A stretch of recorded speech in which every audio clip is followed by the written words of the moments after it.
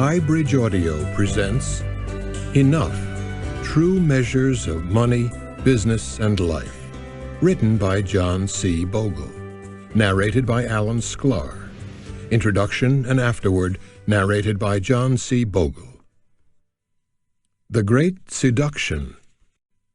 The people who created this country built a moral structure around money.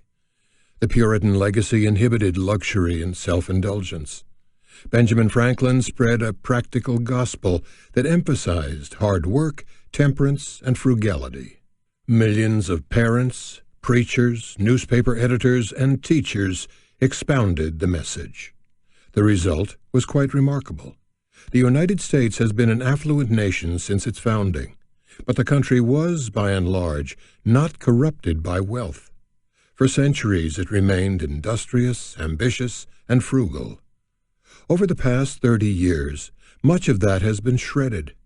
The social norms and institutions that encouraged frugality and spending what you earn have been undermined.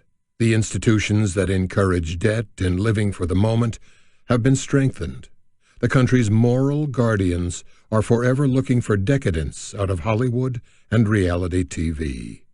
But the most rampant decadence today is financial decadence, the trampling of decent norms about how to use and harness money. David Brooks, The New York Times, June 10, 2008. Let me introduce my book with this story. At a party given by a billionaire on Shelter Island, Kurt Vonnegut informs his pal Joseph Heller that their host, a hedge fund manager, had made more money in a single day than Heller had earned from his wildly popular novel, Catch-22, over its whole history. Heller responds, "Yes, but I have something he will never have. Enough." Enough. I was stunned by the simple eloquence of that word, stunned for two reasons. First, because I've been given so much in my own life, and second, because Joseph Heller couldn't have been more accurate. For a critical element of our society, including many of the wealthiest and most powerful among us, there seems to be no limit today on what enough entails. We live in wonderful and sad times. Wonderful in that the blessings of democratic capitalism have never been more broadly distributed around the globe, but sad in that the excesses of that same democratic capitalism have rarely been more on display. We see the excesses most starkly in the continuing crisis that is not an extreme description, in our over-leveraged, overly speculative banking and investment banking industries, and even in our two enormous government-sponsored but once publicly owned mortgage lenders, Fannie Mae and Freddie Mac, to say nothing of the billion-dollar-plus annual paychecks that top hedge fund managers draw down, and in the obscene, there is no other word for it, compensation paid to the chief executive officers of our nation's publicly held corporations, including failed CEOs, often even as they are being pushed out the door. But the rampant greed that threatens to overwhelm our financial system and corporate world runs deeper than money. Not knowing what enough is subverts our professional values. It makes salespersons of those who should be fiduciaries of the investments entrusted to them. It turns a system that should be built on trust into one with counting as its foundation. Worse, this confusion about enough leads us astray in our larger lives. We chase the false rabbits of success. We too often bow down at the altar of the transitory and finally meaningless, and fail to cherish what is beyond calculation, indeed eternal. That message, I think, is what Joseph Heller captured in that powerful single word, enough. Not only our worship of wealth and the growing corruption of our professional ethics, but ultimately subversion of our character and values. And so that's where I want to start, with what I know best, how my own life has shaped my character and values, and how my character and values have shaped my life. As you will see, I've been given enough in countless ways. Growing up. Perhaps the best place to begin is with my heritage, heavily Scottish, which may be enough to explain my apparently legendary thriftiness. The Armstrongs, ancestors of my grandmother on my mother's side, came to America from Scotland in the early 1700s to farm here. A wonderful reminder that nearly all of us are descendants of immigrants. I've always thought of my great-grandfather, Philander Bannister Armstrong, as my spiritual progenitor. He was an industry leader, but he did his best to reform first the fire insurance industry. In an 1868 speech in St. Louis, he implored, "Gentlemen, cut your costs," and then turned his attention to the life insurance industry. His spirited 1917 diatribe, 258 pages long, was entitled "A License to Steal: How the Life Insurance Industry Robs Our People of Billions." The final sentence in his book, quote, "The patient, the insurance industry, has a cancer. The virus is in the blood. He is not only sick unto death, but he is dangerous to the community. Call in the undertaker." End of quote from Grandfather Armstrong. The Hipkins family, my mother's family, were Virginians who also came to America early in the 18th century. Some of their progeny would serve in the Confederate States Army. My Hipkins grandparents, John Clifton Hipkins, known as the Skipper, and Effie Armstrong Hipkins, known as Chick, were colorful characters who expected their 3 children and 6 grandchildren to be good citizens and to make the most of themselves. William Brooks Bogle and his wife Elizabeth also arrived here from Scotland, but much later, during the early 1870s. Although Ellis Island was not yet the port of entry, their names are on a plaque there. Their son and my grandfather, William Yates Bogle, was a successful merchant in Montclair, New Jersey, highly respected in the community, and the founder of a company that became part of the American Can Company, which in turn became Primerica Corporation in 1987. A company large enough to be among the 30 stocks in the Dow Jones Industrial Average for 75 years. His son, William Yates Bogle, Jr., was my father. At the start of World War I, before the United States declared war, he volunteered to serve in the Royal Flying Corps and flew a Sopwith Camel. This dashing pilot, handsome to a fault, was said to resemble the then Prince of Wales, who became King of England in 1936 before abdicating to marry, as he said, "the woman I love." My father was injured when his plane crashed, and he returned home, marrying my mother, Josephine Hipkins Bogle, in 1920. Life was easy for that well-to-do young couple, but sadly their first 2 children, twins, Josephine and Lorraine, died at birth. Their first son was my brother William Yates Bogle III, born in 1927, shortly followed by another set of twins on May 8, 1929, David Caldwell Bogle and me, John Clifton Bogle. No idle hands. We were born some years after my Bogle grandfather had provided a handsome new home for the growing family in Verona, New Jersey, right next to Montclair. But the great crash came, and soon both my home and my father's inheritance were gone. We moved into my mother's parents' house, the first of the frequent moves that were to send the struggling family up and down the New Jersey coast. So while my family began with enough, in fact much more than enough, we soon were in difficult financial straits. My father, having grown up surrounded by the good things of the era, lacked the determination of his father and struggled to hold a job. So from an early age, all 3 Bogle boys had to earn what they got. How well I remember the constant refrain, "Idle hands are the tools of the devil," pronounced in the Scots way, divil. I've often thought that we 3 brothers had the perfect growing up environment, a family with community standing and yet never a concern about being inferior or disrespected, yet with the need to take responsibility for our own spending money and even to help fund the family exchequer, the initiative to get jobs, and the discipline of working for others. Well, we had wonderful friends, still friends today, who had more than enough and who played while we worked.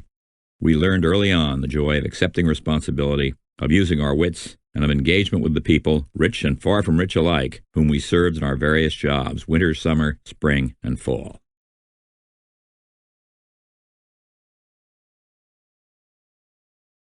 Blair Academy. Come, study, learn. In 7th and 8th grades, we twins attended a small grammar school in Spring Lake, New Jersey. We then moved on to nearby Manasquan High School. But my mother, ambitious for her sons and deeply concerned that we weren't getting the best of schooling, sought something much better. Through her persistence and determination, all 3 Bogle boys became boarding students at Blair Academy in northwestern New Jersey, an incredible opportunity to begin a fine education. It was my mother's drive for her boys' education that overcame our lack of money, and Blair provided us with scholarships and jobs. In my first year, I waited on tables and as a senior, rose to the demanding job of captain of the waiters. Blair's motto, translated from the Latin, is come, study, learn, and so I did. Pushed by demanding old-school masters who seemed to sense that I could with great effort excel, although the classwork was far more demanding than any I'd ever before encountered, I gradually managed to overcome my early lag in studies. At graduation, I was class salutatorian and was voted best student and most likely to succeed.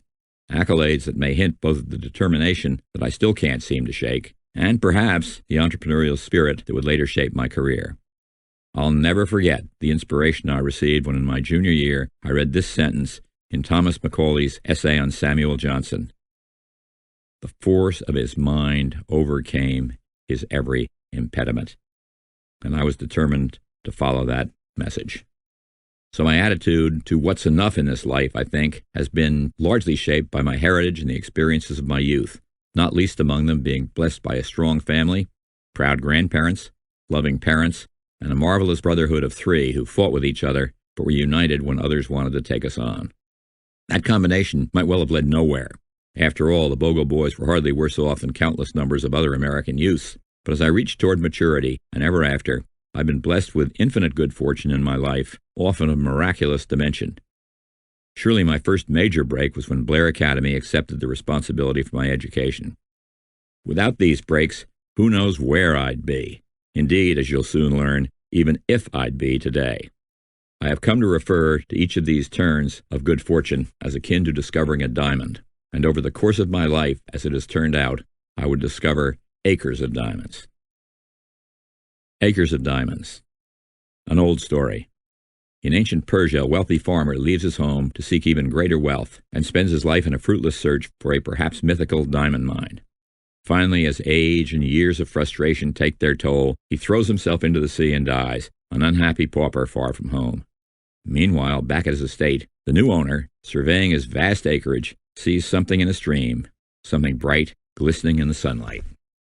It is a large diamond, and turns out to rest atop the fabulous Golconda mine. That story was a special favorite of Dr. Russell Conwell, who founded Philadelphia's Temple University in 1884. The story inspired his classic lecture, Acres of Diamonds, which he delivered more than 6,000 times all the world over. The moral of the story: your diamonds are not in far distant mountains or in yonder seas. They are in your own backyard, if you but dig for them. The very first student at what would become Temple was so inspired by the speech that he came to Dr. Conwell, eager for an education, but unable to pay for one. Accepted on the spot for tutelage, the man went on to rise to a position of eminence in public service. I have no trouble believing that story because when, as a young man, I first read Dr. Conwell's lecture, its message also inspired me, even as it continues to inspire me today. And all of those fortunate discoveries of one diamond after another took place right in my own backyard, in a city which I'd never before set my foot. Coming to Philadelphia. It was just before Thanksgiving of 1945, shortly after the end of World War II, when this young resident of New Jersey first arrived in Philadelphia. My late twin brother David, bless his soul, was with me. We were two 16-year-old boys getting off a bus from Blair Academy, coming to the city of brotherly love for the first time to celebrate the holiday with our mother and father. My parents, our older brother William, then 18, was serving in the U.S. Marine Corps, had recently moved into 2 rooms on the 3rd floor of a modest home in suburban Ardmore, but the tiny space was enough for all of us, at least for the holidays. We ate our dinners at the small Horn and Hard Arts restaurant around the corner. Later, when I was on vacation, I worked the graveyard shift at the Ardmore post office. I found my first diamond, if not quite in Philadelphia, nearby. Through the extraordinary preparation for college that Blair Academy had given me, I gained admission to Princeton University. To make it financially possible for me to attend, the university offered me both a full scholarship and a job waiting on tables and commons.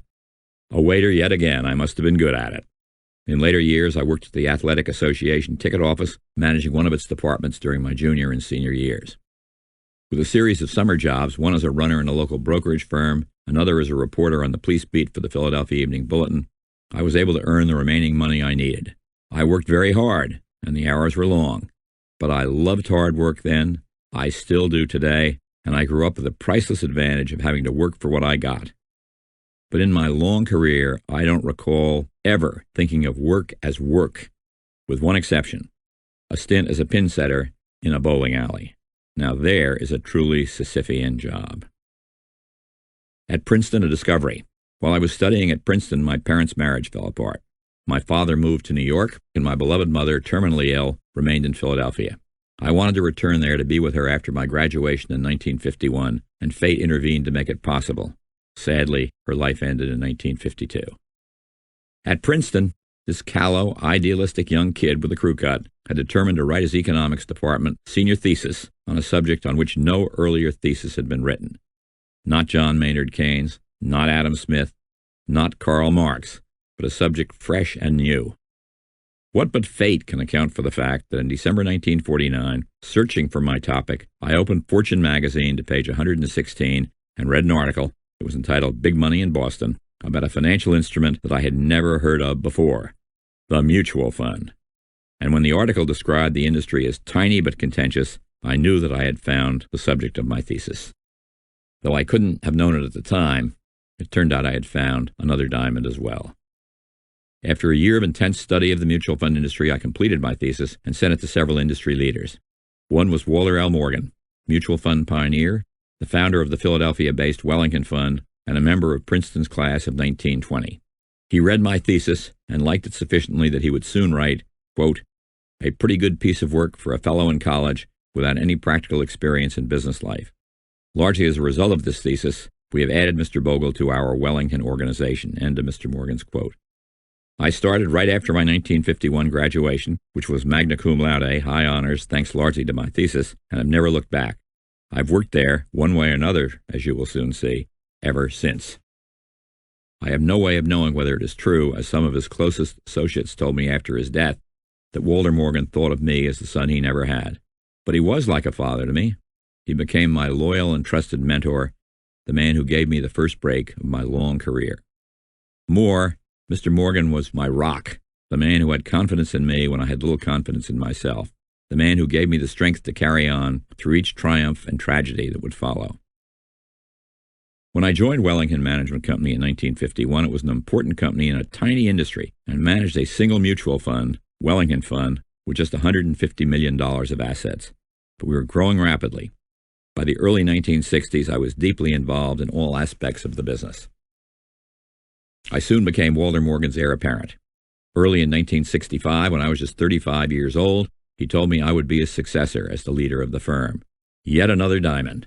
Although many other diamonds still lay hidden in the earth beneath me undiscovered, the company was in troubled straits, and Mr. Morgan told me to do whatever it takes to solve our investment management problems.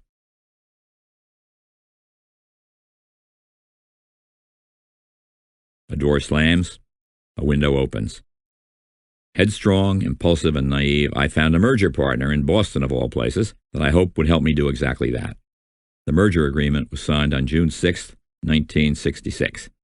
With an ebullient bull market in stocks on our side, the marriage worked beautifully through early 1973. But when the bear market came and the stock market tumbled, a decline that would ultimately slash stock prices by 50%, both the aggressive young managers who were my new partners and I let our fund shareholders down. The asset value of one of our funds plummeted by 75%. By late 1974, as the bear market took its toll and large numbers of our shareholders took flight, the assets under our management had plunged from $3 billion to $1.3 billion. Not surprisingly, my partners and I had a falling out.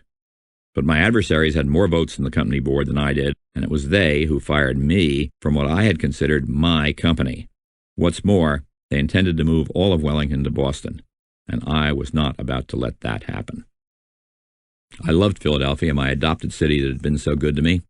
I'd established my roots there, finding even more unimaginable diamonds. In 1956, I married my beloved wife Eve, who was born and grew up in Philadelphia, and by 1971 we had been blessed with 6 wonderful children, followed eventually by 12 terrific grandchildren. We intended to stay where we were, and I had a plan to do just that. For when the door slammed on my career at Wellington, a window opened just wide enough to allow me to remain in Philadelphia. Pulling off this trick was not easy, and in fact I might not have tried doing so if I hadn't had the 2 characteristics that someone once attributed to me: the stubbornness of an idealist and the soul of a street fighter. After a long and bitter struggle, I was able to parlay a slight difference in the governance structure of the Wellington funds, owned by their own shareholders, and Wellington Management Company, owned by public shareholders but now largely controlled by the former partners who had just fired me, into a new career, and with it more diamonds than I ever could have imagined. Complications. The majority of the directors of the board of the funds themselves were independent of Wellington Management Company. and I proposed that they adopt an unprecedented, unique structure, one in which the funds would govern themselves. The idea was simple. Why should our mutual funds retain an outside company to manage their affairs, the modus operandi of our industry then as it is now, when they could manage themselves and save a small fortune in fees?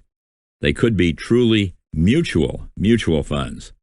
The battle was hard fought over a period of 8 busy, hectic, and contentious months, with the fund board almost evenly divided.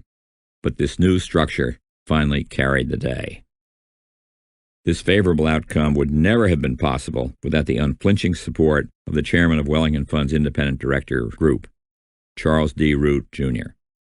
Thank you, Chuck, for without you, Vanguard would likely never have come into existence. I named our new company after HMS Vanguard, Lord Horatio Nelson's flagship at the great British victory over Napoleon's fleet at the Battle of the Nile in 1798. I wanted to send a message that our battle-hardened Vanguard group would be victorious in the mutual fund wars, and that our Vanguard would be, as the dictionary says, the leader in a new trend. However, my idea suffered a setback when the fund directors allowed Vanguard, which is now owned by the funds, to handle only the administration side of the firm's activities, responsible for the fund's operating, legal, and financial affairs. When we began in May 1975, we were barred from assuming responsibility for investment management and marketing, the other two, and in fact far more critical, sides of the triangle of essential mutual fund services. To my chagrin, these key services would continue to be provided by my rivals at Wellington Management Company.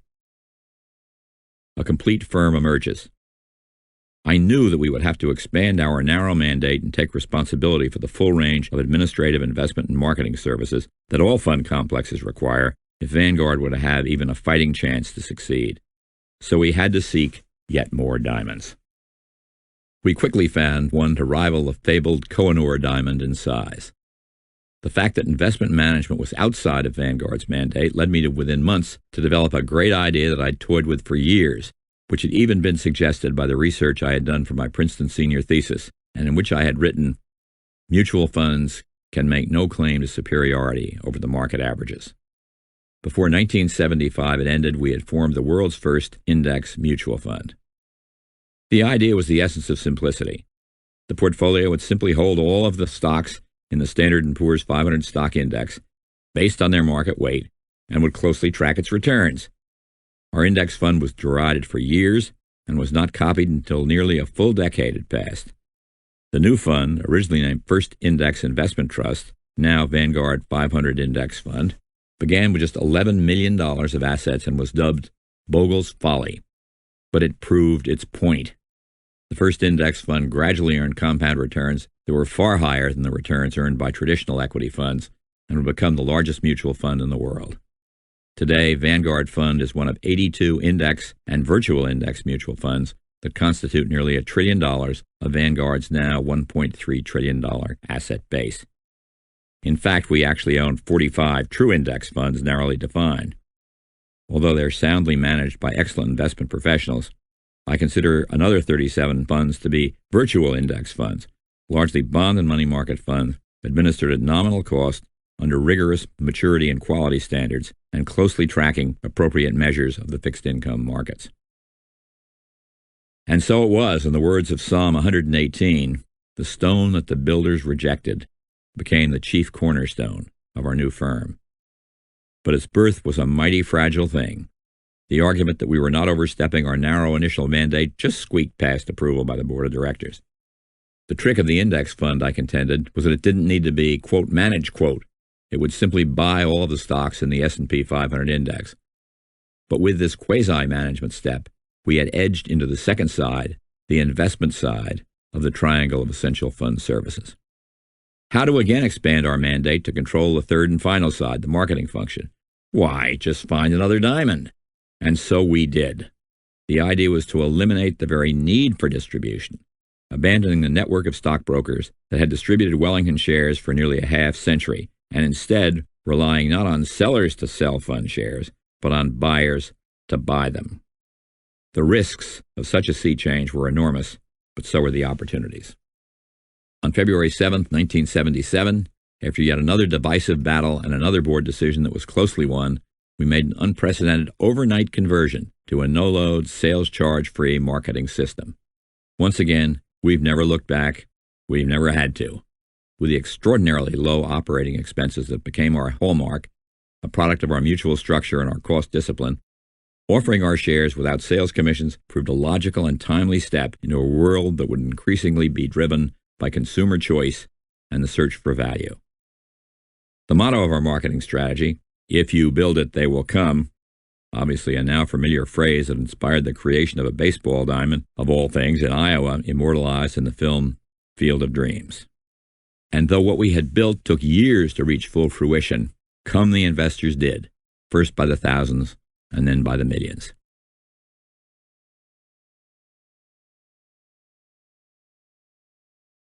A stunning endorsement from the court of last resort.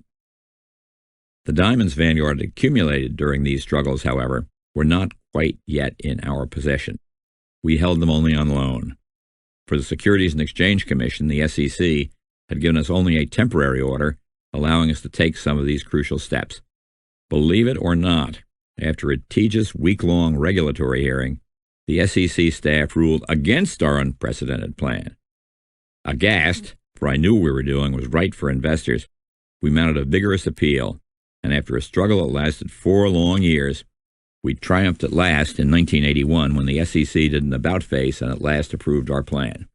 The Commission did so with a rhetorical flourish that concluded with these words: "The Vanguard plan actually furthers the 1940 Investment Company Act's objectives, fosters improved disclosure to shareholders, clearly enhances the fund's independence, and promotes a healthy and viable mutual fund complex within which each fund can better prosper." End of the Commission's quote. In every respect, the Commission's parting salute was to prove prescient. So the diamonds weren't going to Boston. They were at last permanently in our hands, or far more accurately in the hands of our shareholders, remaining where they belonged in Greater Philadelphia, birthplace of Wellington Fund in 1928 and of Vanguard in 1974. You might think that the store of diamonds in my Golconda was at last exhausted, but miraculously, there proved to be yet another diamond awaiting my discovery. A change of heart. Paradoxically, the next diamond I was to discover, also right in my own backyard, was in the form of a new heart. As we all know, in card games, a heart beats a diamond every time, and it turns out to be true in life, too. I'd been struggling with a failing heart since my first attack of dozens in 1960. By 1995, time had almost run out. Only half of my heart was still pumping. That fall, I entered Philadelphia's Hahnemann Hospital, and on February 21st, 1996, I at last received my new heart, only months or perhaps even weeks or even days before my own tired heart gave out. I had waited in the hospital for 128 days, connected around the clock to an intravenous line feeding me heart-stimulating drugs. Strangely, despite the traumatic circumstances, I never thought I would die. I never thought I would live either. It just didn't seem sensible to think about the outcome either way. But live I did, and with the heart that now beats in my body, the gift of life from an anonymous donor, and through the care of the doctors and nurses who have been my guardian angels, I have enjoyed superb health for what has now been more than a dozen years. One more reason why I am convinced that I have received more blessings, more acres of diamonds in my own backyard than any other human being on the face of this earth. You were right, Dr. Conwell. Treasures, false and true. I take special joy in telling you about the diamonds in my life and career, for I am confident that each of you readers has also been blessed with diamonds, maybe many of them, if you only would stop and take a minute to count them. But too often, like the wealthy farmer in Dr. Conwell's parable, we search for illusory treasures and ignore the real ones that lie right beneath our feet. Note that I use the word we, because I'm as guilty as the next person of that fault. So I have indeed been given enough diamonds and hearts to live a wonderful life, one that I hope has been useful to a family, to a firm, to an industry, and even to a society. But during these early years of the 21st century, I developed a profound concern that our society is moving in the wrong direction. This concern is beautifully expressed in David Brooks' epigraph that begins my book. I'm guessing that Kurt Vonnegut and Joe Heller would share that view. While on Shelter Island they were talking about enough in the context of money and investments, their work held up a mirror to our entire society reflected some of the absurdities and inequities that we've come to accept and take for granted. In our financial system, for example, we focus our expectations on the returns the financial markets may deliver, ignoring the exorbitant costs extracted by our financial system, the excessive taxes engendered by record levels of speculative trading, and inflation born of a government that spends our money beyond its means, grossly devastating these returns. We engage in the folly of short-term speculation and eschew the wisdom of long-term investing. We ignore the real diamonds of simplicity, seeking instead the illusory rhinestones of complexity. In business, we place too much emphasis on what can be counted and not nearly enough on trusting and being trusted. When we should be doing exactly the opposite, we allow, indeed we almost force, our professions to behave more like businesses. Rather, we ought to be encouraging companies and corporations, the enterprises that create products and services, to regain the professional values that so many of them have cast aside. We have more than enough of the fool's gold of marketing and salesmanship, and not nearly enough of the real gold of trusteeship and stewardship. And we think more like managers, whose task is to do things right, than as leaders, whose task is to do the right thing. And in life, we too often allow the illusory to triumph over the real. We focus too much on things and not enough on the intangibles that make things worthwhile. Too much on success, a word I've never liked, and not enough on character, without which success is meaningless.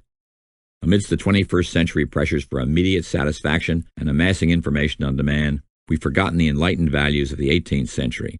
We let false notions of personal satisfaction blind us to the real sense of calling that gives work meaning for ourselves, for our communities, and for our societies. Socrates' challenge. When I make these points in forums around the country, I sometimes feel like one of those sign-wielding New Yorker cartoon prophets. Repent, for the end is near. While my message is hardly in the mainstream, and generally ill-received by those in charge of our corporate and our financial institutions, the message is nothing new. Consider that 2,500 years ago, Socrates had much of the same message to deliver in his challenge to the citizens of Athens. Hear his challenge. I honor and love you, but why do you who are citizens of this great and mighty nation care so much about laying up the greatest amount of money and honor and reputation, and so little about wisdom and truth and the greatest improvement of the soul? Are you not ashamed of this? I do nothing but go about persuading you all not to take thought for your persons and your properties, but first and chiefly to care about the greatest improvement of the soul. I tell you, Socrates concludes, that virtue is not given by money, but that from virtue comes money and every other good of man. I hardly have the standing to compete with Socrates, but over the course of these remarkably blessed 79 years of life that I've enjoyed to the fullest, I have, like Socrates, arrived at some strong opinions on money, on what we should be proud of and ashamed of in our business and professional callings, and on what are the false and true treasures in our lives. I offer those opinions here, in this book, in the hope that, to borrow one of Kurt Vonnegut's favorite lines, I might poison your minds, dear readers, with a little humanity.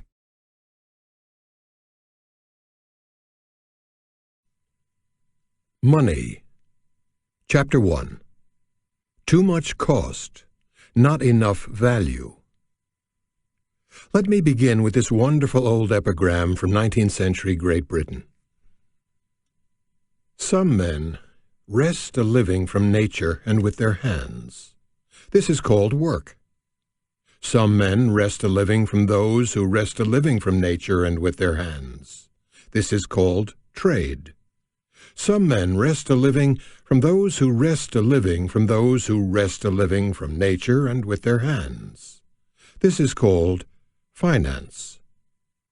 Even today, these strong words continue to describe the realities of the relationship between the financial system in which I've spent my entire career and the economy at large. The rules under which our system works, which I call, after Justice Louis Brandeis, the relentless rules of humble arithmetic, are ironclad. The gross return generated in the financial markets minus the costs of the financial system equals the net return actually delivered to investors. Thus, as long as our financial system delivers to our investors in the aggregate Whatever returns our stock and bond markets are generous enough to deliver, but only after the costs of financial intermediation are deducted, that is, forever. The ability of our citizens to accumulate savings for retirement will continue to be seriously undermined by the enormous costs of the system itself. The more the financial system takes, the less the investor makes. The investor feeds at the bottom of what is today the tremendously costly food chain of investing. The essential truth, then, that sums up each of these inarguable points: on balance, the financial system subtracts value from our society.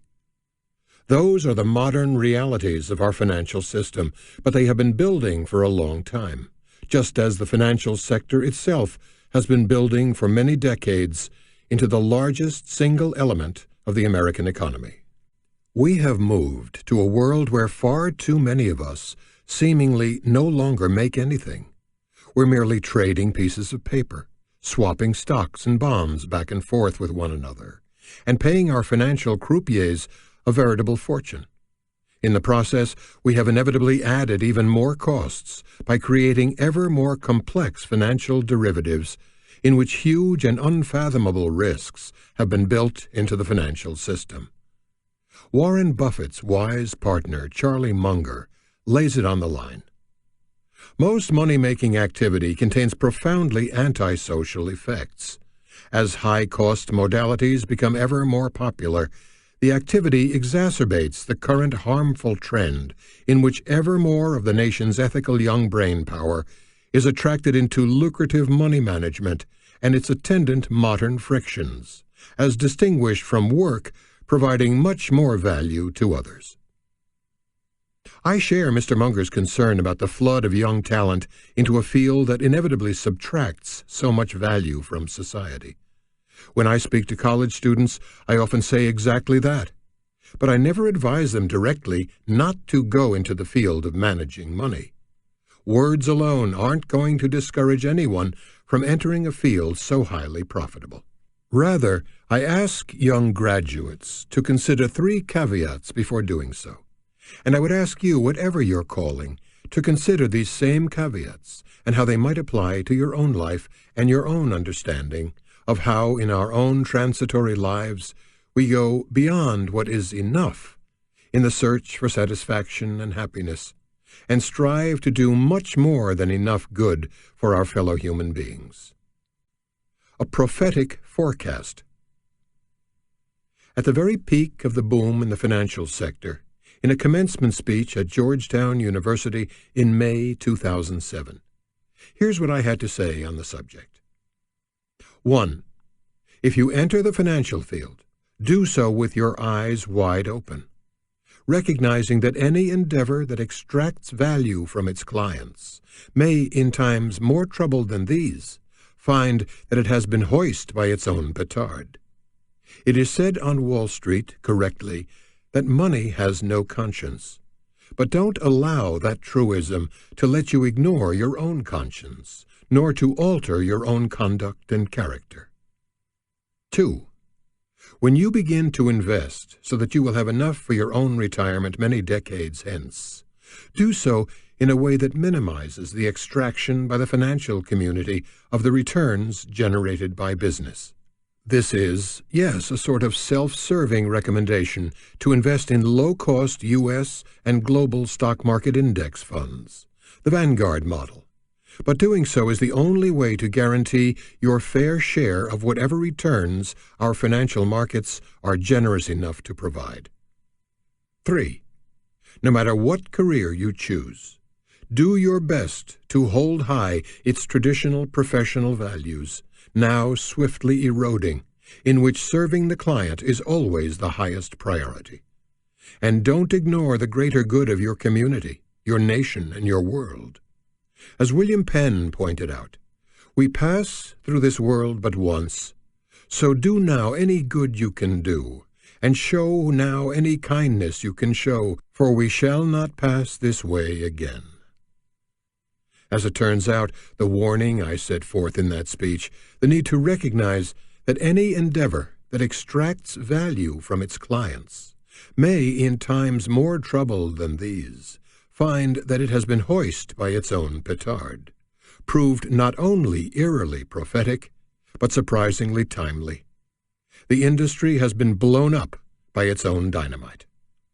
Sure enough, in July 2007, just 2 months after my speech, the financial sector, led as it were by Citigroup and investment banks Merrill Lynch and Bear Stearns, began to crumble as the risky, reckless, complex, and costly debt instruments that its firms created began to come home to roost.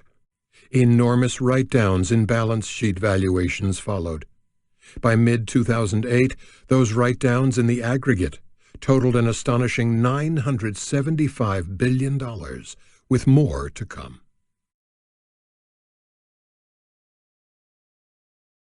Wresting a living from finance.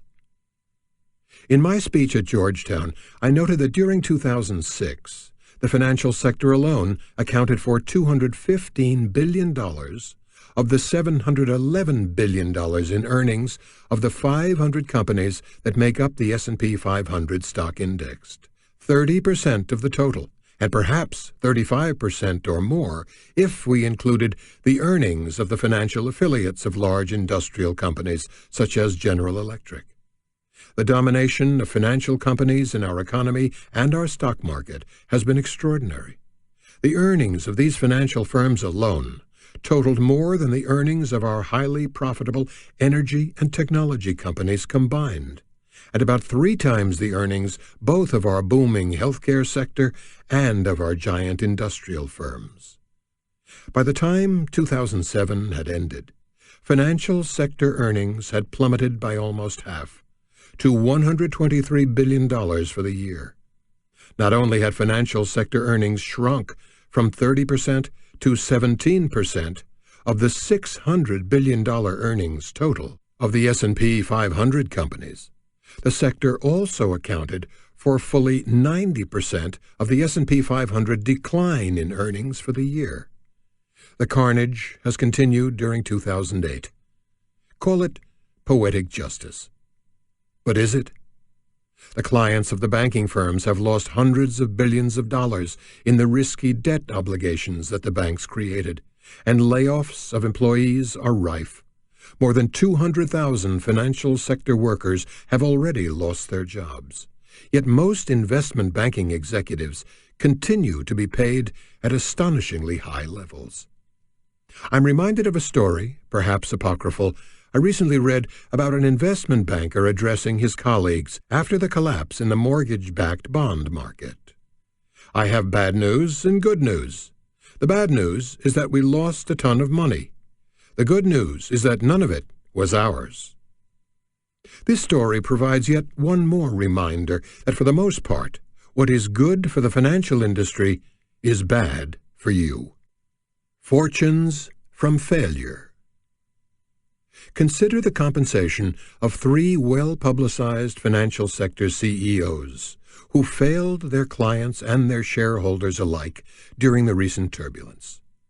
Charles Prince, CEO of Citigroup, took office in October 2003, with Citigroup stock selling at $47 per share. While the bank did well for a few more years, it created a highly risky investment portfolio that fell to pieces within 5 years, with write-offs so far of some $21 billion. Citigroup's earnings fell from $4.25 in 2006 to 72 cents per share for 2007, and the stock at this writing is at about $20 per share. Mr. Prince was paid $138 million for his efforts when times were good, but incurred no penalty for the disaster that followed. Prince resigned on November 4, 2007. The experience of Stanley O'Neill, CEO of Merrill Lynch, was similar. The risks assumed by the firm in its risk-laden investment portfolio exploded late in 2007, with $19 billion of write-downs, with likely more to come. Merrill reported net losses for the year of $10.73 per share, and its stock price tumbled from $95 per share to less than $20 currently. Yet Mr. O'Neill's compensation of $161 million during 2002 to 2007 was not affected, and the retirement plan package that he received on his resignation in October 2007 was paid in full by the board. Another $160 million, for a total of $321 million. Perhaps most egregiously, James E. Cain, CEO of Bear Stearns, was paid some $232 million during 1993 to 2006, as the stock price of this investment banking powerhouse rose from $12 per share to $165. But the firm's risky and largely illiquid investment portfolio, along with its high leverage, assets of about 35 times capital, brought Bear to the edge of bankruptcy. The Federal Reserve was required to guarantee the value of much of the portfolio before J.P. Morgan Chase agreed to buy the company for a price of $2 per share, ultimately raised to $10. Measured from the high, a loss of some $25 billion of shareholder capital. But Mr. Cain's millions of dollars of compensation had already been paid, while his investment in Bear, once valued at $1 billion, had dropped to $60 million when he sold his shares in March 2008. Probably most of us believe that $60 million is an awful lot of money, especially given the catastrophic loss of capital by other shareholders and the devastating loss of jobs by thousands of Bear employees who played no role in the firm's demise. To paraphrase Winston Churchill, "Never has so much been paid to so many for so little in the way of accomplishment."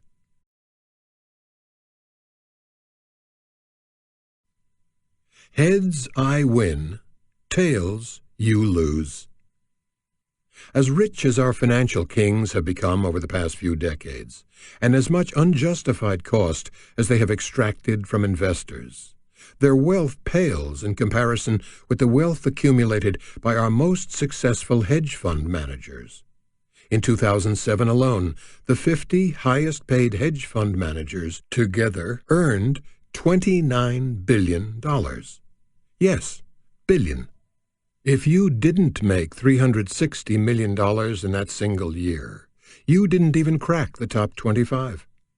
Yes, for high-stakes gamblers, speculation, whether in Wall Street, at the racetrack, or in Las Vegas, can produce huge speculative rewards.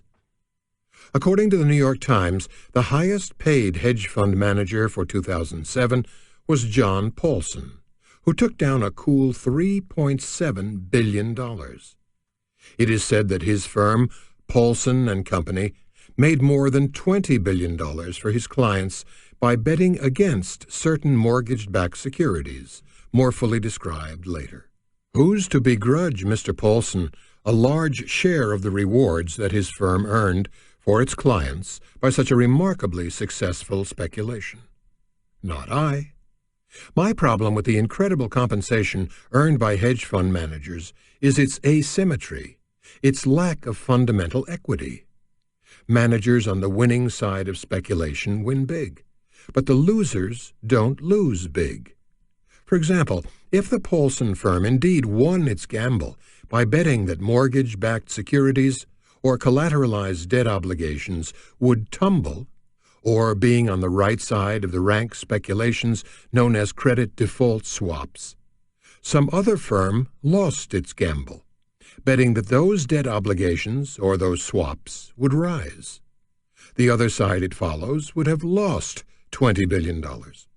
But those managers, as far as anyone knows, didn't give $20 billion back to their clients. So the huge cost of our financial system rose, benefiting insiders even as their clients were impoverished, relatively speaking. A hypothetical example makes this point clear. Suppose you invested in a fund of hedge funds with two managers running equal shares, one on each side of the trade described earlier. One earned 30% and one lost 30%, so your account was even, so far. But you paid the winner, say, 20% of his 30% gain, or 6%, plus his 2% management fee, a total of 8%. You also paid the loser his base fee of 2%, bringing the fee on your entire account to an average of 5%. Then you paid the fund of funds manager another 2%. So even though your portfolio had an investment return of 0 before costs, you lost 7% of your capital. Once again, industry wins, investor loses. Brain drain. Inevitably, the enormous incomes received by hedge fund managers in the recent era and the staggering salaries and bonuses paid to investment bankers have inflamed the imaginations of many of the nation's graduates of our business schools and made Wall Street the preferred destination for their careers. Despite the alarm sounded by the likes of Charlie Munger and others, the flood of young brain power into the financial sector continued to pick up momentum even as the financial markets lost theirs. The number of chartered financial analysts, CFAs, has reached a record high of 82,000, and Barron's recently reported that no fewer than 140,000 new applicants, also a record high, from every corner of the earth, are queued up to take the exams that will confer on the lucky ones the coveted CFA imprimatur. Perhaps I should be cheered by such news. This is, after all, a calling to which I have devoted my entire career. I fear, though, that the motivation of too many of those rushing into finance is more aligned with what they can get from society than what they can give back to it. And it is a mathematical certainty that the cost of the services provided by their firms as a group will exceed the value that they create. That is the issue on which I want you to focus, the disconnect between cost and value in our financial system.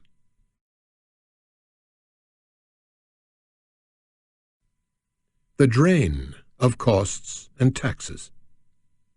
Let's start with the costs, where it is easiest to see through the haze.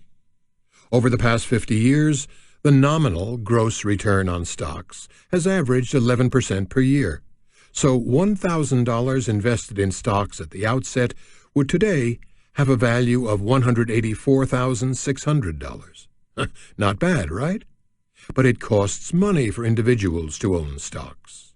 Brokerage commissions, management fees, sales loads, advisory fees, the costs of all that advertising, lawyers' fees, and so on. A good estimate of these costs is at least 2% per year. When we take out those assumed investment expenses, even at the rate of only 2%, the historic rate of net return would drop to 9%, and the final value would drop by more than one-half, to just $74,400.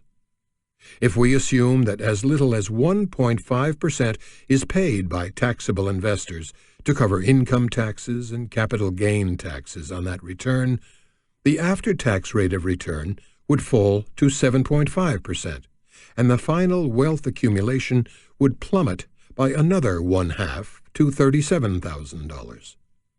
Clearly, the wonderful magic of compounding returns has been overwhelmed by the powerful tyranny of compounding costs. Some 80% of what we might have expected to earn has vanished into thin air. Caveat: in terms of real dollars, reduced by the 4.1% inflation rate over the past half-century, the final inflation-adjusted value of the initial $1,000 investment, after costs and taxes, would be, instead of $184,600 in nominal pre-cost, pre-tax dollars, a minuscule $5,300. The wrong kind of wizardry. The costs of our financial system today are so high largely because we have abandoned the traditional and successful standards of investing, well described by the words of the legendary Benjamin Graham as they appeared in the Financial Analyst's Journal of May to June 1963. It is my basic thesis, for the future as for the past, that an intelligent and well-trained financial analyst can do a useful job as portfolio advisor for many different kinds of people, and thus amply justify his existence. Also, I claim he can do this by adhering to relatively simple principles of sound investment. For example, a proper balance between bonds and stocks, proper diversification, selection of a representative list, discouragement of speculative operations not suited for the client's financial position or temperament. And for this he does not need to be a wizard in picking winners from the stock list or in foretelling market movements. Anyone familiar with the ideas I've advocated during my long career would not be surprised to know that I passionately subscribe to these simple principles of balance, diversification, and focus on the long term, to say nothing of being skeptical that stock pickers and market forecasting wizards can, on balance and over time, add value. In fact, when I entered the mutual fund industry 57 long years ago, its money managers invested pretty much in the manner prescribed by Graham. Then, the portfolios of the major equity funds consisted largely of diversified lists of blue-chip stocks, and their portfolio managers invested for the long term. They eschewed speculation, operated their funds at costs that were by today's standards tiny, and delivered market-like returns to their investors. However, as their long-term records clearly show, those fund managers were hardly wizards in picking winners. Costs rear their ugly head. Today, if fund managers can claim to be wizards at anything, it is in extracting money from investors. In 2007, the direct costs of the mutual fund system, largely management fees and operating and marketing expenses, totaled more than $100 billion. In addition, funds are also paying tens of billions of dollars in transaction fees to brokerage firms and investment bankers, and indirectly to their lawyers and all those other facilitators. Fund investors are also paying another estimated $10 billion of fees each year to financial advisors. But in their defense, mutual funds represent just one part, actually a relatively small part, of the total costs that investors incur in our nation's system of financial intermediation. Add to that $100 billion in mutual fund costs, a mere $380 billion in additional investment banking and brokerage costs, plus all those fees paid to the managers of hedge funds and pension funds, to bank trust departments and financial advisors, and for legal and accounting fees, and the tab comes to roughly $620 billion annually. No one knows the exact number. All that can be said for certain is that one way or another, these billions are paid by the investors themselves. And don't forget that these costs recur year after year. If the present level holds, I'm guessing that it will grow. Aggregate intermediation costs would come to a staggering $6 trillion for the next decade. Now think about these cumulative costs relative to the $15 trillion value of the U.S. stock market and the $30 trillion value of our bond market.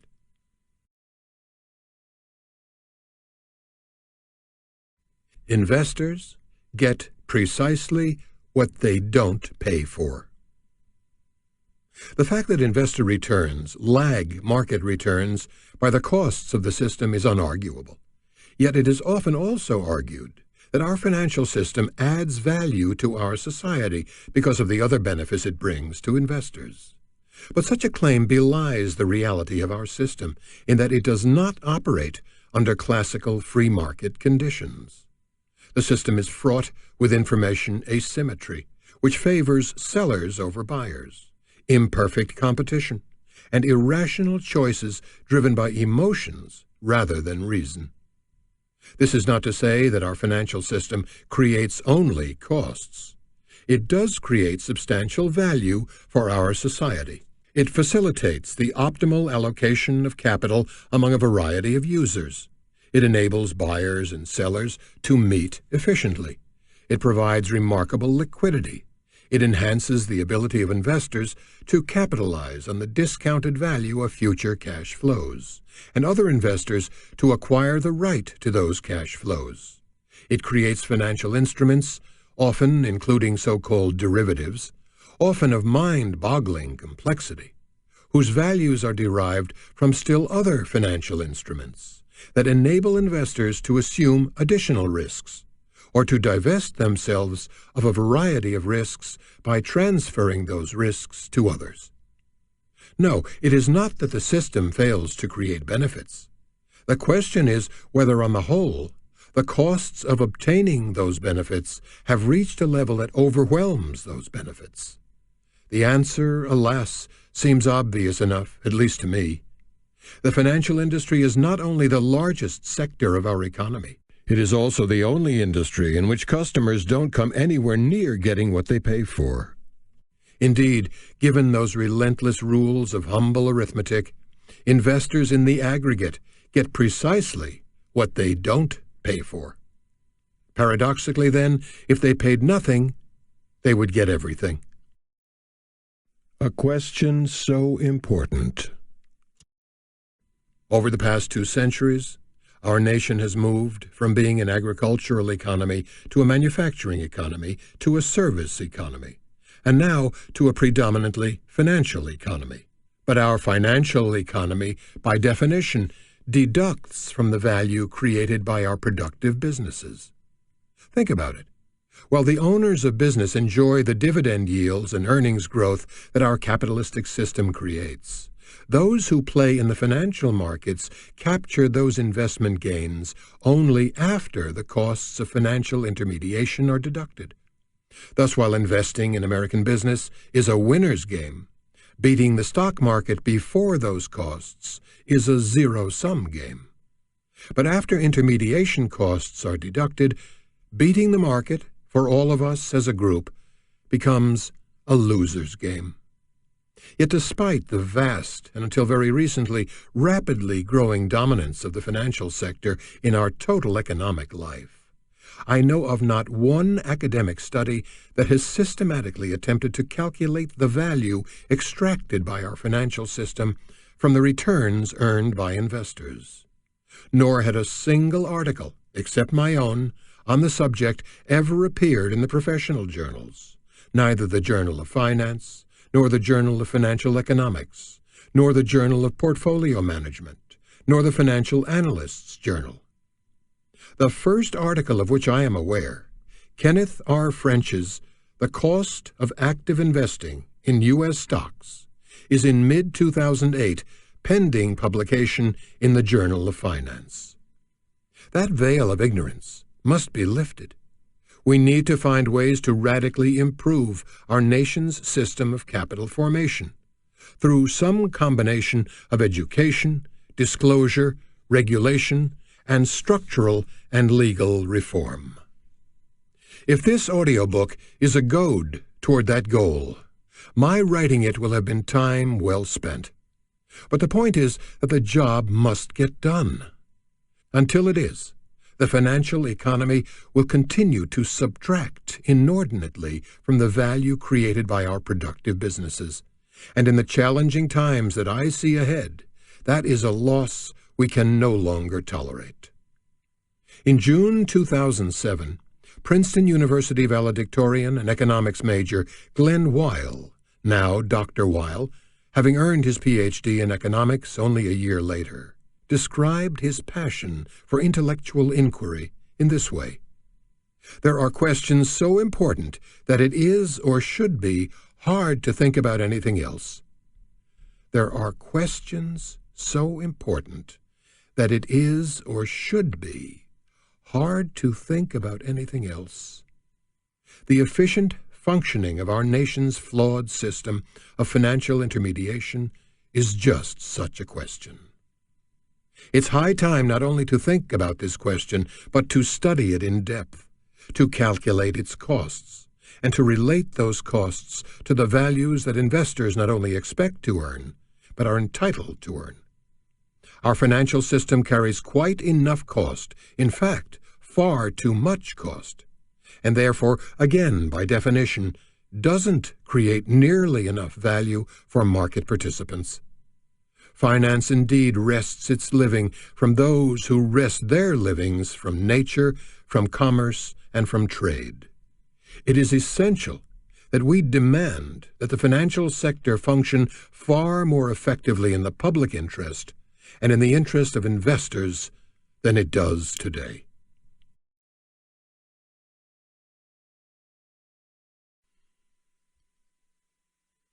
Chapter 2. Too much speculation, not enough investment. Investing is all about the long-term ownership of businesses. Business focuses on the gradual accumulation of intrinsic value derived from the ability of our publicly owned corporations to produce the goods and services that our consumers and savers demand, to compete effectively, to thrive on entrepreneurship, and to capitalize on change. Business adds value to our society and to the wealth of our investors. Over more than a century, the rising value of our corporate wealth, the cumulative accretion of dividend yields and earnings growth, resembles a gently upward-sloping line, with, at least during the past 75 years, precious few significant aberrations. Speculation is precisely the opposite. It is all about the short-term trading, not long-term holding, of financial instruments, pieces of paper, not businesses, largely focused on the belief that their prices, as distinct from their intrinsic values, will rise. Indeed, an expectation that the prices of the stocks that are selected will rise more than other stocks, as the expectations of other investors rise to match one's own. A line representing the path of stock prices over the same period is significantly more jagged and spasmodic than the line showing investment returns. The sharp distinction between investment and speculation, however much it may have been forgotten today, is age-old. The best modern definition was set forth in 1936 by the great British economist John Maynard Keynes in his General Theory of Employment, Interest, and Money. I first encountered his book at Princeton in 1950 and cited it in my undergraduate thesis on the mutual fund industry. Keynes defined investment, he called it enterprise, as forecasting the prospective yield of an asset over its entire life. He defined speculation as the activity of forecasting the market. Keynes was greatly concerned by the likelihood that when professional money managers were unable to offset the uninformed opinion of the ignorant masses engaged in public speculation, they would move away from investment and toward speculation, becoming speculators themselves. So fully 70 years ago, he warned us, when enterprise becomes a mere bubble on a whirlpool of speculation, and the capital development of a country becomes a byproduct of the activities of a casino, the job of capitalism is likely to be ill done. In the short run, investment returns are only tenuously linked with speculative returns. But in the long run, both returns must be and will be identical. Don't take my word for it. Listen to Warren Buffett, for no one has said it better. The most that owners in the aggregate can earn between now and Judgment Day is what their business in the aggregate earns.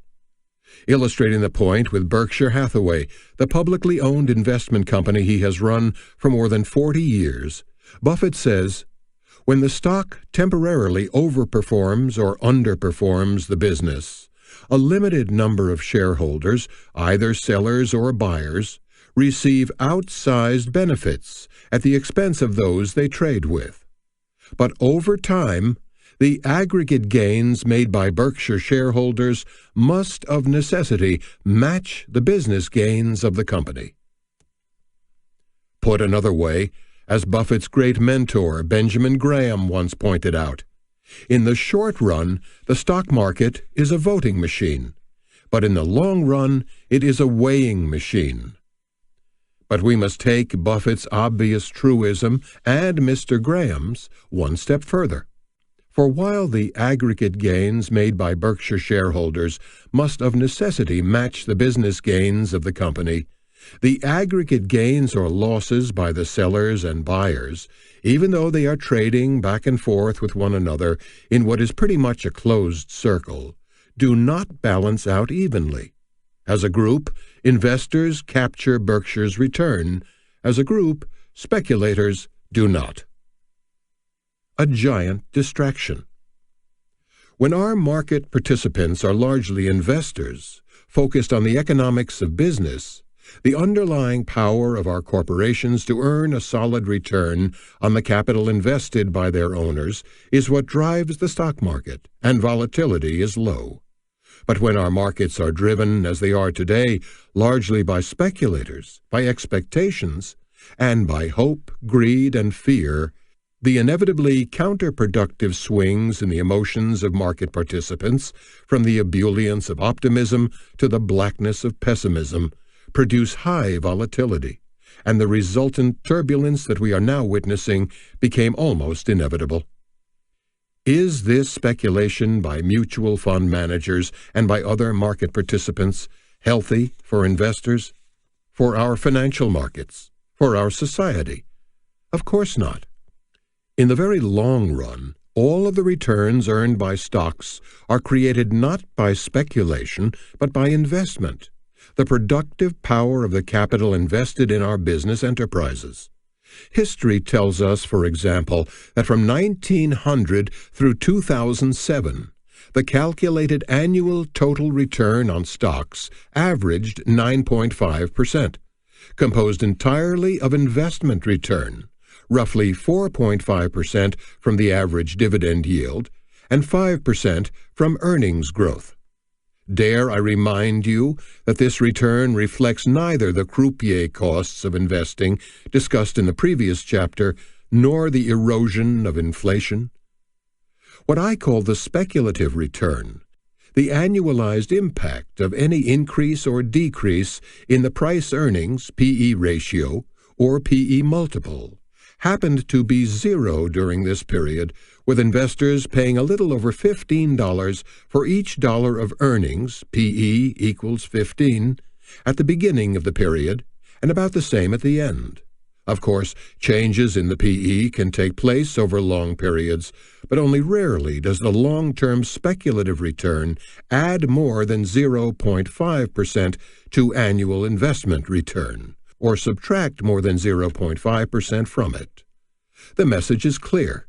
In the long run, stock returns have depended almost entirely on the reality of the relatively predictable investment returns earned by business. The totally unpredictable perceptions of market participants, reflected in momentary stock prices and in the changing multiples that drive speculative returns, essentially have counted for nothing. It is economics that controls long-term equity returns. The impact of emotions, so dominant in the short term, dissolves. Therefore, as I wrote in my little book of common sense investing, John Wiley & Sons, 2007, the stock market is a giant distraction from the business of investing.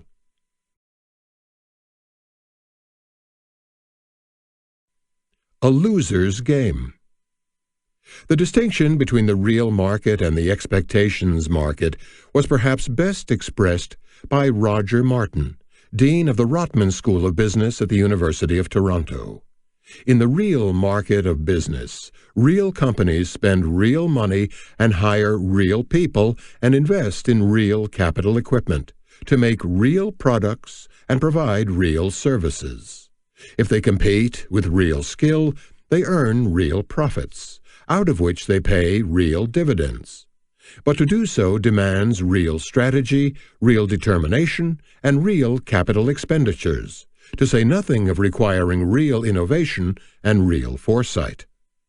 In the expectations market, by contrast, prices are set not by the realities of business just described, but by the expectations of investors. Crucially, these expectations are set by numbers that are, to an important extent, the product of what our managements want them to be, too easily managed, manipulated, and defined in multiple ways.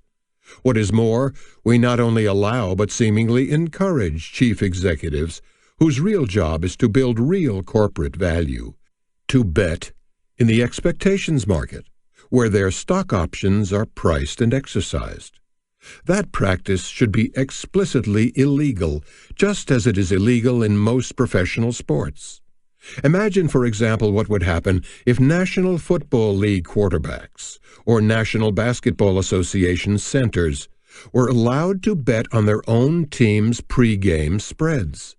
Yet CEOs do exactly that, which is one reason why stock option compensation creates huge distortions in our financial system. Which is the winner's game and which is the loser's game? Betting on real numbers and real returns, and buying and holding stocks for the long haul, that is, investing, or betting on expected numbers and ginned-up returns, and in essence, renting stocks rather than owning them. That is speculating. If you understand how the odds in gambling diminish your chances of winning, whether in the lottery, in Las Vegas, at the racetrack, or on Wall Street, your decision as to whether to be a speculator or an investor isn't even a close one. Speculation is in the driver's seat. Despite the elementary mathematics that guarantee the superiority of investment over speculation, today we live in the most speculative age in history. When I first came into the financial field in 1951, the annual rate of turnover of stocks was running at about 25%. It would remain in that low range for the better part of 2 decades, then gradually rise to above 100% in 1998, approaching the record 143% turnover rate of the late 1920s. Yet by last year, stock turnover had shot up another 2 times over. Turnover soared to 215% and to 284% if we add in the staggering amount of speculation in exchange-traded funds, ETFs. Consider a stark example of one of the new financial instruments that typifies the dramatic upsurge in speculation. In 1955, when the total market capitalization of the S&P 500 index was $220 billion, neither futures nor options that would enable market participants to speculate on or hedge against the price of the index even existed. Then, index futures and options were created, a marketing bonanza for the financial field. These new products made it easy not only to bet on the market, but to leverage your bets as well. By the beginning of 2008, the value of these derivatives of the S&P 500 index, these futures and options, totaled $29 trillion, more than double the $13 trillion market value of the S&P 500 index itself. That expectations market, then, would be at least double the value of the real market, even if the high turnover activity in the S&P 500 index stocks themselves were not dominated as it is by speculative trading. A simple example demonstrates that speculation is a loser's game. Assume that 1/2 of the shares of each of the 500 S&P stocks are held by investors who don't trade at all, and the other half are held by speculators who trade solely with one another. By definition, the investors as a group will capture the gross return of the index. The speculators as a group will capture, because of their trading costs, only the lower net return. The obvious conclusion: investors win, speculators lose. There is no way around it. So the orgy of speculation we are witnessing today ill serves our market participants.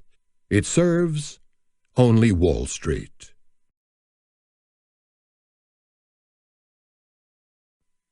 Black swans and market returns. When the perception, interim stock prices, vastly departs from the reality, intrinsic corporate values. The gap can be reconciled only in favor of reality. It is simply impossible to raise reality to perception in any short time frame. The tough and demanding task of building corporate value in a competitive world is a long-term proposition. Still, whenever stock prices lose touch with corporate values and bubbles begin to form, too many market participants seem to anticipate that values will soon rise to justify prices, instead of the other way around. That's what a speculative mindset does to investors.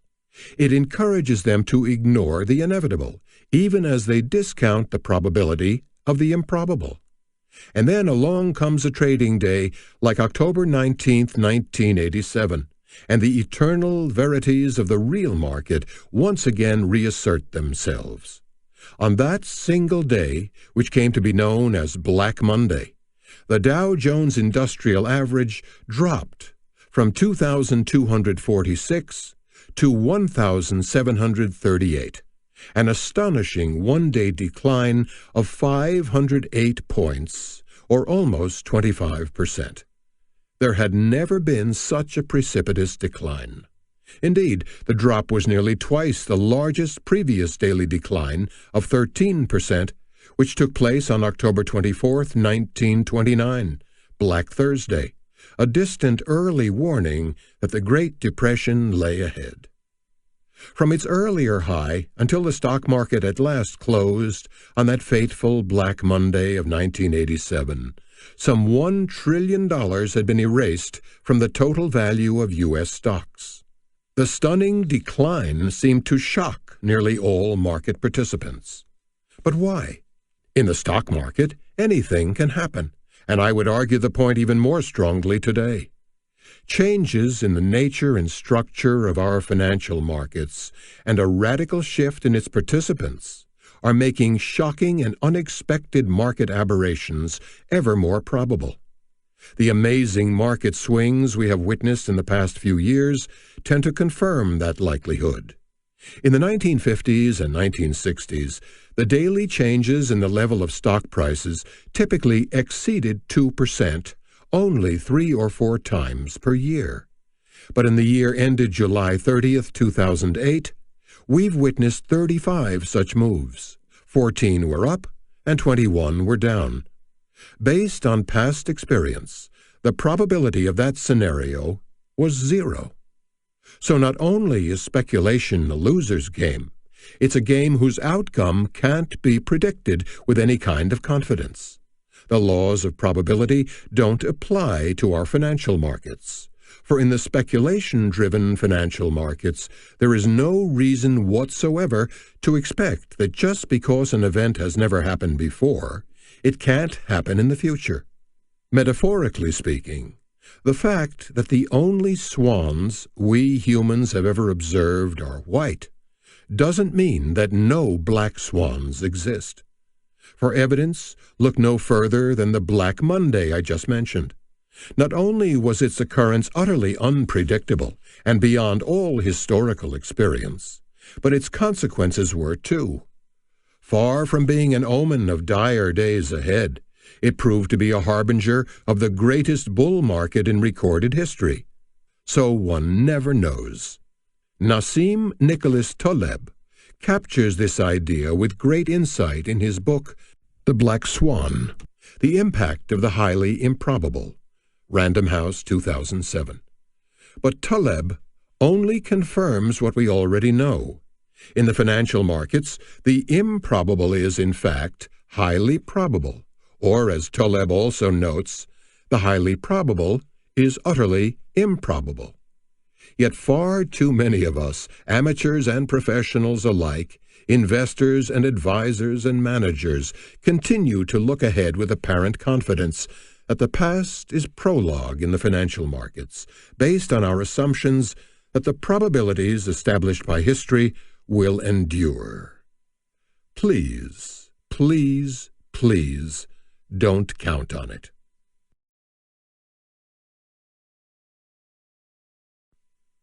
Black swans and investment returns. Daily swings in market returns have nothing to do with the long-term accretion of investment values. In fact, while there have been numerous black swans in our short-term oriented and speculative financial markets, there have been no black swans in the long-term investment returns generated by U.S. stocks. Why? Because businesses, as a group, employ capital effectively, reacting to and often anticipating changes in the productive economy of manufactured goods and consumer services. Yes, for better or for worse, we are faced with cyclical swings in our economy, periodic recessions, and even rare depressions. But American capitalism has demonstrated remarkable resilience, plugging along steadily even as times change, driving growth in earnings and paying dividends that have risen apace over time, in step with our growing economy. Nonetheless, there has always existed the serious risk that speculation in our flighty financial economy, emotions, might spread its contamination to our overproductive business economy, enterprise. The great U.S. economist Hyman Minsky dedicated much of his career to his financial instability hypothesis. Stability leads to instability, which he summed up profoundly. Financial markets will not only respond to profit-driven demands of business leaders and individual investors, but also as a result of the profit-seeking entrepreneurialism of financial firms. Nowhere are evolution, change, and Schumpeterian entrepreneurship more evident than in banking and finance, and nowhere is the drive for profits more clearly the factor making for change. Long before the creation of the recent wave of complex financial products, Minsky observed that the financial system is particularly prone to innovation. He noted the symbiotic relationship between finance and industrial development, in which financial evolution plays a crucial role in the dynamic patterns of the economy. When money manager capitalism became a reality during the 1980s, and institutional investors became the largest repositories of savings in the country, they began to exert their influence in our financial markets and the conduct of our business enterprises. The crisis in our financial system that first became painfully evident in mid-2007 was a stark warning of Minsky's prescience. Among the few market participants who seemed to see it coming was Jeremy Grantham, one of the nation's most thoughtful professional investors. He entitled his brilliant year-end 2007 essay, "The Minsky Meltdown." With the collapse of the stocks of government-sponsored Fannie Mae and Freddie Mac, and the U.S. Treasury formally assuming responsibility for their debt obligations barely 6 months later, there was little doubt that Grantham's prediction had come to pass. Only time will tell whether this Minsky meltdown will be merely cyclical or powerfully secular. Tortoises win.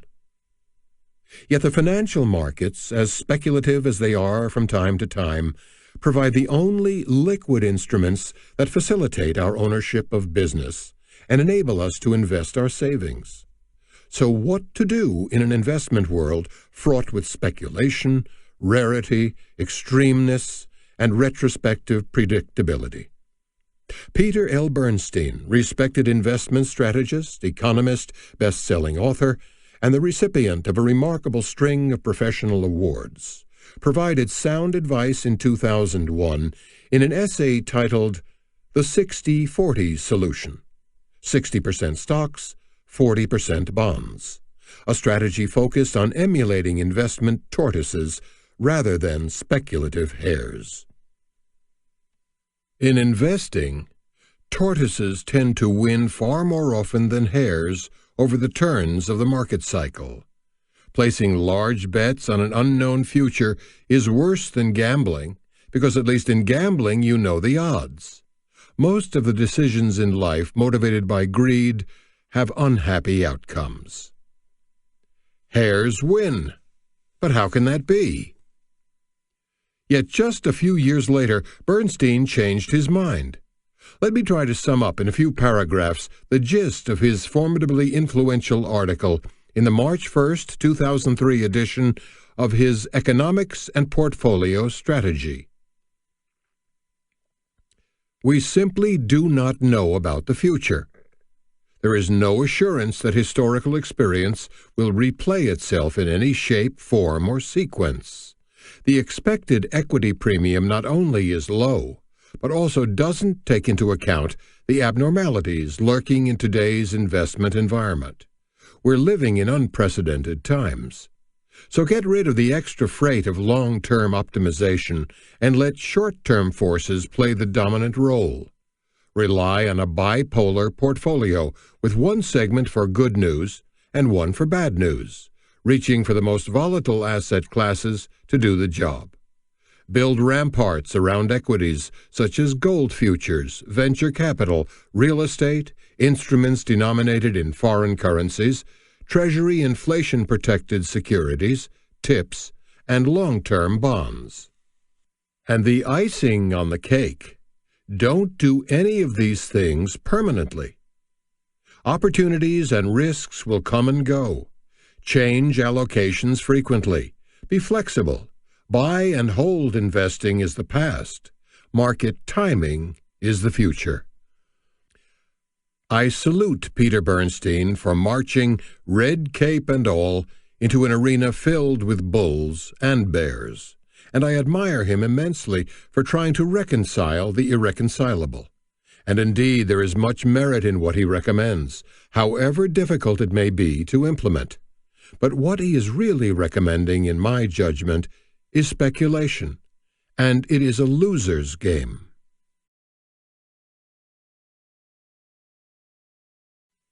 The perils of market timing. Whether market timing is motivated by greed or fear or anything else, the inescapable fact is that for investors as a group, there is no market timing.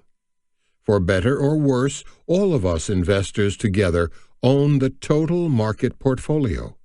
When one investor borrows from Peter, no pun intended, to pay Paul, another does the reverse, and the market portfolio neither knows nor cares.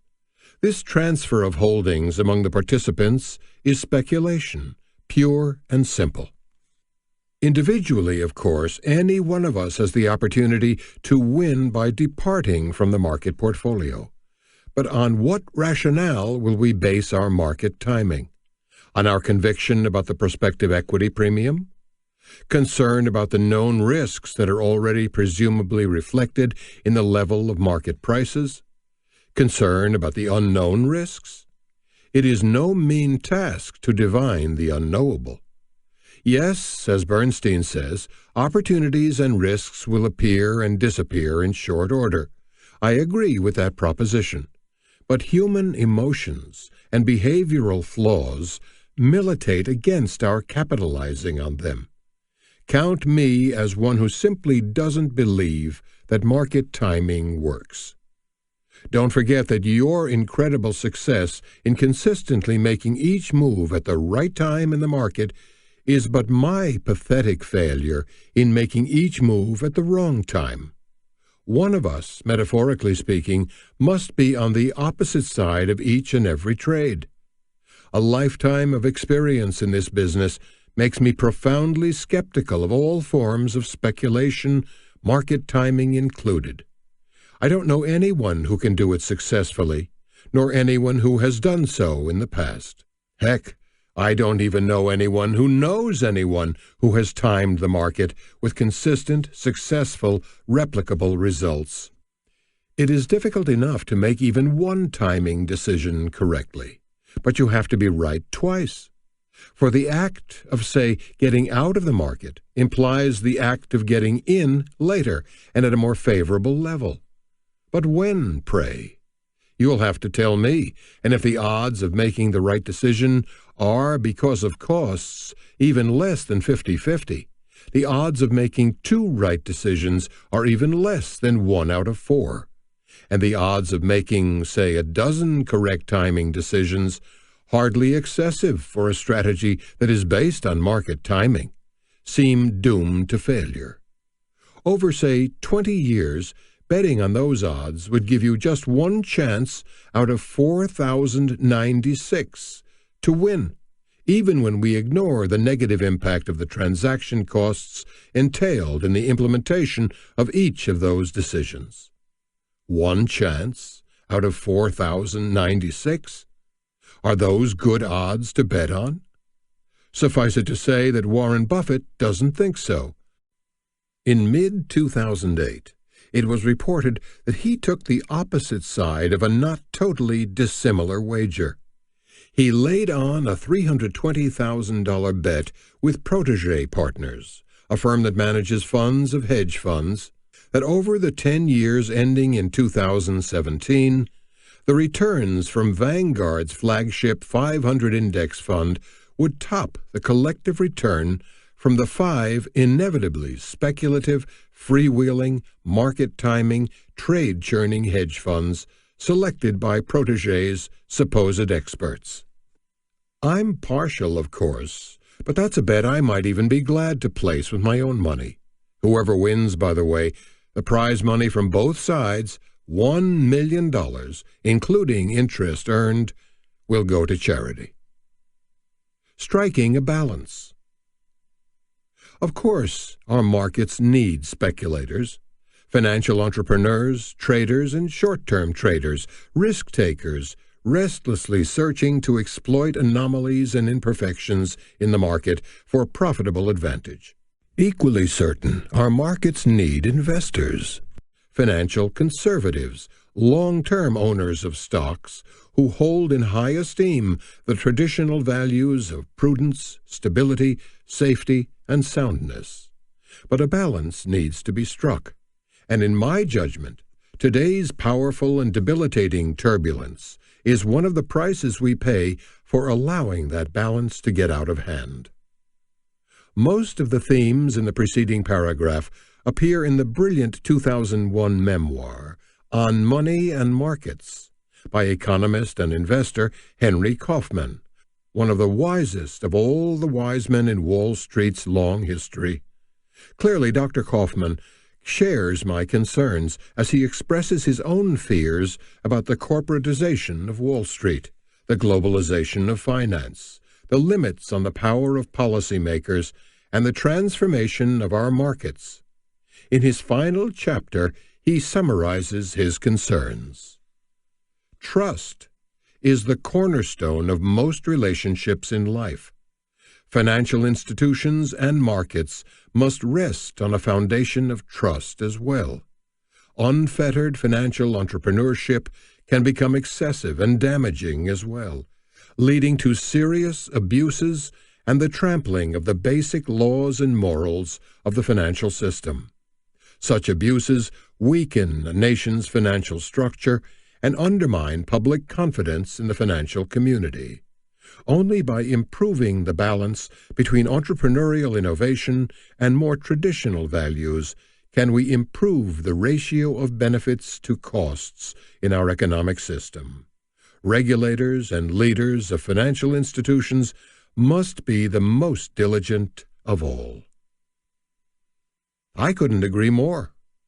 Indeed, it is our failure to deal earlier with these very issues that set the stage for today's financial crises. So every one of us must be concerned about the momentary triumph of short-term speculation in our financial markets, of which we have far too much, at the direct expense of long-term investment, of which we have not nearly enough.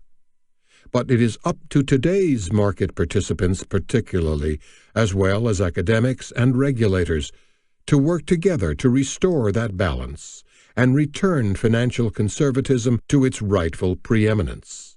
Otherwise, to paraphrase the concern cited earlier in this chapter that was expressed by Lord Keynes, all those years ago, the hazards we face now that enterprise has become a mere bubble on a whirlpool of speculation means that the job of capitalism is being ill done.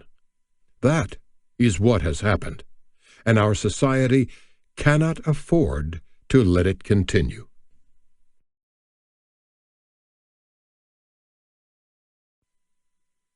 Chapter 3. Too much complexity, not enough simplicity. For me, simplicity has always been the key to successful investing, and the time-honored wisdom of Occam's razor, set forth by the 14th century philosopher and friar William of Ockham, has stood me in good stead.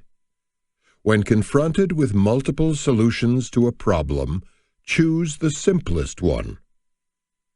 My career has been a monument, not to brilliance or complexity, but to common sense and simplicity, the uncanny ability, as one observer has said to me, to recognize the obvious. I'm not sure it was meant as a compliment. So let's recognize some of the simple and obvious facts of our highly complex financial and investing life today, beginning with the role of innovation. It's hard to argue against the value of innovation in general. Our laptop computers probably have enough calculating power to send a man to the moon. With tiny pocket versions, we can connect to Wi-Fi all over the world, keep in touch with our kids, and take, send, and store photographs. The Internet provides an infinite store of information available on demand.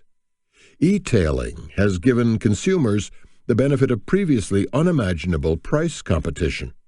Medical technology, like my heart transplant, has enhanced and lengthened our life and its quality. But in the financial sector, innovation is different. Why? Because here there exists a sharp dichotomy between the value of innovation to the financial institution itself and the value of innovation to its clients. Financial institutions operate by a kind of reverse Occam's razor. They have a large incentive to favor the complex and costly over the simple and cheap, quite the opposite of what most investors need and ought to want. Innovation in finance is designed largely to benefit those who create the complex new products rather than those who own them. Consider, for example, the revenue production and cost bloating that occurs along the food chain of the creation of collateralized debt obligations, CDOs, backed by mortgages. The mortgage broker brings in the borrower and takes a commission from the bank. The bank takes a commission when it secures the mortgage. The rating agency takes a fee, estimated at $400,000 a throw, for each security it rates. Usually, of course, in return for the coveted AAA rating, without which it can't be sold. The stockbroker takes a commission when he sells the security to customers. These costs, however deeply hidden, end up being paid by some combination of the person who borrows the money to buy a home and the end-user investor who purchases the CDO for a portfolio. The multiple croupiers, all those middlemen, reap the rewards. With the unfathomable complexity of these and other financial innovations, and the endorsements, and I would argue the complicity, of our rating agencies, this financial legerdemain creates a modern version of alchemy. It begins with the lead, as it were, a package of, say, 5,000 B or BB rated mortgages, with maybe even a few A's thrown in. They are then miraculously turned into the gold, as it were, of a $500 million CDO, with, in one typical case, 75% of its bonds rated AAA, 12% rated AA, 4% rated A, and only 9% rated BBB or below. Hint: we now know that despite the risk-reducing character of such broad diversification, lead is still lead. For banks, the lure of CDOs is elementary.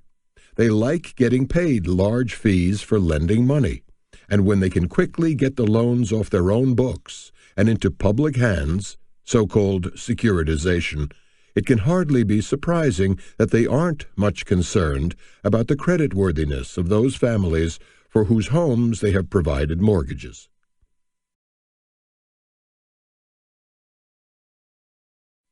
Derivatives. Dancing to the music. As rightly newsworthy as they have been, these complex CDOs and structured investment vehicles, SIVs, essentially money market funds that borrow short and lend long, therefore lacking the security of true money market funds, are only the bleeding edge of an enormous growth in these complex financial instruments that has overwhelmed our financial markets and superseded the capitalization and trading volume of the investments themselves. At the same time, the markets have been flooded by so-called derivatives, that is, instruments whose values are derived from yet other financial instruments. Recall our earlier discussion of the futures and options on the S&P 500 index. Through interest rate swaps and credit default swaps, don't ask, traded back and forth around the globe in nanoseconds, these derivatives are used to assume risk, to magnify risk, and paradoxically, to hedge risk. Their trading volumes are staggering, though rarely disclosed, and their dimension is grotesquely disproportionate to the instruments from which their value is derived. The credit obligations subject to default swaps are valued at $2 trillion. The swaps themselves total $62 trillion. The notional principal value of all derivatives is almost beyond imagination, some $600 trillion, nearly 10 times the $66 trillion gross domestic product, GDP, of the entire world. The innovation of derivatives has enriched the financial sector and the rating agencies with their enormous fees, even as the overrated, as it were, CDOs have wreaked havoc on the balance sheets of those who purchased them, and now have been left holding the bag, surprisingly including the banks and brokers that created and sold them. Since virtually all of the main mutual fund managers also run pension money, their broad embrace of CDOs has, in addition, eroded the retirement plans of tens of millions of citizens. Not to be outdone, SIVs have also created havoc. For it turns out that in order to sell these instruments to their customers, banks increasingly issued so-called liquidity puts to buyers, effectively guaranteeing to repurchase the SIVs on demand at face value. Citigroup, it turns out, was holding not only $55 billion of CDOs on its books, but also some $25 billion of SIV assets that could be, and later were, put back to the bank, a risk not publicly disclosed by Citigroup until November 4, 2007. Astonishingly, Robert Rubin, chairman of Citigroup's executive committee, and a man one might say of not inconsiderable financial acumen, has stated that until the summer of 2007, he had never even heard of a liquidity put. That admission is not quite as embarrassing as former chairman Charles Prince's comments as the storm of the financial crisis was about to break. As long as the music is playing, you have to keep dancing. We're still dancing. One can only wonder just when senior bankers stopped looking at their balance sheets. In the months following the deterioration of the credit standing of our largest banks and investment banks and many smaller banks, the crisis spread to two of our government-sponsored enterprises, GSEs, known as Fannie Mae and Freddie Mac. Together, they have provided some $5 trillion of mortgage loans to American families, an essential part of the nation's policy of encouraging home ownership. While their mortgage portfolios are of far higher quality than those alchemistic CDOs, these highly leveraged, say $40 of borrowed money for each $1 of assets, shareholder-owned firms depend on regular borrowing in the money market. Fears about their solvency, despite the implicit support of the federal government, have led to a collapse of about 80% in their stock prices. Faced with a credit crisis engendered in part by heavy mortgage foreclosures around the country, the U.S. Treasury had no choice but to formally affirm its backing for these GSEs. This issue goes far beyond credit, however. It raises the profound policy question of whether it is sensible or desirable, or ultimately even possible, to privatize the substantial rewards earned in mortgage lending. Their shareholders made billions, their executives received fortunes in compensation. At the same time as we socialize the risks, the taxpayers pick up the tab. More broadly, why should our government use taxpayer dollars to lift inefficient, indifferently managed firms to safety? Surely that is a long way from the kind of capitalism envisioned by the economist Joseph Schumpeter.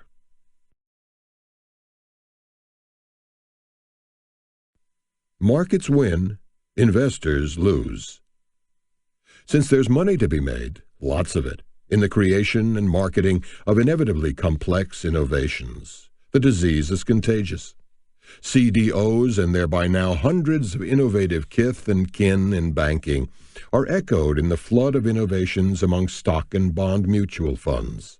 Of late, these fund innovations that belie simplicity seem designed to respond more generally to the expectation that the returns on stock and bond funds over the coming decade will lag behind historic norms, and far behind the halcyon norms of the 1980s and 1990s, when annual stock returns averaged 17% and bond returns averaged 9%.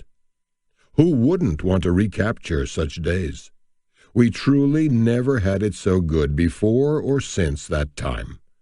But we know within a reasonably narrow tolerance what returns to expect from simple, broadly diversified portfolios of stocks and bonds over the next decade, likely 7% and 5% respectively. So we have no choice but to rely on reasonable expectations formed on the basis of the known sources of stock returns, the initial dividend yield, plus the subsequent rate of earnings growth, and bond returns, the initial interest rate. What then explains our expectations or our hopes that we can outguess the market and add additional returns by selecting complex strategies or managers that hold optimal subsets of the market portfolio? Dr. Samuel Johnson would answer, "It was the triumph of hope over experience." Yet what comes from all this churn of fund innovation other than a plethora of management and advisory and transaction fees? Inevitably, we are left with a certain melancholy about the objectives of those who provide these intermediation services. They must be well aware that most investors have been ill-served by innovation and would be best served by the kind of simple, straightforward, all-market index strategy that was pioneered at Vanguard. Indeed, as he relinquished the reins of the Magellan Fund in 1990, even Fidelity's remarkable Peter Lynch declared, most investors would be better off in an index fund. He was right. Don't just stand there. Do something. But in finance, we have businesses to run. However, unfortunately for our investors, there is great pressure both to shape and to respond to the short-term perceptions of our clients, a fact of life that, for better or worse, rules at least as strongly in the marketing of financial products as it does in consumer products, such as automobiles, perfume, toothpaste, and jewelry. But of necessity, all of this shuffling of financial paper entails a cost that ill serves investors. As Benjamin Graham pointed out way back in September 1976, coincidentally only moments after the first index fund was launched, the stock market resembles a huge laundry in which investors take in large blocks of each other's washing, nowadays to the tune of 30 million shares a day. He could not have imagined today's speculation, more than 3 billion shares a day. That's a lot of washing. A reflection of Wall Street's perennial advice to its clients. Don't just stand there, do something. Alas, the reverse proposition, don't do something, just stand there, while the inevitable strategy of all investors as a group. Think about that, please. not only is counterintuitive to the emotions that play on the minds of virtually all of us individual investors, but also would be counterproductive to the wealth of those who market securities and who manage securities portfolios. While the industry disingenuously argues that investors should ignore indexing in favor of funds designed to serve their individual objectives and requirements, Ben Graham had an opinion on that too. Only a convenient cliché or alibi to justify the mediocre record of the past. Mutual funds, lowering the bar. Sometimes the public interest demands introspection, so later I'll explore at greater length how the industry in which I have spent my life has failed in some of its most basic stewardship obligations, to its shareholders, to its owners, to itself, and to its own history, and how it can find the right path again. For now, let me just say that the industry has run its own mad rush to innovation, everything from the short-term global income funds and adjustable-rate mortgage funds of the 1980s to the ultra-short-term high-yield bond funds of 2007, which in the 2008 crisis became another one of the industry's abject failures. Our creation of literally hundreds of technology funds, telecommunications funds, internet funds, and the like, to capitalize on the information age during the new economy craze of 1998 to 2000, is but one more example of complex innovation run amok. As the market soared, fund investors poured hundreds of billions of dollars into these highly promoted funds, only to take a huge hit in the subsequent crash. We actually can measure how much that wholesale embrace of fund innovation cost our investors. Let's compare the returns reported by the funds themselves, time-weighted returns, to the returns actually earned by fund investors, dollar-weighted returns, during the 25 years ended 2005. The average equity fund reported an annual rate of return of 10% for the period, trailing the 12.3% return on an S&P 500 index fund.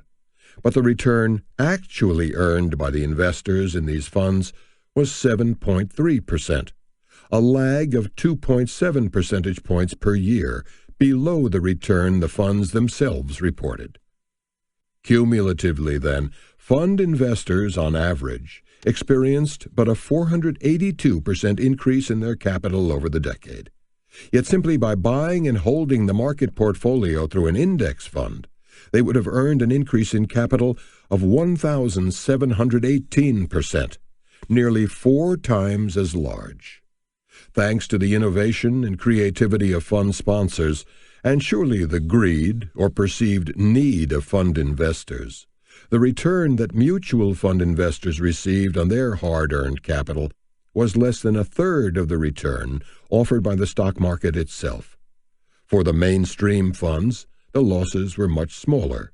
For their new economy cousins, the losses were staggering. So much for the well-being of the investor. As to the well-being of managers, we can conservatively estimate that the fees and sales loads paid to fund managers and distributors during this period totaled in the range of $500 billion. So yes, someone is earning enormous profits by jumping on the bandwagon of innovation.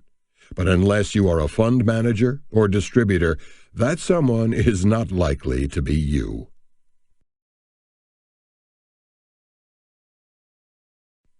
Sometimes for better, but mostly for worse. Amidst this wave of complexity, have we forgotten the fact that the most productive investing is the simplest investing, the most peaceable investing, the lowest cost investing, the most tax-efficient investing, investing with the most consistent strategies and over the longest time horizon? Apparently so. And I'm afraid that the new jazzed-up iterations, largely exchange-traded funds, of the simple index fund that I spawned all those years ago are helping to lead the way. No wonder I wake up some mornings feeling like Dr. Frankenstein. What have I created? Let me be clear. I favor innovation when it serves fund investors, and I'm pleased that I've been lucky enough to have played a key role in a number of such innovations in the past. The Stock Index Fund, the Bond Index Fund, the Defined Maturity Bond Fund, the Tax Managed Fund, and even the first fund of funds. And Vanguard is the only firm, I believe, that has never levied an additional layer of expense ratios on such funds. In recent years, there have been other investor-friendly innovations, including target retirement funds and life strategy funds. Properly used and properly costed, these funds can easily serve as an investor's complete investment program for the long run. But in today's wave of fund innovation, I see little else that seems likely to serve investors effectively. Let me give a brief thumbnail sketch of the products, by my standards, the wrong way to think about mutual funds, that have been created of late and offer my own perspectives. Exchange-traded funds. Exchange-traded funds, ETFs, are clearly the most widely accepted innovation of this era. Of course, I admire their endorsement of the index fund concept, and more often than not, their low costs. And how could I not admire the use of broad market index ETFs that are held for the long term, and even broad market segment ETFs that are used in limited amounts to accomplish specific goals. But I have serious questions about the rampant trading of most ETFs and the negative impact of those layers of brokerage commissions. Further, I wonder why only 21 among today's 817 ETFs meet the classic requirement of the broadest possible diversification in U.S. or global stocks, with 739 of the remaining ETFs investing in equity market sectors that range from the reasonable to the absurd. The remaining 57 are ETFs based on various bond indexes. In this latter category, I'd include sectors as narrow as emerging cancer and leveraged funds that promise to double the market's returns in either up or down markets. Not to be outdone, a few ETFs now offer the opportunity to triple those swings. Could quadruple be next? Put another way, ETFs used for investment are perfectly sound, but using them for speculation is apt to end badly for investors. Back in 2005, in his 91st year, the Nobel laureate economist Paul Samuelson called the first index mutual fund the equivalent of the invention of the wheel and the alphabet. Perhaps he was prejudiced.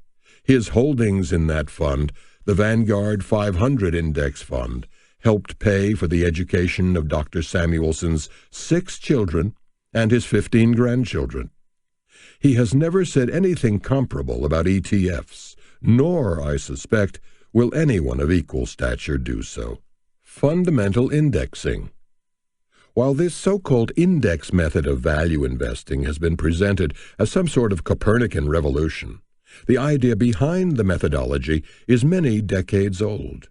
But offering such funds in ETF form suggests that they are useful for short-term trading, a dubious proposition on the face of it, and bringing them out only after the sharp upsurge in value fund relative returns during the 2000-2002 stock market collapse suggests the marketing motivation that sponsors are so good at, even though it almost invariably leads to performance chasing that ill serves investors. Of course, we've been assured by the sponsors of these dubiously dubbed index funds that value investing wins, not has won in the past, especially in troubled markets. But in the sharp market tumble of mid-2007 to mid-2008, the 2 leading fundamental index funds were down nearly 20%, a loss nearly half again larger than the 13% decline in a standard S&P 500 index fund. As for the financial entrepreneurs who believe in weighting portfolios on the basis of book values, revenues, and earnings, and those who believe in weighting portfolios by dividends, I'm interested to read that they're now arguing with each other about which is the correct strategy, creating even more confusion for investors. Absolute return funds. Given the truly remarkable successes of some of the nation's largest college endowment funds and some of our most speculative hedge funds, small wonder that fund sponsors are falling all over themselves to create fresh-faced new funds using purportedly similar strategies. Hedging, funds that are long 130% in stocks and short 30%. Market neutral, funds with no net equity exposure. Commodities, purported private equity venture capital equivalents, and so forth. Here are two pieces of advice. 1. Look before you leap. 2. Don't leap until the fund has produced an actual 10-year track record. Above all, remember, again, courtesy of Warren Buffett, what the wise man does in the beginning, the fool does in the end. Or, as the Oracle of Omaha sometimes expresses it, there are 3 I's in every cycle. First the innovator, then the imitator, and finally the idiot. No matter what fund managers may offer you, don't you be the idiot.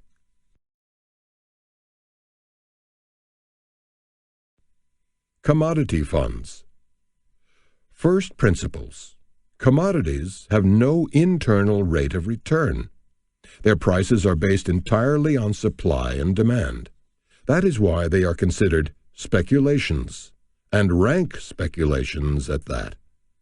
Contrarily, the prices of stocks and bonds are ultimately justified only by their internal rate of return, composed, respectively, of dividends and earnings growth, and by interest coupons.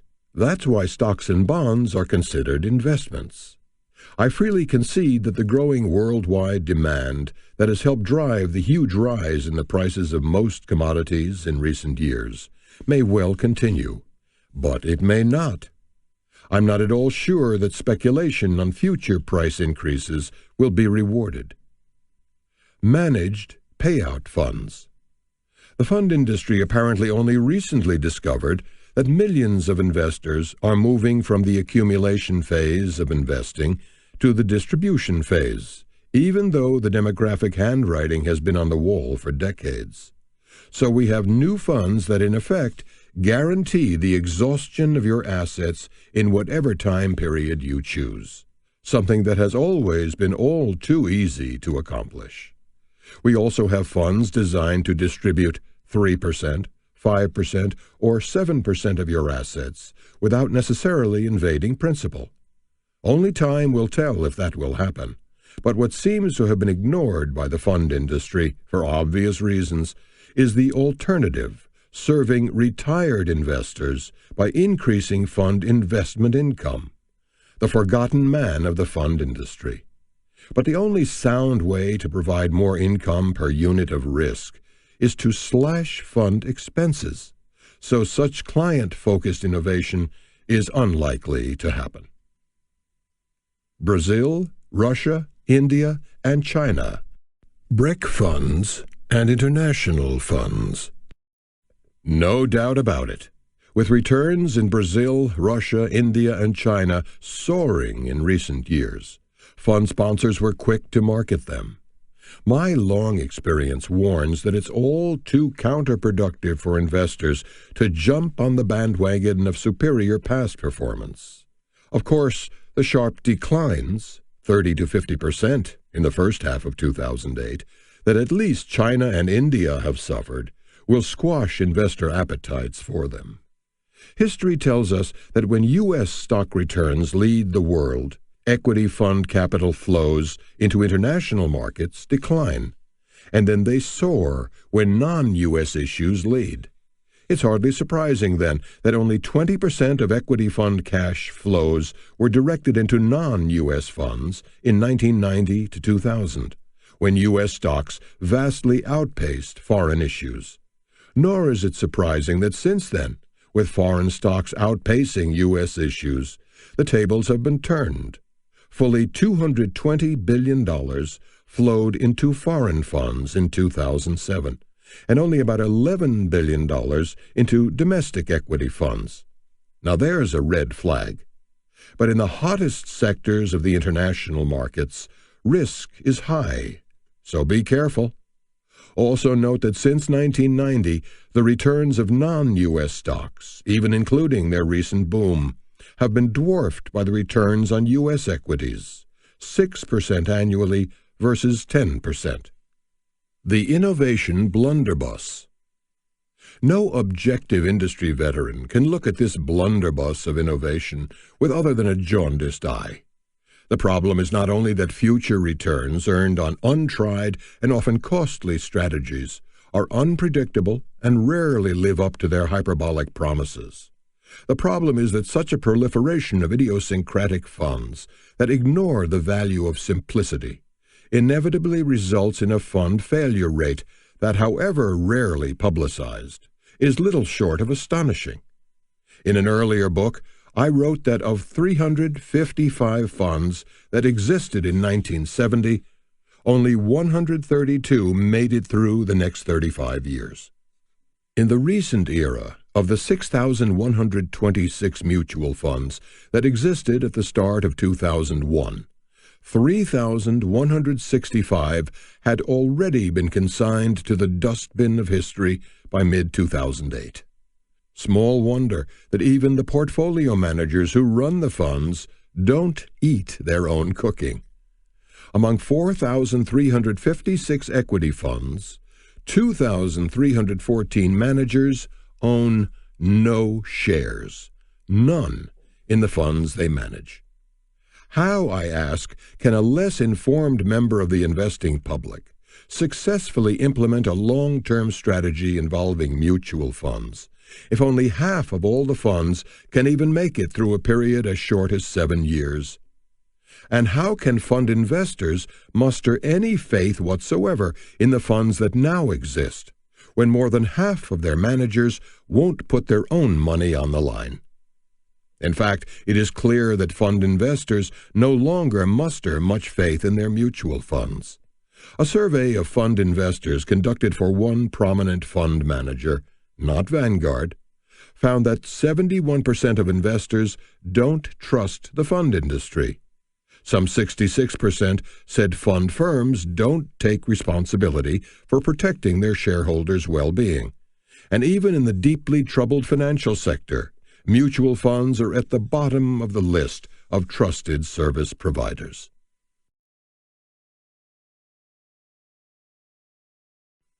Back to basics. So mark me down as a believer in innovation that is based on clarity, consistency, predictability relative to the market, and low cost. Innovation that will serve investors over the long term. Innovation that provides an optimal opportunity that it will work tomorrow rather than innovation based on what worked yesterday. Innovation that not only minimizes the risks of ownership, but clearly explains the nature and extent of those risks. Mark me down, too, as an adversary of complexity, complexity that obfuscates and confuses, complexity that comes hand in hand with costs that serve its creators and marketers, even as those costs thwart the remote possibility that a rare sound idea will serve those investors who own it. If it sounds like I'm reaffirming my belief in the index fund, in both its stock form and its bond form, and in ideas like tax-managed funds, defined maturity bond funds, and target date funds, all of which, at their best, have index funds at their core, well, you read me loud and clear. Like William of Ockham, I believe that the simplest way is the best way, almost always the shortest route to long-term investment success.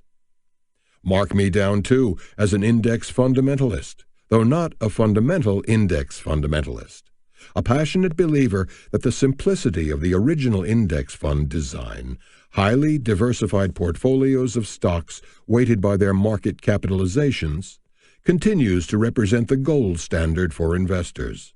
If that is indeed true, then other complex fad products are debased by all that alchemy.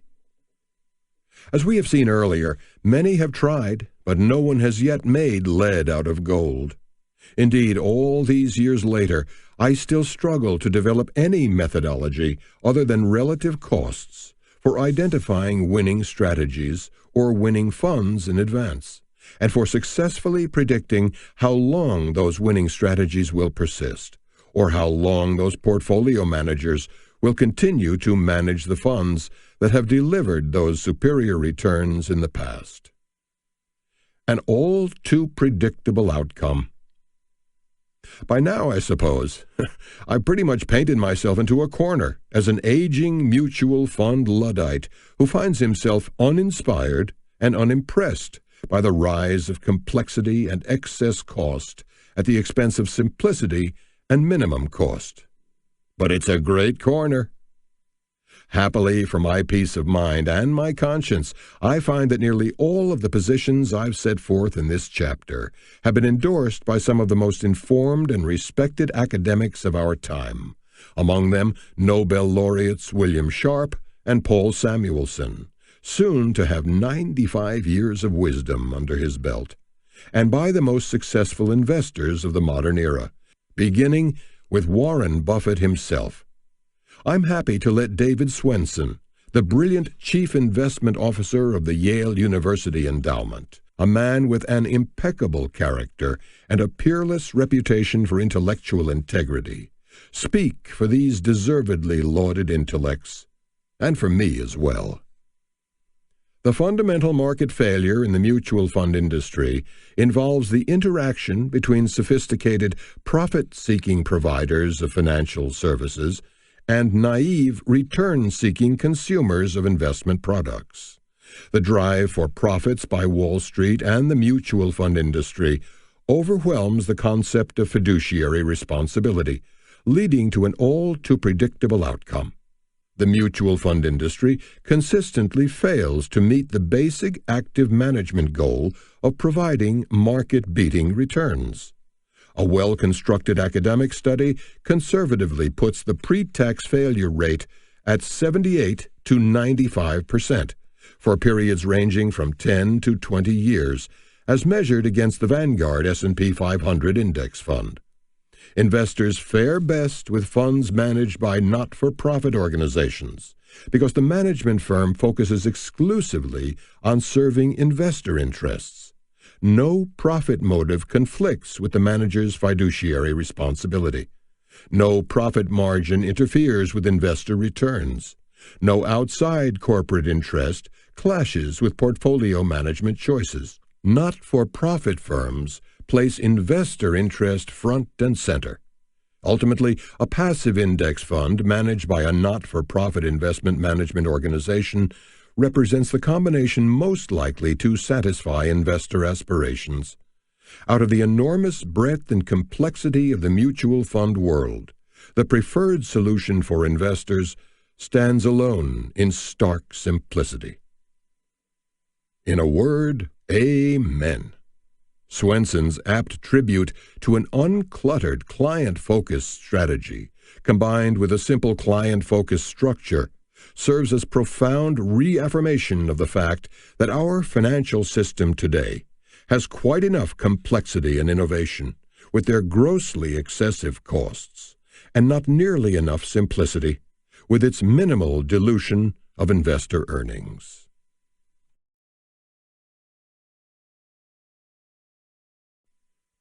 Business. Chapter 4. Too much counting, not enough trust. Albert Einstein was without peer as a theoretical physicist, save perhaps Sir Isaac Newton.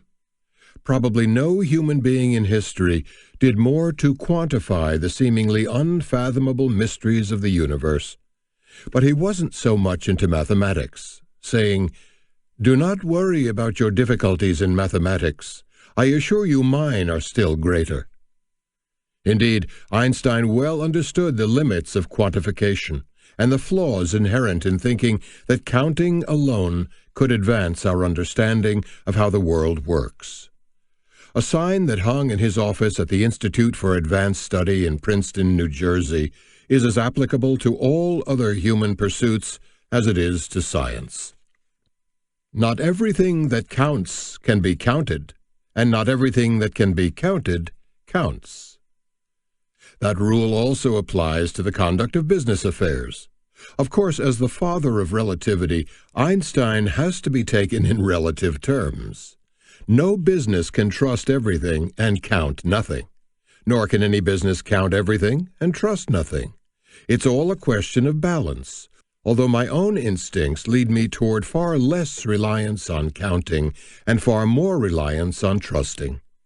Statistics, in charts, graphs, and tables, can be used to prove almost anything in business, but unquantifiable values have a way of holding steady as a rock. During my sophomore year at Princeton University back in 1948, that lesson began to sink into my brain. It was there that my interest in economics began with my study of the first edition of Paul Samuelson's Economics, an Introductory Analysis. In that ancient era, economics was heavily conceptual and traditional. Our study covered both economic theory and the worldly philosophers from the 18th century on, Adam Smith, John Stuart Mill, John Maynard Keynes, and the like. Quantitative analysis was, by today's standards, conspicuous by its absence. My recollection is that calculus was not even a department prerequisite. Quants, of course, those quantitative strategists who have flooded the financial sector in recent decades, and whose track record in the recent market downturn has been so erratic, had not yet entered the field. I don't know whether to credit or blame the original electronic calculator for inaugurating the sea change in the study of how economies and markets work.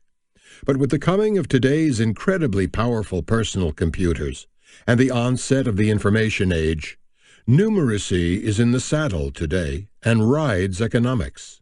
Einstein's excellent advice seems to have been largely forgotten. If you can't count it, it seems it doesn't matter. I disagree with that syllogism. Indeed, I firmly believe that to presume that what cannot be measured is not very important is tantamount to blindness. But before I get to the pitfalls of measurement, to say nothing of trying to measure the immeasurable, things like trust, wisdom, character, ethical values, and the hearts and souls of the human beings who play the central role in all economic activity, I want to discuss the fallacies of some of the popular measurements of the day and the pitfalls created for investors and contemporary society by government, finance, and business. Today in our society, in economics and in finance, we place far too much trust in numbers. Numbers are not reality. At best, they are a pale reflection of reality. At worst, they're a gross distortion of the truths we seek to measure. But the damage doesn't stop there. Not only do we rely too heavily on historic economic and market data, our optimistic bias also leads us to misinterpret the data and give them credence that they rarely merit. By worshiping at the altar of numbers and by discounting the immeasurable, we have in effect created a numeric economy that can easily undermine the real one. Government, making the numbers fit. Many of the numbers that we cannot count on, paradoxically, are produced by our federal government. As Kevin Phillips pointed out in his essay, Numbers Racket, published in the May 2008 issue of Harper's Magazine, we're being grossly misled by government data, including the vital numbers that have become central to our national dialogue, such as our national output or gross domestic product, GDP, our unemployment rate, and our inflation rate.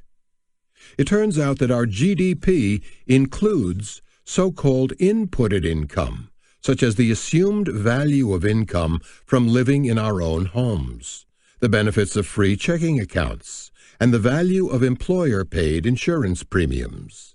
Such phantom income accounts for fully $1.8 trillion of our $14 trillion GDP. The Bureau of Labor Statistics proudly reports that our mid-2008 unemployment rate is a relatively low 5.2%, albeit up from 5.0% earlier in the year. But the number of unemployed excludes workers too discouraged to look for a job, part-time workers looking for full-time jobs, those who want a job but aren't actively searching for one, and those who are living on Social Security disability benefits. If we include these unemployed souls, the unemployment rate nearly doubles to 9.0%. The understatements in the Consumer Price Index, CPI, are even more egregious. Years ago, the cost of living was changed to include owner-equivalent rent, which sharply reduced the reported inflation rate during the recent housing boom. The concept of product substitution also was incorporated, meaning essentially that if top-grade hamburger gets too expensive, we substitute a cheaper grade. And, this is really true, we don't count cost increases that are attributable to increased quality. Hedonic adjustments. That is, if airfares double but air travel service is deemed twice as efficient, the calculated cost of air travel is unchanged.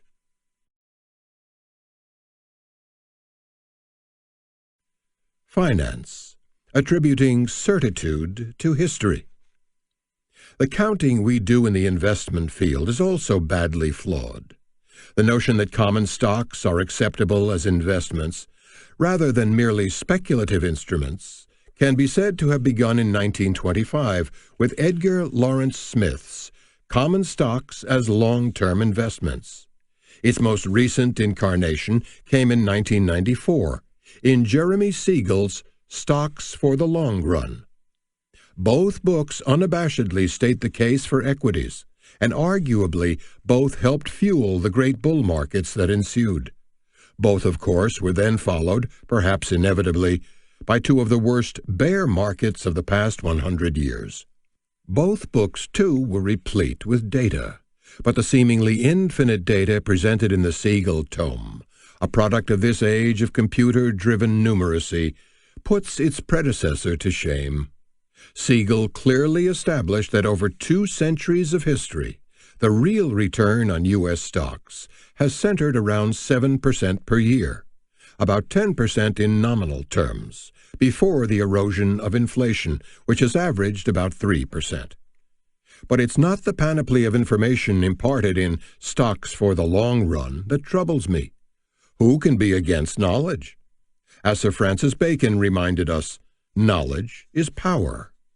My concern is that too many of us make the implicit assumption that stock market history repeats itself, when we know deep down that the only valid prism through which to view the market's future is the one that takes into account not history, but the sources of stock returns, discussed in Chapter 2.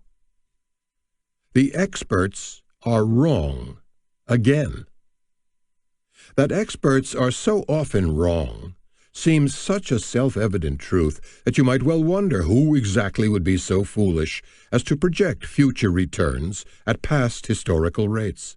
Yet the woods are full of expert investor advisors and analysts who do exactly that. Look at the modish popularity of so-called Monte Carlo simulations.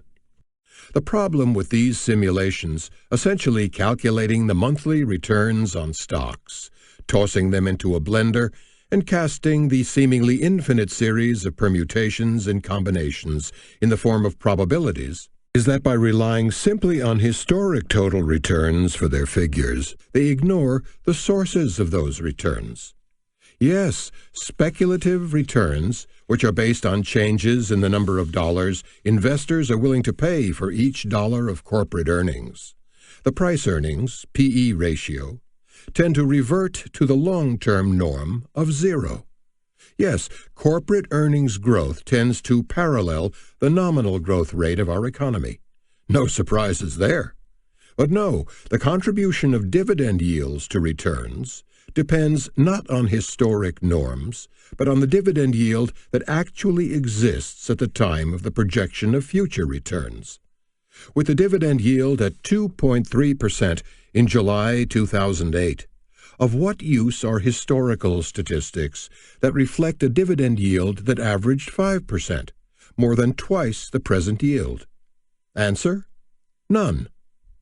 Reasonable expectations for future real returns on stocks, beginning mid-2008 then, should center around 5%, not the historical norm of 7%. What could be more elementary than that?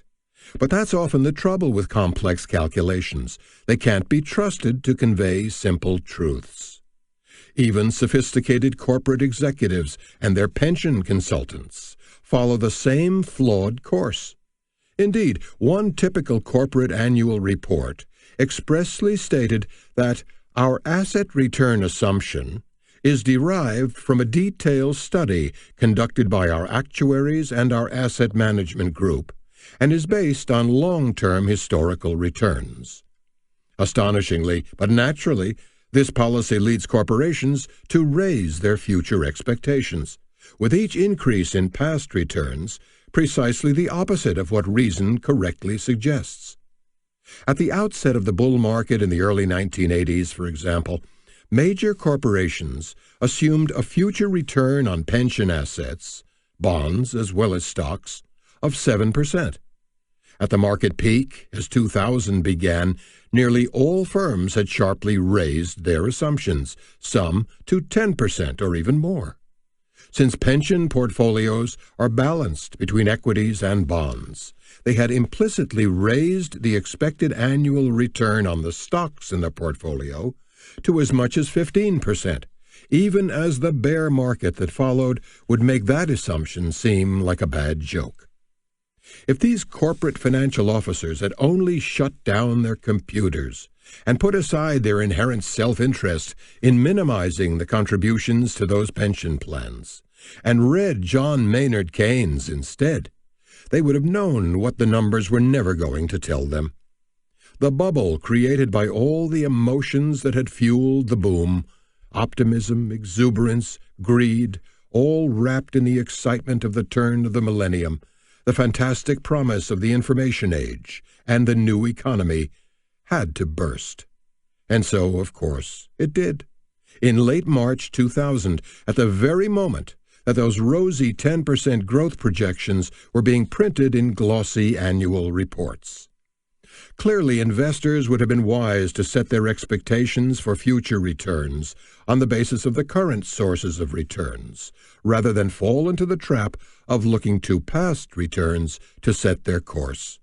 That the dividend yield as 2000 began was at an all-time low of just 1%, and the P/E at a near-record high of 32 times earnings, together explain why the average return on stocks in the current decade is at present running at an annual rate of less than 1%.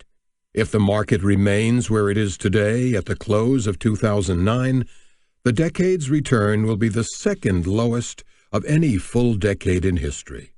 In the 1930s, the annual return on the S&P 500 averaged 0.0%.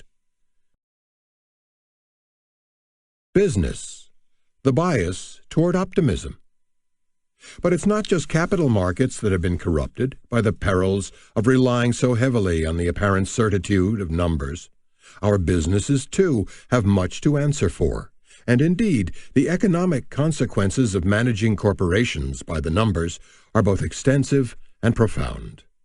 The terrible track record of CEOs in predicting growth for their own firms is a well-established fact, but their bias toward optimism and their use, or rather abuse, of numbers to support optimistic assumptions at least has the excuse of self-interest.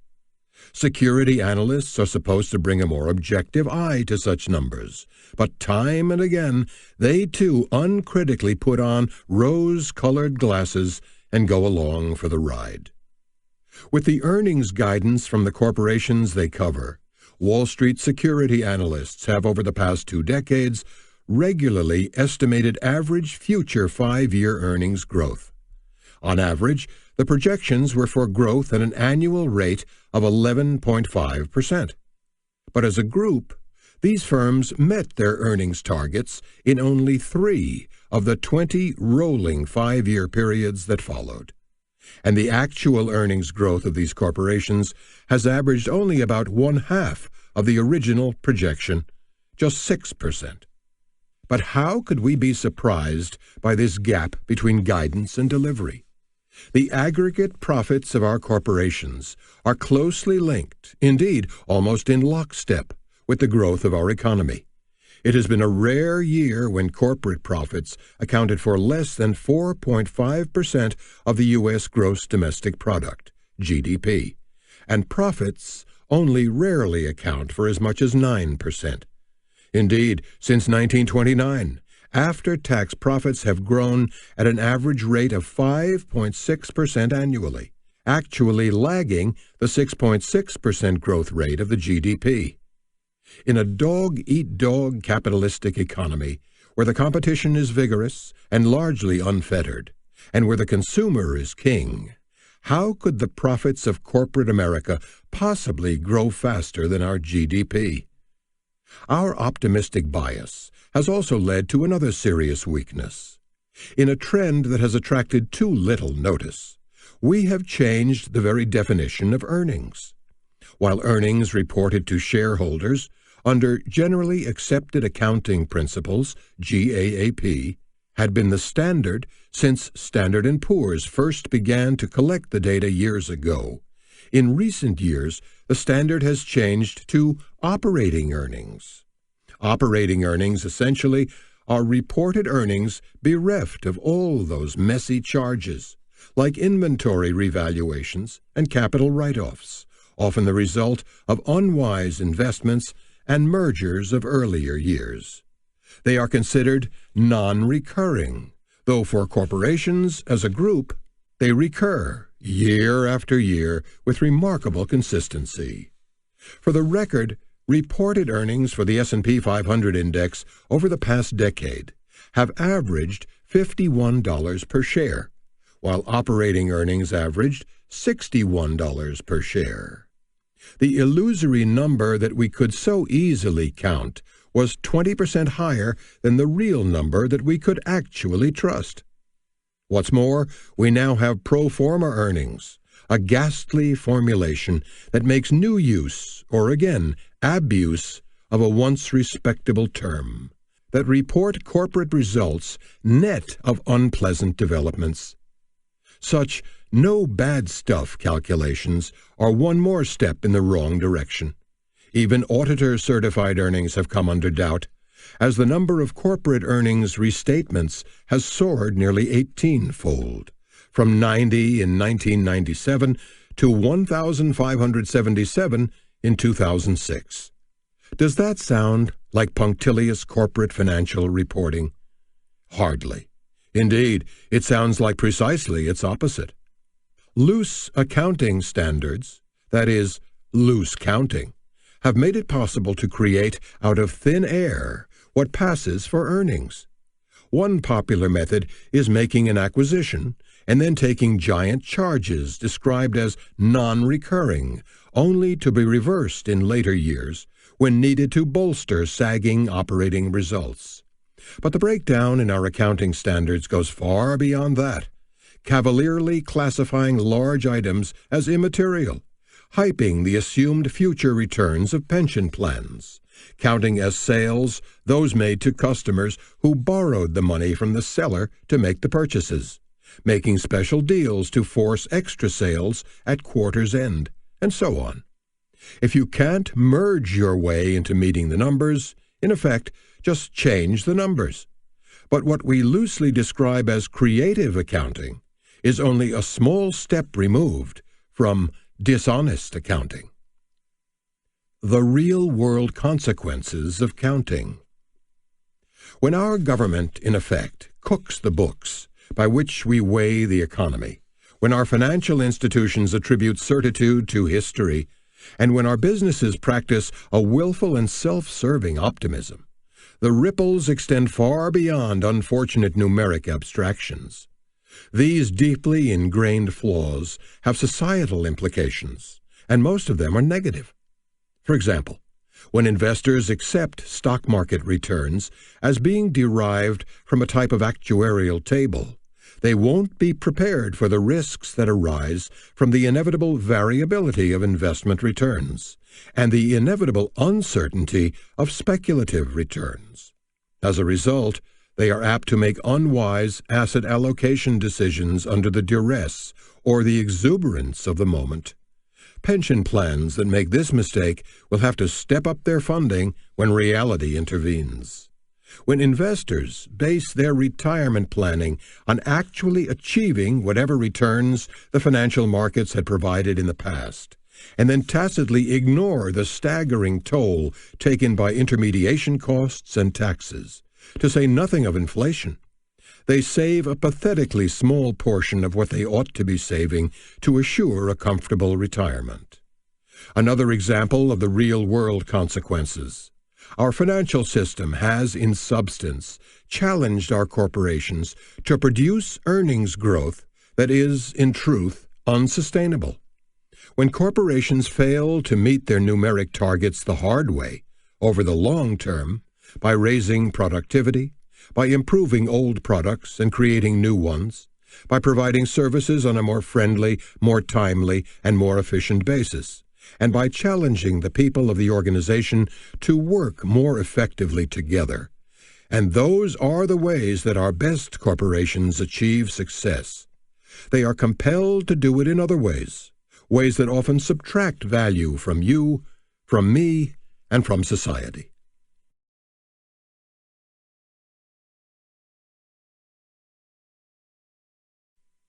Finance calls the tune for business.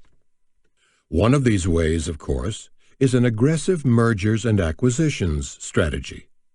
Even leaving aside the commonplace that most mergers fail to achieve their goals, the companies that followed these strategies were well described in a 2002 New York Times op-ed essay as serial acquirers, whose dazzling number of deals makes an absence of long-term management success easy to hide.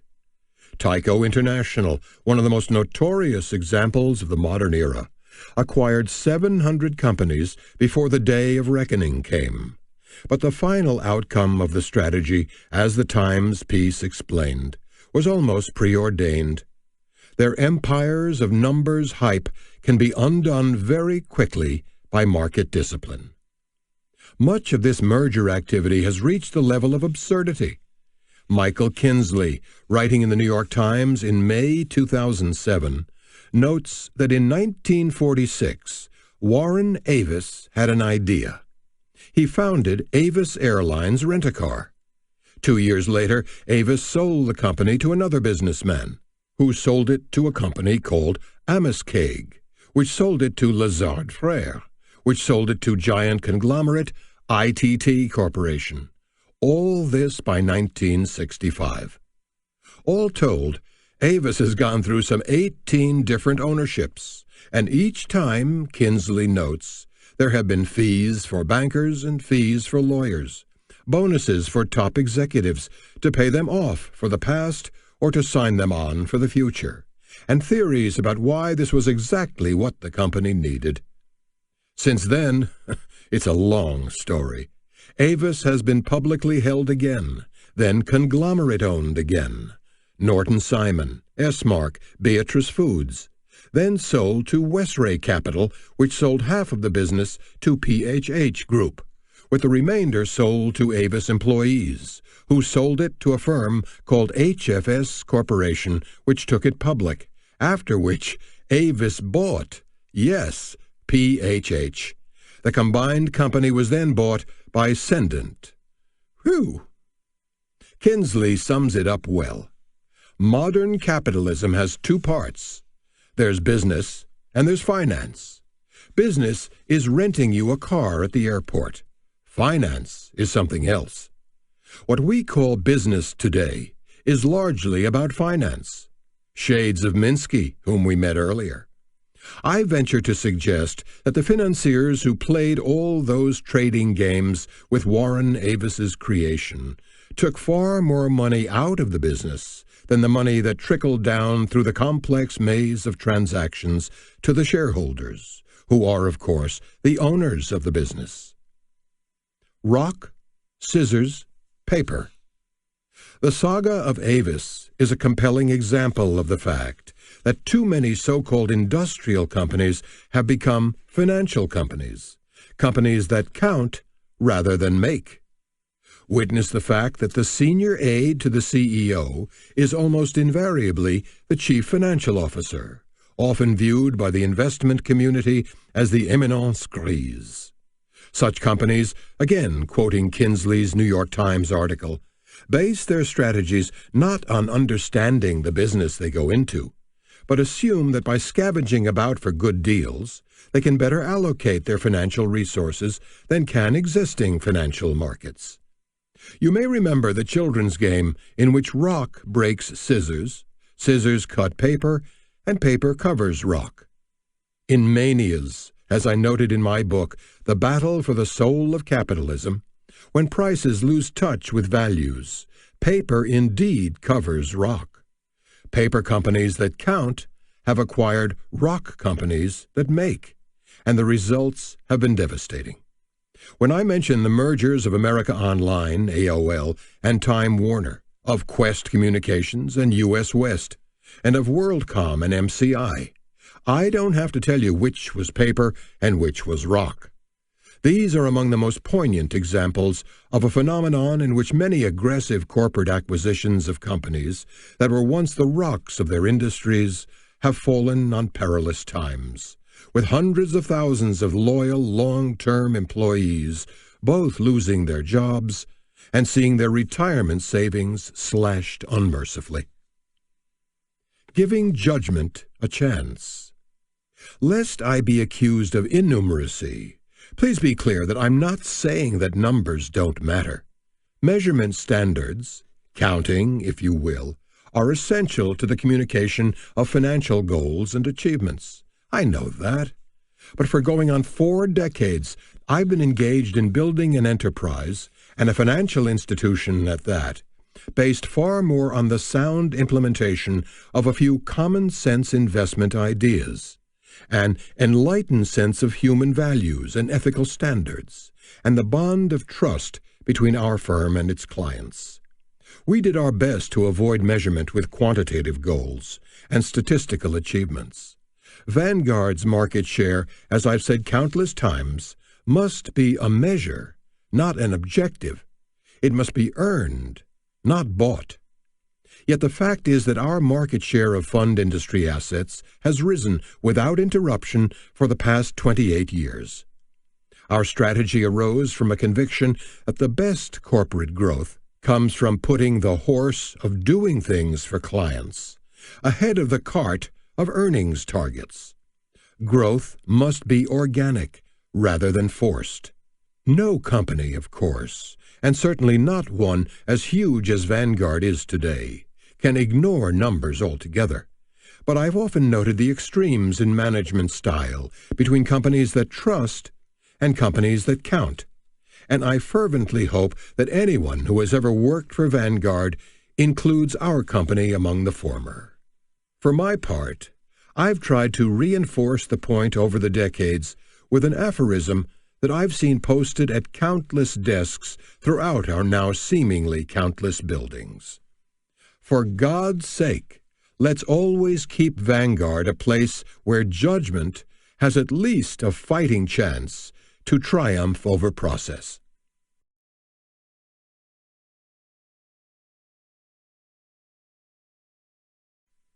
The spirit of trust.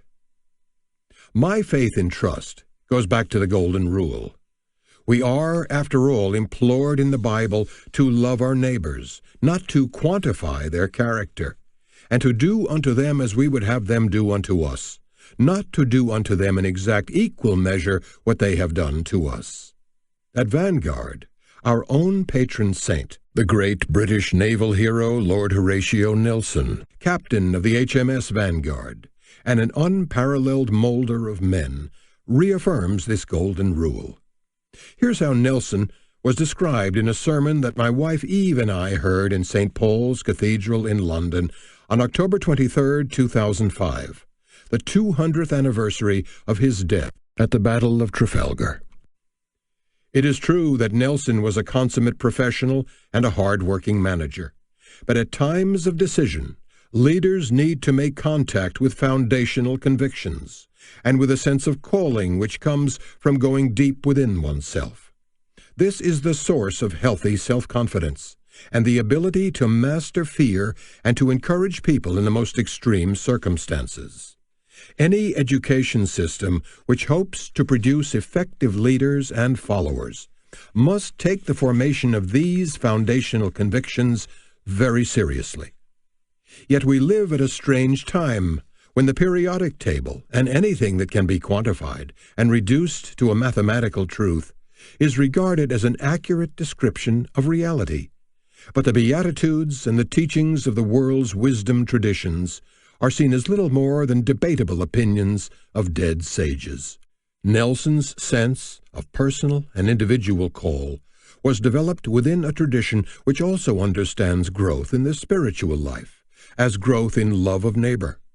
Nelson spared no pains to stand by and serve his shipmates.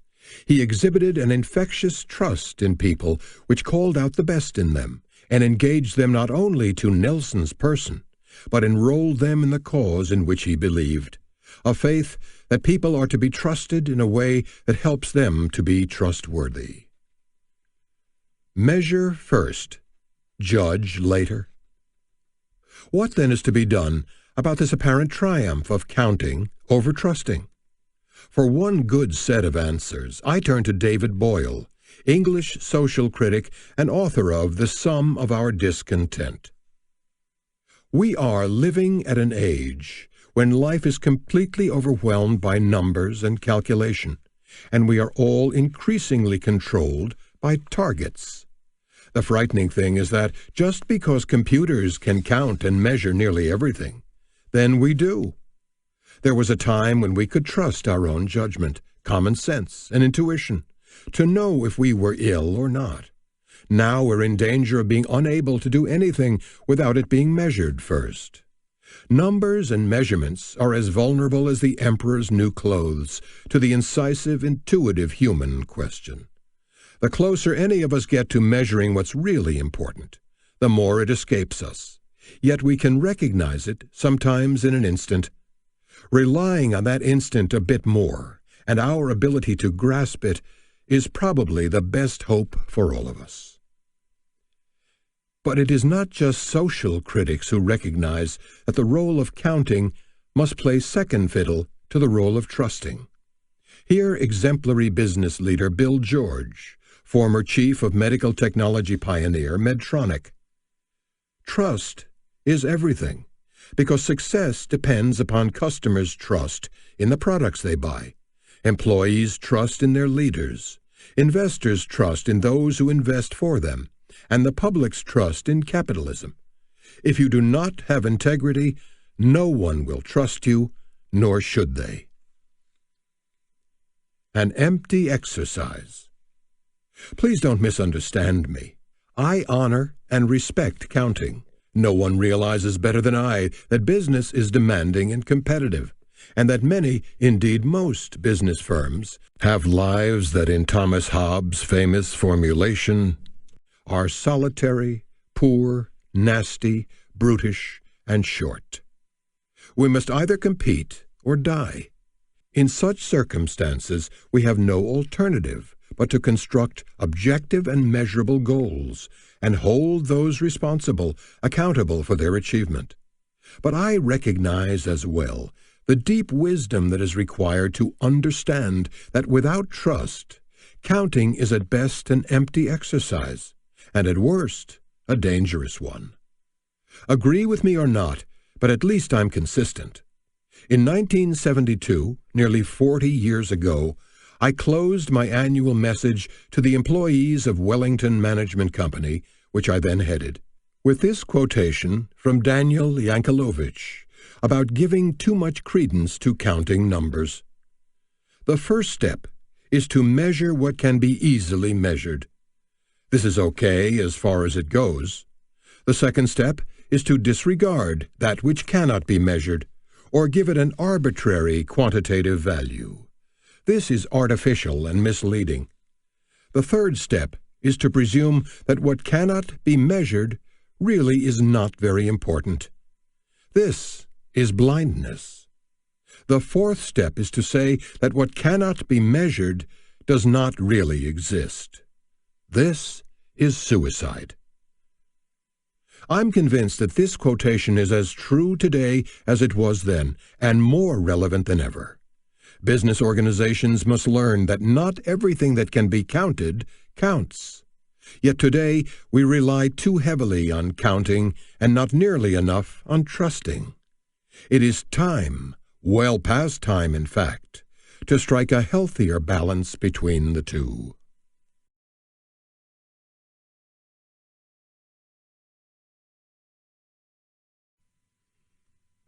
Chapter 5. Too much business conduct, not enough professional conduct. Among the most obvious and troubling manifestations of the change from the stern traditional values of yore to the, flexible values of our modern age, with its myriad numeric measures and its largely missing moral measures, is the gradual mutation of our professional associations into business enterprises. Even as power corrupts, so money corrupts the sound functioning of our national agenda. It was not ever thus. Only a bit more than 40 years ago, Daedalus, the venerable and prestigious journal of the American Academy of Arts and Sciences, proudly declared, "Everywhere in American life, the professions are triumphant." But when Daedalus revisited the subject in its 2005 summer issue, the lead essay found that the triumph had been short-lived. Our professions have gradually been subjected to a whole new set of pressures, from the growing reach of new technologies to the growing importance of making money. The idea of having a calling, the essay noted, was being undermined by potent market forces that have made it increasingly difficult to delineate just how professionals differ from those non-professionals who have most of the power and resources in the society. Let's begin by considering what we mean when we talk about professions and professionals. The article in Daedalus defined a profession as having these 6 common characteristics. 1. A commitment to the interest of clients in particular, and the welfare of society in general. 2. A body of theory or special knowledge. 3. A specialized set of professional skills, practices, and performances unique to the profession. 4. The developed capacity to render judgments with integrity under conditions of ethical uncertainty. 5. An organized approach to learning from experience, both individually and collectively, and thus of growing new knowledge from the context of practice. 6. The development of a professional community responsible for the oversight and monitoring of quality in both practice and professional educators. Daedalus then added these wonderful words: "The primary feature of any profession is to serve responsibly, selflessly, and wisely, and to establish an inherently ethical relationship between the professional and the general society." Times have changed. When we think of professionals, most of us would probably start with physicians, lawyers, teachers, engineers, architects, accountants, and clergymen. I think we could also find agreement that both journalists and trustees of other people's money are, at least in the ideal, professionals as well. And yet, profession by profession, the old values are clearly being undermined. The driving force in this instance, as in so many others, is our bottom-line society, focused on our ability to count with precision what doesn't count at all. Unchecked market forces not only constitute a strong challenge to society's traditional trust in our professions, but in some cases, these forces have totally overwhelmed normative standards of professional conduct developed over centuries. Sad to say, the financial services industry, including the mutual fund industry, to which I've devoted my entire career, seems to be leading the way in the development of these baneful forces, as in many other deteriorating values that do not bring credit on us. Once a profession in which business was subservient, the field of money management has become a business in which the idea of professional conduct is subservient. Harvard Business School professor Rakesh Khurana was right on the mark when he defined the conduct of a true professional with these words: "I will create value for society rather than extract it." Plenty of members of our economy do exactly that, create value. Value is created by those professions that I identified previously, as well as by the manufacturers of goods, the providers of services, engineers, builders, and on, but not by the financial sector. As we learned earlier, money management extracts value from the returns earned by our business enterprises, and in the process of maximizing its own commercial interests, the industry seems to have lost its professional bearings. Other examples of the harsh consequences of this move away from professional conduct are easy to come by. In public accounting, our once Big Eight, now Final Four, firms gradually came to provide hugely profitable consulting services to their audit clients, making them business partners of management rather than independent and professional evaluators of generally accepted, if loosely interpreted, accounting principles. The 2003 failure of Arthur Andersen and the earlier bankruptcy of its client Enron was but one dramatic example of the consequences of this conflict-riddled relationship. This is hardly a new concern for me. I've written much about how the imbalance between business and professional values has invaded journalism, where we see the increasing dominance of state publishing over church editorial. In recent years, scandals have reached the most respected echelons of the press: the New York Times, the Los Angeles Times, the Washington Post. The legal profession, too, has hardly been exempt from this trend. The imprisonment of two of the most prominent trial attorneys on criminal charges is but one example of how the once high principles of the professional practice of law have deteriorated, and how the lure of money has overwhelmed the prestige of reputation. A similar transition has taken place in the medical profession, where the human concerns of the caregiver and the human needs of the patient have been overwhelmed by the financial interests of commerce. Our giant medical care complex of hospitals, insurance companies, drug manufacturers and marketers, and health maintenance organizations, HMOs.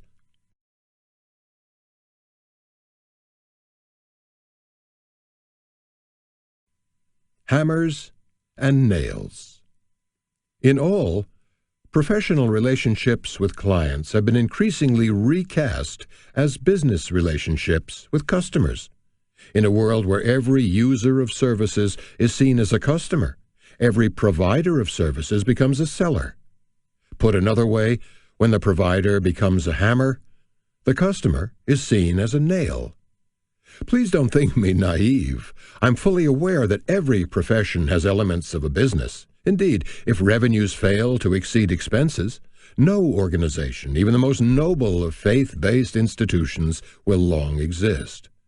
But as so many of our nation's proudest professions gradually shift their traditional balance away from that of trusted professions serving the interests of their clients of the community, and toward that of commercial enterprises seeking competitive advantage, the human beings who rely on those services are the losers.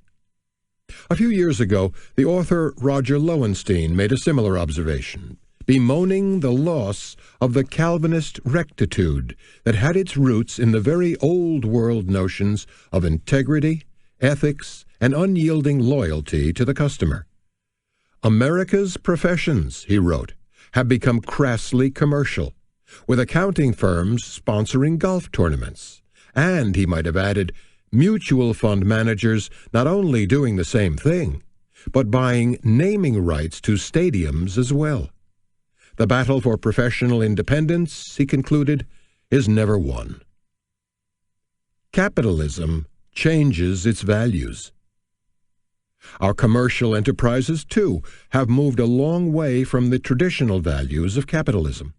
The origins of modern capitalism, beginning with the Industrial Revolution in Great Britain back in the late 18th century, had to do, yes, with entrepreneurship and risk-taking, with raising capital, with vigorous competition, with free markets, and with the returns on capital going to those who put up the capital. But central to the effective functioning of early capitalism was the fundamental principle of trusting and being trusted. That is not to say that the long history of capitalism has not been punctuated by serious failings.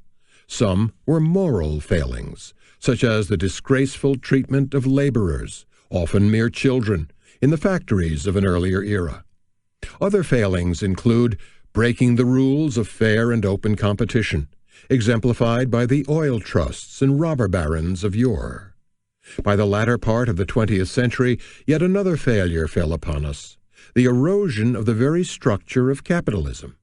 Not only had trusting and being trusted come to play a diminishing role, but the owners of our businesses were relegated to a secondary role in the functioning of the system. Owners, not agents. As I see it, there were two major forces behind this counterproductive development. First is the change that I've described as the pathological mutation from owners' capitalism to managers' capitalism. Our old ownership society, in which the shares of our corporations were held almost entirely by direct stockholders, gradually lost its heft and its effectiveness. Since 1950, direct ownership of U.S. stocks by individual investors has plummeted from 92% to 26%, while indirect ownership by institutional investors has soared from 8% to 74%, a virtual revolution in the ownership structure. Our old ownership society is now gone, and it is not going to return. In its place, we have a new agency society, in which our financial intermediaries now hold effective control of American business. But these new agents haven't behaved as agents should. Our corporations, pension managers, and mutual fund managers have too often put their own financial interests ahead of the interests of the principals whom they are duty-bound to represent, those 100 million families who are the owners of our mutual funds and the beneficiaries of our pension plans. While this mutation in the structure of ownership explains much of the change in our system of capitalism, a second force greatly accentuated the problem. Our newly empowered institutional agents also seem to forget their traditional principles of trusteeship and prudent management, moving, as I have noted, from long-term investing to short-term speculation. When investors are focused not on the intrinsic value of the corporation, but on the price of its stock, assuming some responsibility for corporate governance is the first casualty. Why be concerned with proxy voting, for example, if you may not even be holding the shares a year later?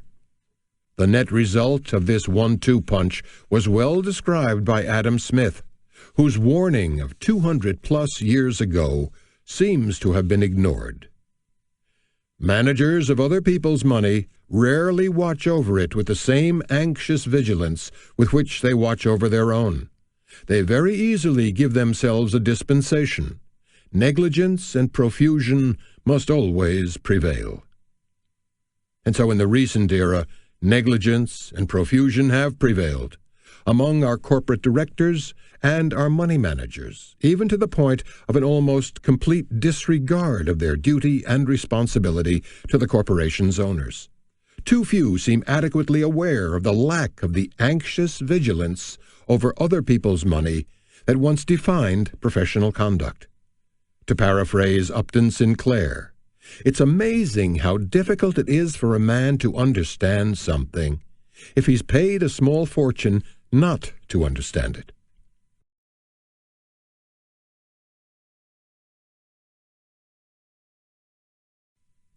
CEO compensation. How much is enough?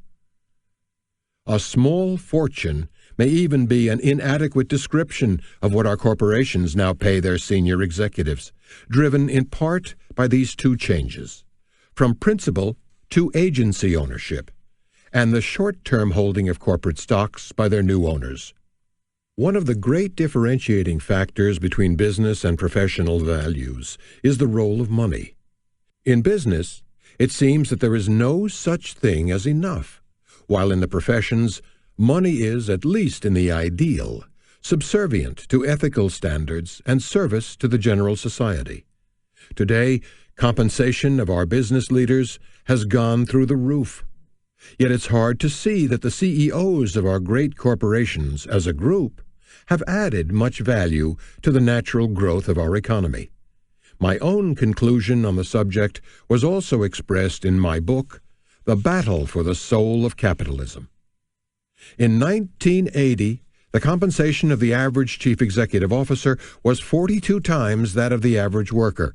By the year 2004, the ratio had soared to 280 times that of the average worker, down from an astonishing 531 times at the peak in 2000. Over the past quarter century, CEO compensation, measured in current dollars, rose nearly 16 times over, while the compensation of the average worker slightly more than doubled. Measured in real 1980 dollars, however, the compensation of the average worker rose just 0.3% per year, barely enough to maintain his or her standard of living. Yet CEO compensation rose at a rate of 8.5% annually, increasing by more than 7 times in real terms during the period. The rationale was that these executives had created wealth for their shareholders. But were CEOs actually creating value commensurate with this huge increase in compensation? Certainly the average CEO was not. In real terms, aggregate corporate profits grew at an annual rate of just 2.9%, compared to 3.1% of our nation's economy, as represented by the gross domestic product. How that somewhat dispiriting lag can drive average CEO compensation to a cool $9.8 million in 2004 is one of the great anomalies of the age. Even in the recent era, when the returns on the stocks of many corporations have made little progress and have often regressed, CEO compensation has remained at truly awesome levels. But with what justification? As noted earlier, the earnings of our corporations as a group have provided a relatively steady share of GDP over the years, not a growing share that might justify some rise in CEO compensation, to say nothing of the leap from 42 times the average worker's compensation to 280 times of a few years ago in 2004. Since then, that relationship has risen back to 520 times, and the average CEO compensation has risen to an even cooler $18.8 million, almost double the 2004 level. If CEOs as a group are and must be average, what explains their soaring pay scales? One argument is that their pay is simply part of a trend, in which the pay of the most talented and fortunate members of a variety of groups, for example, movie and television stars and professional baseball, basketball, and football players, has increased by even more. Of course, these star athletes and entertainment personalities are paid fortunes, but they are paid either directly or indirectly by their fans, and often by the owners of teams or networks out of their own pockets and out of their own self-interest. The owners make big money off these stars. It's an arm's-length deal. CEOs, however, are paid by directors, not out of their own pockets, but with other people's money. A clear example of the agency problem in our investment system and our focus on business conduct rather than professional conduct. A lack of accountability. The root problem is that corporate shareholders have played little, if any, role in setting executive pay. A long time ago, Benjamin Graham got this issue exactly right. He observed that in terms of legal rights, the stockholders as a class are king. Acting as a majority, they can hire and fire managements and bend them completely to their will. But in terms of the assertion of these rights in practice, stockholders are a complete washout. They show neither intelligence nor alertness, vote in sheep-like fashion for whatever the management recommends, no matter how poor the management's record of accomplishment may be. That was true when he wrote those words in 1949. It is no less true today. Driven by the growing lack of accountability of corporate boards to shareholders, this agency problem permeates corporate governance in three major ways. First is the indifference of the themselves highly paid institutional money managers, who in the aggregate now hold effective voting control of corporate America.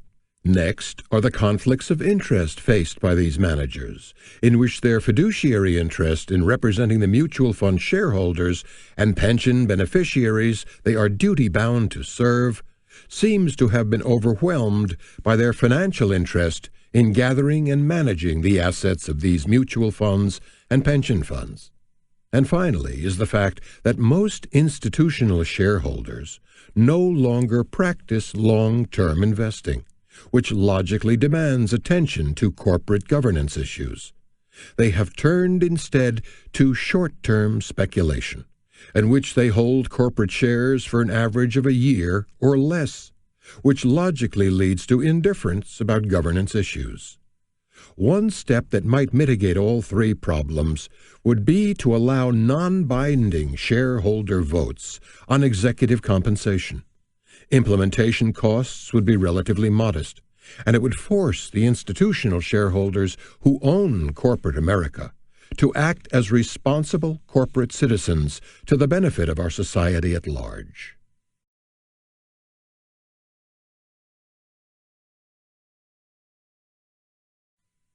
Intrinsic value, not stock price. It's hardly surprising that CEOs managing companies whose stocks have provided higher returns have received systematically higher compensation. After all, given the heavy role played by stock options in compensation packages, it would be little short of astonishing were that not the case. But I take issue with the heavy reliance on stock prices as the principal basis of CEO compensation. The short-term and momentary price of a stock, as we now know, is as illusory as it is precise. CEO performance should be based on the long-term building of enduring intrinsic value, which is as real as it is imprecise. Now there's a paradox. Basing compensation on increasing the intrinsic value of business would be a far better way than flighty stock prices to reward executives for durable long-term performance. For example, CEO compensation might be based on corporate earnings growth, corporate cash flow, even better, for it is far more difficult to manipulate, dividend growth, ditto, and return on corporate capital relative to peers and relative to corporations as a group, say the S&P 500. Such measurements should be taken only over an extended period of time. What's more, CEO incentive pay should be subject to exceeding a sort of hurdle rate, earned only when the firm's returns exceed the corporation's cost of capital. To be sure, those standards are challenging, but meeting challenges is what real business success should be all about. Performance, not peer groups. Much of the responsibility for our flawed system for CEO compensation can be attributed to the rise of the compensation consultant. It must be clear, first, that compensation consultants who consistently recommend lower pay or tougher standards for CEO compensation would likely not hold on to many clients. To make matters worse, the well-known methodology of consultants grouping CEOs into peer groups measured in quartiles leads inevitably to a ratchet effect. It has been observed, correctly, I believe, that boards of directors typically fall in love with their CEOs, at least until something big goes wrong. When a board finds that its own CEO's pay reposes in the fourth quartile, it raises his or her compensation to bring it into, say, the second quartile, which of course drops another CEO into the fourth quartile. And so the cycle repeats onward and upward over the years, almost always with the encouragement of the ostensibly impartial consultant, who of course makes his or her living not by recommending less, but by recommending more.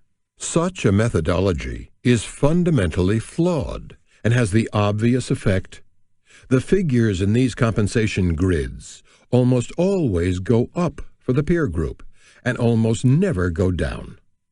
Warren Buffett pungently describes the typical consulting firm by naming it, tongue-in-cheek, ratchet, ratchet, and bingo.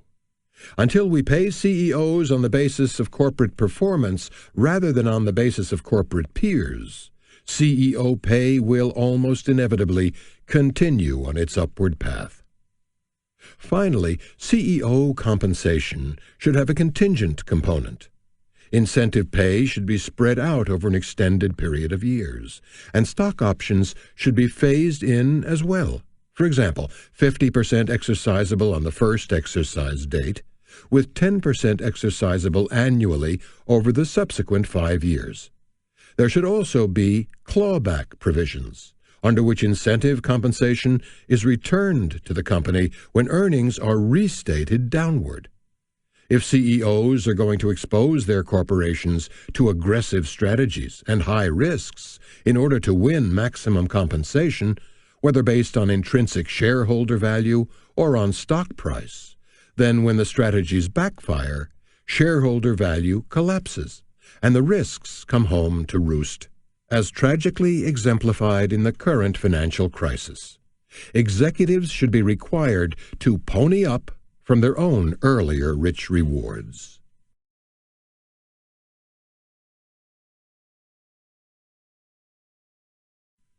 Principles, P-A-L-S, and principles, P-L-E-S. Returning professional conduct to a more important role in business affairs would be no easy task. One avenue to pursue, curiously enough, was suggested by a mailing that arrived on my desk with a typographical error that I just couldn't ignore. Sent out by the Center for Corporate Excellence to announce that General Electric would receive its Long-Term Excellence in Corporate Governance Award, the flyer quoted GE President Jeffrey Immelt on the importance of sound principles, P-A-L-S, of corporate governance.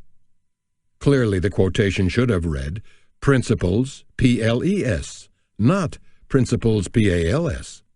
But as I thought about the error, it seemed almost prophetic. After all, no matter how strong the ethical principles, P-L-E-S, of the world of business may be, of what use are they without ethical principles, P-A-L-S, to honor them? Ethical leaders are needed who have the responsibility of assuring that these ethical principles permeate and dominate the culture of our corporate world. We can all agree, I'm sure, on a basic set of ethical principles that should guide business and their leaders toward traditional professional standards. Indeed, virtually all of our large publicly held corporations already have ethical codes, published for all to see, paying lip service to high ideals. Yet we have also witnessed far too many examples in which these standards have been ignored by the very managements that brag about them, in order to meet ambitious, often overly ambitious goals for growth in corporate revenues and earnings. Our corporate directors also pay lip service to their duty to responsibly represent the shareholders of the companies whose proxies they vote. How could they say otherwise? But preserving, protecting, and defending the corporation's resources with the interests of its owners as the highest priority seems the exception rather than the rule. While the fact is that the CEO is an employee, albeit the senior employee of the corporation, responsible through the board of directors to the owners, rare are the CEOs who see themselves in those terms. Rather, the paradigm is those imperial CEOs who view themselves as solely responsible for the creation of shareholder value, forgetting the immense contribution made by all those millions of employees who commit themselves to the task of building corporate value every day, and worse, are paid as if their contributions were small. We see corporations preach the so-called balanced scorecard. It calls for fair dealing with the corporation's other constituencies: customers, employees, suppliers, the local community, government, and the public. But the newspapers are full every day, it seems, of stories of companies that have gone in exactly the opposite direction.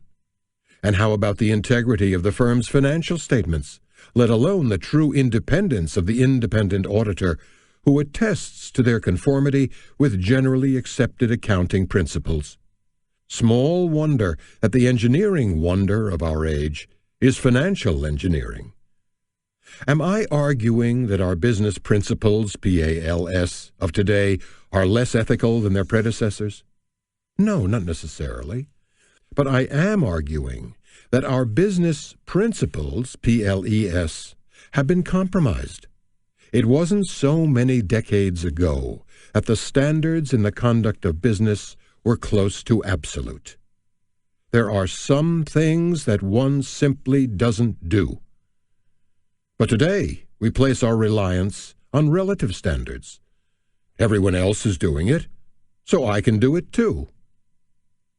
Our society cannot and should not tolerate the substitution of moral relativism for a certain form of moral absolutism and its debasement in the ethical standards of commerce. Only capitalists can kill capitalism. We who are or have been principals in the world of business have a high obligation not only to establish unsparing principles modeled along professional lines for our firms and colleagues, but to preserve and protect and defend those principles. When we fail to do so, as we too often have of late, cynicism spreads widely across the populace, and social ills are magnified. I can't make the case any better than did Felix Rohatyn, the widely respected former managing director of Lazard Frères, in the Wall Street Journal a few years ago. I am an American and a capitalist, and believe that market capitalism is the best economic system ever invented. But it must be fair, it must be regulated, and it must be ethical. The last few years have shown that excesses can come about when finance capitalism and modern technology are abused in the service of naked greed. Only capitalists can kill capitalism, but our system cannot stand much more abuse of the type we have witnessed recently, nor can it stand much more of the financial and social polarization we are seeing today. We are now seeing in our corporations and our financial markets the result of the triumph of business standards over professional standards. Far too much of the former, not nearly enough of the latter. No, we can't deny, nor should we, that the primary requirement for any business is to earn a profit. But we can demand that a business conduct its affairs with ethical professionalism. Our society has a huge stake in striving to return to the professional values that a mere 40 years ago ruled triumphant in this nation.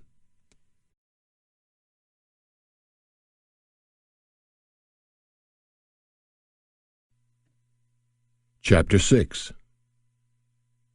Too much salesmanship, not enough stewardship.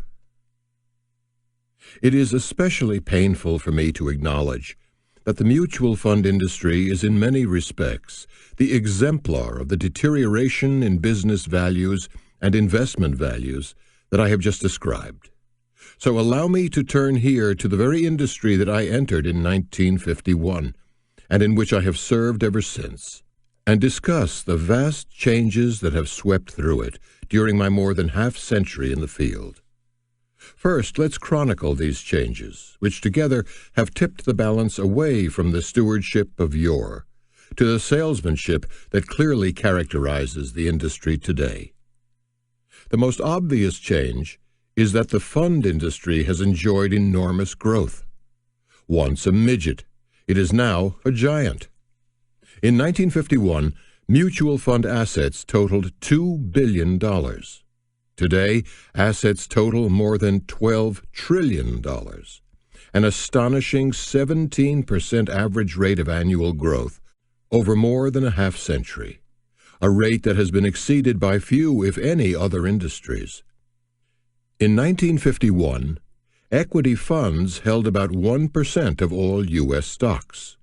By 2008, they held a stunning 35%, making the mutual fund industry the nation's most dominant financial institution. Far less obviously, the fund industry has significantly changed its investment focus. Then, almost 80% of stock funds, 60 of a mere 75 funds, were broadly diversified among investment-grade stocks. These funds pretty much tracked the movements of the stock market itself and lagged its returns by only the amount of their then modest operating costs. Today, such large-cap blend funds, about 500 in all, are vastly outnumbered by 3,100 U.S. equity funds, diversified in other styles. Another 400 funds narrowly diversified in various market sectors, and 800 funds investing in international equities, some broadly diversified, some investing in specific countries. Some of these new fund categories, for example, the global stock market, have served investors well. Others have had disastrous consequences. In any event, the challenge to investors in picking funds has become almost equivalent to the challenge in picking individual stocks. Investors change their spots. So do managers. In part responding to this change, the behavior of investors who own mutual funds has also changed. Fund investors no longer just pick funds and hold them. They trade them. In 1951, the average fund investor held his or her shares for about 16 years. Today, that holding period averages about 4 years. To make matters worse, fund investors don't trade very successfully because they usually chase good performance and then abandon ship after bad performance. The asset-weighted returns, those actually earned by fund investors, have trailed the time-weighted returns reported by the funds themselves by the astonishing gap mentioned previously, in which the 10% annual return of the average fund over 25 years was 37% higher than the 7.3% return earned by fund shareholders. The investment process utilized by fund managers, too, is radically different from the process prevailing when I entered the field. In 1951, management by investment committee was the rule. Today, it is the exception. This is the age of the portfolio manager, with the vast majority of funds, some 60%, managed by a single individual or a team of about 3 managers. While committee management was hardly a guarantor of superior returns, the system served investors well, with the vast majority of funds producing returns that were relatively market-like. And while a system of individual portfolio managers may not be bad in and of itself, this evolution, really a revolution, has led to costly discontinuities. A star system among mutual fund managers has evolved with all the attendant hoopla, encouraging hyperactivity by fund investors. The average portfolio manager serves a fund for but 5 years, aggressively managing a portfolio, the returns of which often depart sharply from the returns of the broad stock market, sometimes positively for a while, and then sharply negative. But most of those stars have turned out to be comets. Given this change from the collective to the individual, it is hardly surprising that fund investment strategies have also been drastically altered. In 1951, the typical mutual fund focused on the wisdom of long-term investing, holding the average stock in its portfolio for about 6 years. Today, the holding period for a stock for actively managed equity funds is just 1 year. More charitably, on a dollar-weighted basis, the average holding period is just over 1.5 years. Either way, the typical mutual fund of today is focused on the folly of short-term speculation. With these changes, fund costs have soared. On an unweighted basis, the expense ratio of the average actively managed equity fund has almost doubled, from 0.77% in 1951 to 1.50% in 2007. To be fair, when weighted by fund assets, the expense ratio has risen from 0.60% to 0.93%, a lower but still staggering increase of more than 50%. Put another way, if we apply those ratios to equity fund assets of $2 billion in 1951 and to $7 trillion in 2007, respectively, an industry that once provided its services rather more effectively for $12 million a year now does so less effectively for $65 billion a year.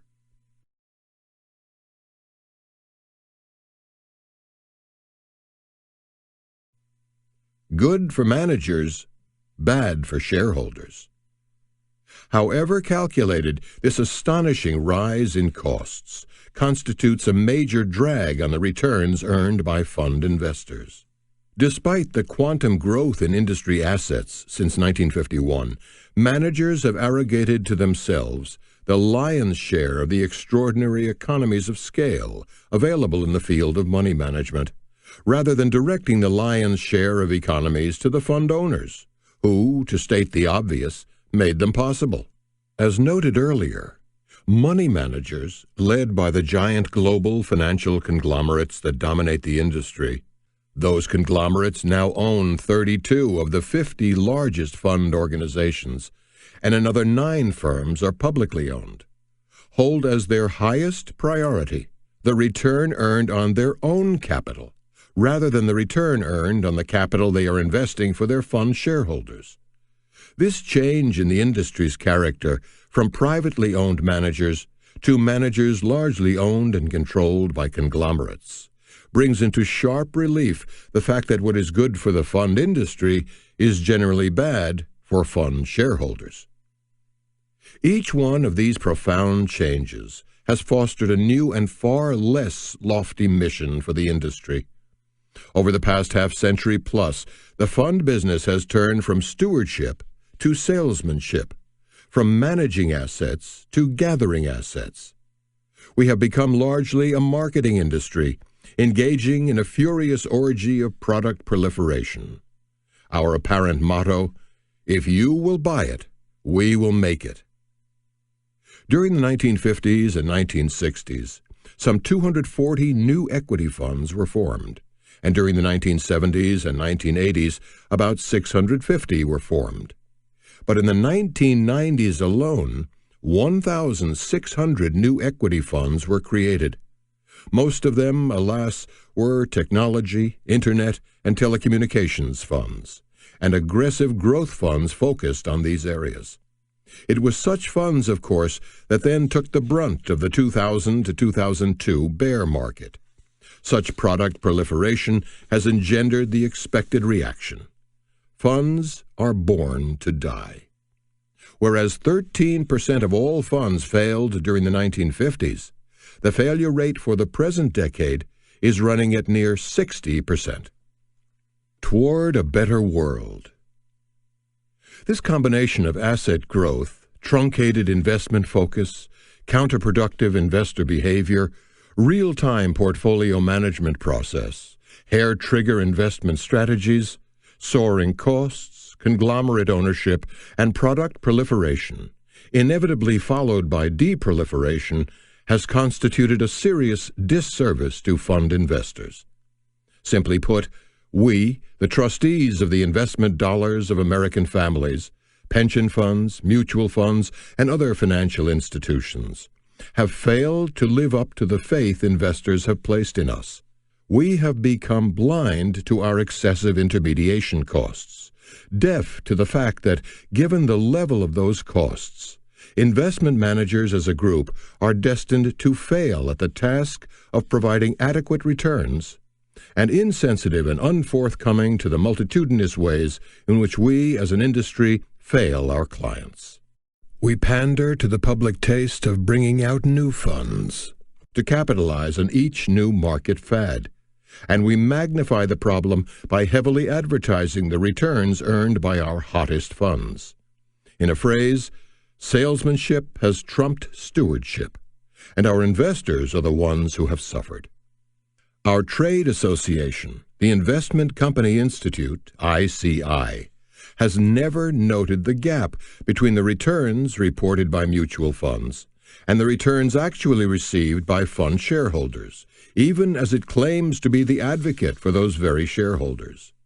Nor, for that matter, has the ICI noted the huge returns earned by fund management companies, regardless of whether fund shareholders are making any money.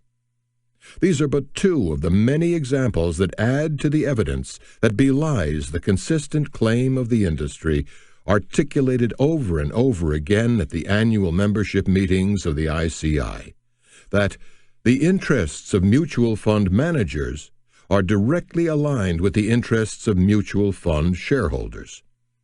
It is simply not true. It must seem obvious that there is an urgent need to face up to these and other failures in the changing world of capitalism, and especially the rapidly changing world of the mutual fund industry. Yet it is remarkable to me that a situation so dire has occasioned such a dearth of public discourse.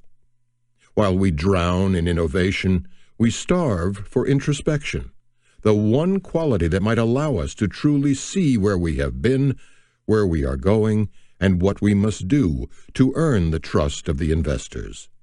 In the investment community, I have seen no defense of the inadequate returns delivered by mutual funds to investors, nor of the industry's truly bizarre, counterproductive ownership structure.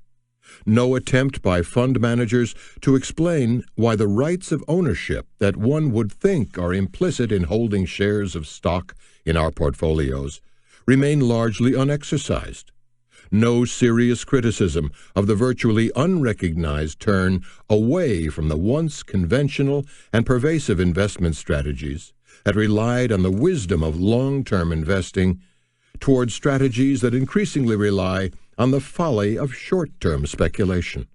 And until 2007, almost no discussion of the huge deficits that we are facing in our public and private systems of retirement plan funding, in which our funds play such an important role.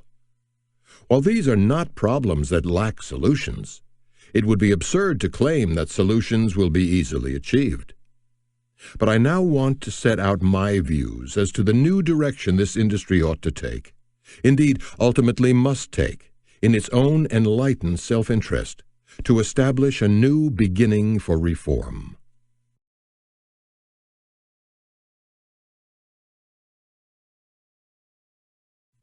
Let's dream together. I have a dream, or rather 5 dreams. 5 dreams for redesigning the mutual fund industry in the years ahead, so that it can return to the focus on management of its early history and minimize the marketing focus that has come to dominate the business today. A dream, that is, of an industry that once again values stewardship more highly than salesmanship. Dream number 1. A fair shake for shareholders. The first dream is to design a new industry in which we give our investors a fair shake in terms of costs. As I have noted, although equity fund expense ratios recently have leveled off, despite the staggering increase in assets under management, they remain at least 50% higher than in the infinitely smaller industry of 50 years ago. Clearly, the vast economies of scale that come hand in hand with the management of other people's money have done far more to benefit managers than to benefit investors. I dream that trend will be reversed. Dream number 2. Serving the investor for a lifetime. My second dream is that we design an industry that will serve the investor not for a season, but for a lifetime. Technologically, we are well prepared to do just that. The industry's ability to handle the complex record-keeping for the nearly 50 million participants in our multifaceted defined contribution plans, for example, has been something of a triumph. And the services we provide to our fund investors through communications and transactions over the Internet have been truly remarkable. But the vast menus of funds we offer and the wide array of strategies we create almost of necessity encourage investors to restlessly move their money around, a strategy that favors the house far more than it favors the player. We have too many investors who are too aggressive. 401k plan participants working for Fortune 100 companies allocate an average of 36% to company stock, not only concentrating their investment risk, but aligning it with their career risk. We also have too many investors who are too conservative, investors who have so-called stable value funds and money market funds as an investment option, allocate nearly 24% to these funds. What is more, 401k investors are notorious for performance chasing, and we seem not to care. Traditionally, the most popular funds in our retirement plans have been those with extraordinary past performance. But alas, their returns are destined to revert to the market mean at best, and more likely well below it. We also offer too many choices, sowing confusion among participants. We allow too much borrowing, and we now know that in today's world of high employee turnover, fully 45% of those who leave their jobs simply take their money and run. And we are only now developing annuity-linked programs that allow our clients a seamless move from their years of accumulating assets to the years when they begin to draw these assets down, secure from the risk of exhausting them. Most important of all, we need to recognize that pooled investment funds, such as mutual funds, now constitute the dominant element of the nation's overall retirement system, including not only individual retirement plans, but also corporate benefit plans and federal, state, and local government plans. With each passing year, they will become even more dominant. Instead of merely looking after our own parochial interests, far-sighted industry leaders ought to be leading the way to rationalizing the entire retirement services system. So my dream of providing lifetime services to investors includes a vision that our industry leaders begin to act as statesmen and at last step forward with proposals and designs that will create for our citizens a sound, integrated, disciplined, and secure retirement system. We owe no less to our investors and to our nation. Dream number 3. Long-term investment horizons. My third dream is that our money managers turn back the clock, reverting to our traditional focus on long-term investment strategies. As I wrote earlier, the average fund portfolio turns over at an annual rate of nearly 100%, a holding period of barely 1 year for the average stock. Who benefits from such frantic turnover? Not our fund shareholders as a group. Indeed, to state the obvious again, such trading must and does dilute the returns of our owners in the aggregate. So the fund industry's conversion from its historic focus on the long term to today's focus on the short term has been detrimental to the interests of our shareholders. There's another great benefit in again becoming an own a stock industry. We would be forced to recognize that the interests of our shareholders demand that we act as responsible corporate citizens, carefully examining company financial statements, making our views known on matters such as stock options, executive compensation, and corporate governance, and ensuring that the corporations whose shares we hold are operated in the interests of their shareholders rather than their managers. In today's rent-a-stock industry focused on speculation, stocks are treated as mere pieces of paper to trade back and forth rather than as the talisman of ownership. As a result, those governance issues are too often ignored. So my dream is that we return to our roots as investors, not only because it will be to the economic benefit of our clients, but because we can play the determining role in returning corporate America to its own roots of democratic capitalism. Dream number 4, serving long-term investors. My fourth dream is that we again focus on serving long-term shareholders. That is not now how it works today. For even as the investment horizons of our fund managers have diminished, so too have the horizons of our mutual fund owners. Small wonder, since we have shaped our business to meet the demands of short-term investors. Just look at our mad ongoing rush to offer investors funds that are designed to be traded, rather than funds designed to be held for a lifetime. The contrast of yesteryear's fund industry, consisting largely of market-like portfolios holding blue-chip stocks, to today's could hardly be more stark. We think in terms of sizes and styles, terms more suggestive, when you think about it, of the field of high fashion than of the field of investing. So in my fourth dream, we abandon the fashion model runway approach to investing. How can we even pretend to foster responsibility for our clients' long-term well-being when nearly 2,800 of the 6,126 mutual funds that existed in 2001, only 7 years ago, are already dead and gone? Instead of narrowly defined products, the industry needs to be providing more broadly diversified mutual funds, trust accounts that can be bought and held forever. That's where our roots lie. If that change leads us to greater emphasis on broad market index funds, which clearly meet that definition, well, so be it. But even if it leads to other investment strategies with a similar orientation, the index fund remains the purest paradigm to which we must return. Dream number 5. Putting fund investors in the driver's seat. My fifth dream is putting the investors in the driver's seat of fund governance.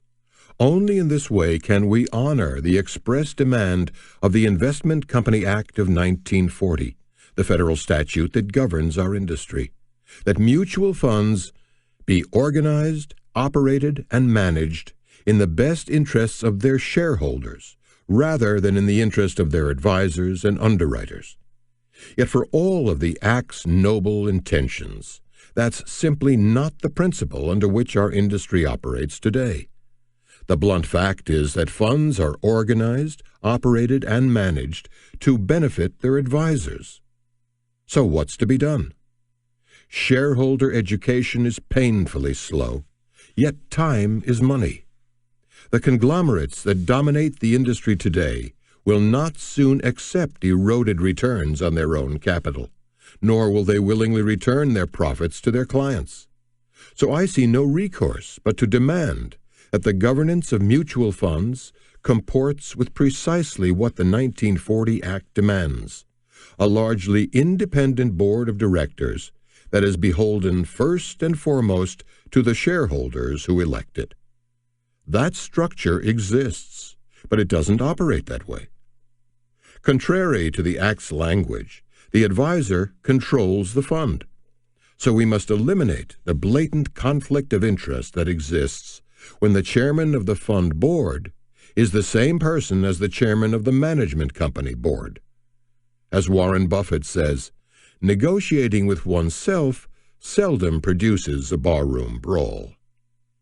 For the same reason, we need a board wholly independent of the manager. The requirement that 75% of the directors must be independent is a good beginning. But at Vanguard, our external advisors have zero board representation, obviously without adverse consequences for our shareholders. SEC regulations already require an independent legal counsel and a chief compliance officer for the funds themselves, and I strongly favor, at least for the larger fund complexes, a fund staff responsible to the board that provides the board with objective and unbiased information on fund costs, performance, marketing, and the like. Note those key words, objective and unbiased. What a breath of fresh air that would be.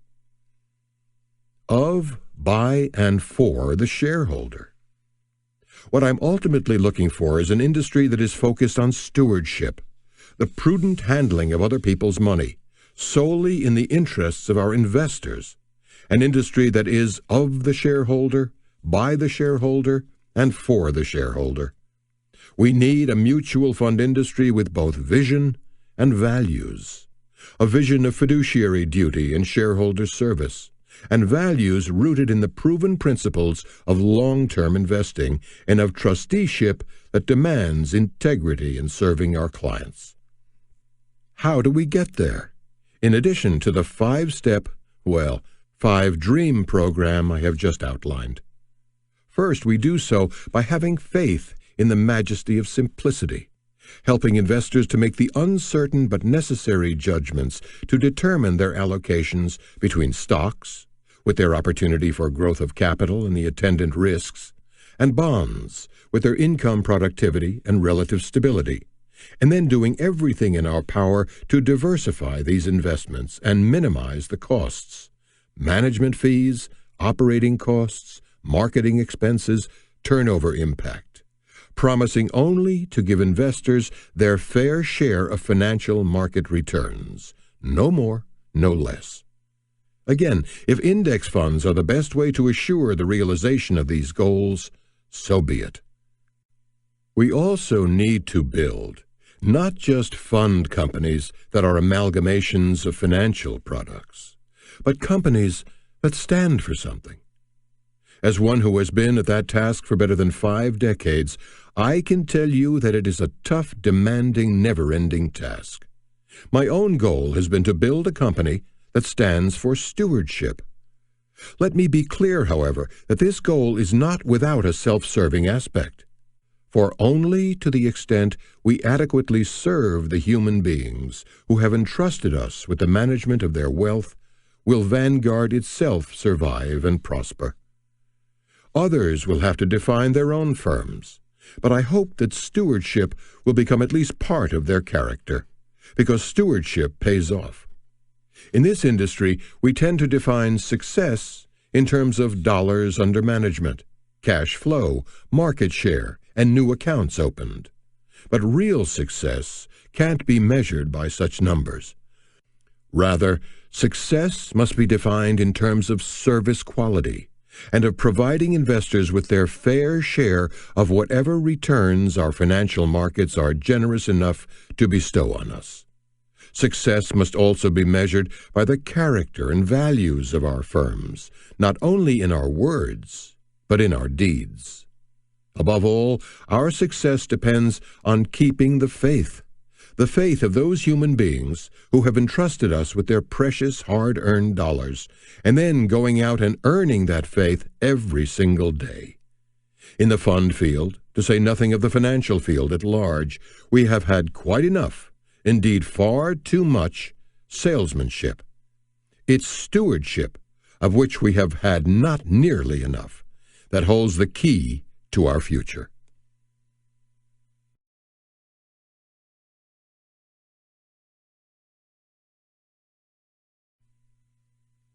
Chapter 7. Too much management, not enough leadership. It has been observed that most of our larger corporations are overmanaged but underled. I believe that's accurate not only with respect to our nation's businesses, but to our financial institutions as well. Of course, every group, every organization, and every nation requires a healthy cadre of both managers and leaders. Each role is essential, but each role is different, and recognizing the difference is equally essential. Hear management guru Warren Bennis on this point. There is a profound difference between management and leadership. Both are important. To manage means to bring about, to accomplish, to have charge of or responsibility for, to conduct. Leading is influencing, guiding in a direction, course, action, opinion. The distinction is crucial. Bennis lays out a number of critical distinctions between the two. The manager administers. The leader innovates. The manager is a copy. The leader is an original. The manager focuses on systems and structure. The leader focuses on people.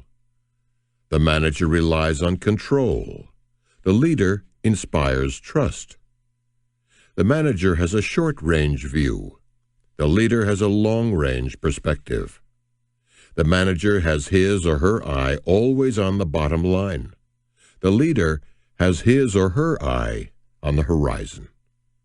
The manager imitates. The leader originates. The manager accepts the status quo. The leader challenges it. Professor Bennis ends his litany with this clear summation. The manager does things right. The leader does the right thing. While the thrust of Dr. Bennis's litany is generally on the mark, I believe that the dichotomy is overdrawn. Woe to the leader who ignores the bottom line, for example. Woe to the manager who fails to inspire trust, or who focuses only on the short range. So let me present a more subtle thesis, one that encompasses in many instances both sets of talents. For the enterprise to achieve its fullest expression, good stewardship, high professional standards, and trust must suffuse an entire organization, from the mailroom to the boardroom. The qualities must be built into the character of the enterprise, not grafted onto its exterior. Of necessity, those qualities must begin with leadership, with leaders who do more than count, leaders whose highest priorities include the deeper values of their organizations. Of course, in order to function with efficiency and excellence, all enterprises also need skilled and dedicated managers at every level of the organization, and they too must be committed to those values. And both leaders and managers must learn to view those who work with them from the highest to the humblest, not just as pawns on a corporate chessboard, but as human beings with the same needs and concerns that all of us have. Without strong and determined leaders to set the firm's character, direction, and strategy, even the best managers will be trying to push water up a hill. What, then, are the characteristics of good leadership and of good management? On that subject, I have, surprise, strong opinions, most of them formed in the crucible of my own 6 decades of business experience, including 4 decades as a leader, 9 years as chief executive of Wellington Management, 22 years as chief of Vanguard, and, if you will, now 9 years running Vanguard's admittedly tiny Bogle Financial Markets Research Center, with its crew of 3 plus me. So here I speak from my own broad, first-hand, and often hard-won experience. Of course, I'm especially proud of the extraordinary accomplishments of our Vanguard crew members, not only when I ran the firm, but up to this very moment.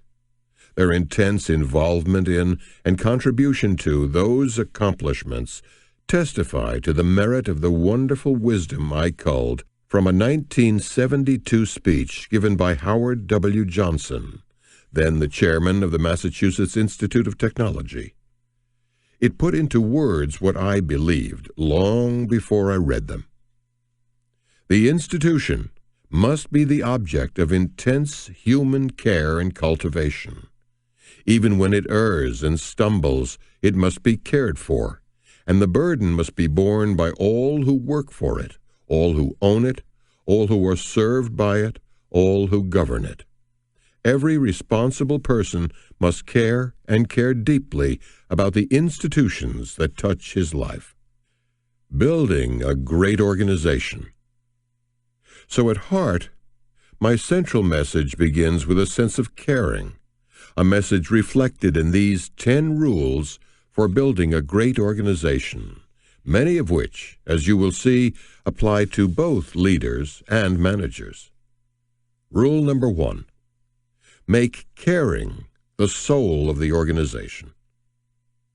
When I first spoke to our Vanguard crew about caring in 1989, I used these words. Caring is a mutual affair, involving 1. Mutual respect from the highest to the humblest among us. Each one of you deserves to be and will be treated with courtesy, candor, friendliness, and respect for the honorable work you perform. 2. Opportunities for career growth, participation, and innovation. While Vanguard is an enterprise in which so many are asked to do jobs that are routine and mundane, but always essential, the simple fact is that we need your enthusiastic participation in your job, whatever it may be, if we are to make Vanguard work effectively. After all, you on the firing line know a lot more about problems and solutions than the rest of us will ever know. The list continues, maintaining an attractive, efficient work environment, providing a meaningful communication program, and paying fair compensation. Then I was expressing nothing more than these common-sense principles. Today, nearly 20 years later, I'm not sure I would alter a single one of them. In an increasingly impersonal world, I have come to believe, with Howard Johnson, that success depends on a deep sense of caring for the institution by all who are affected by it.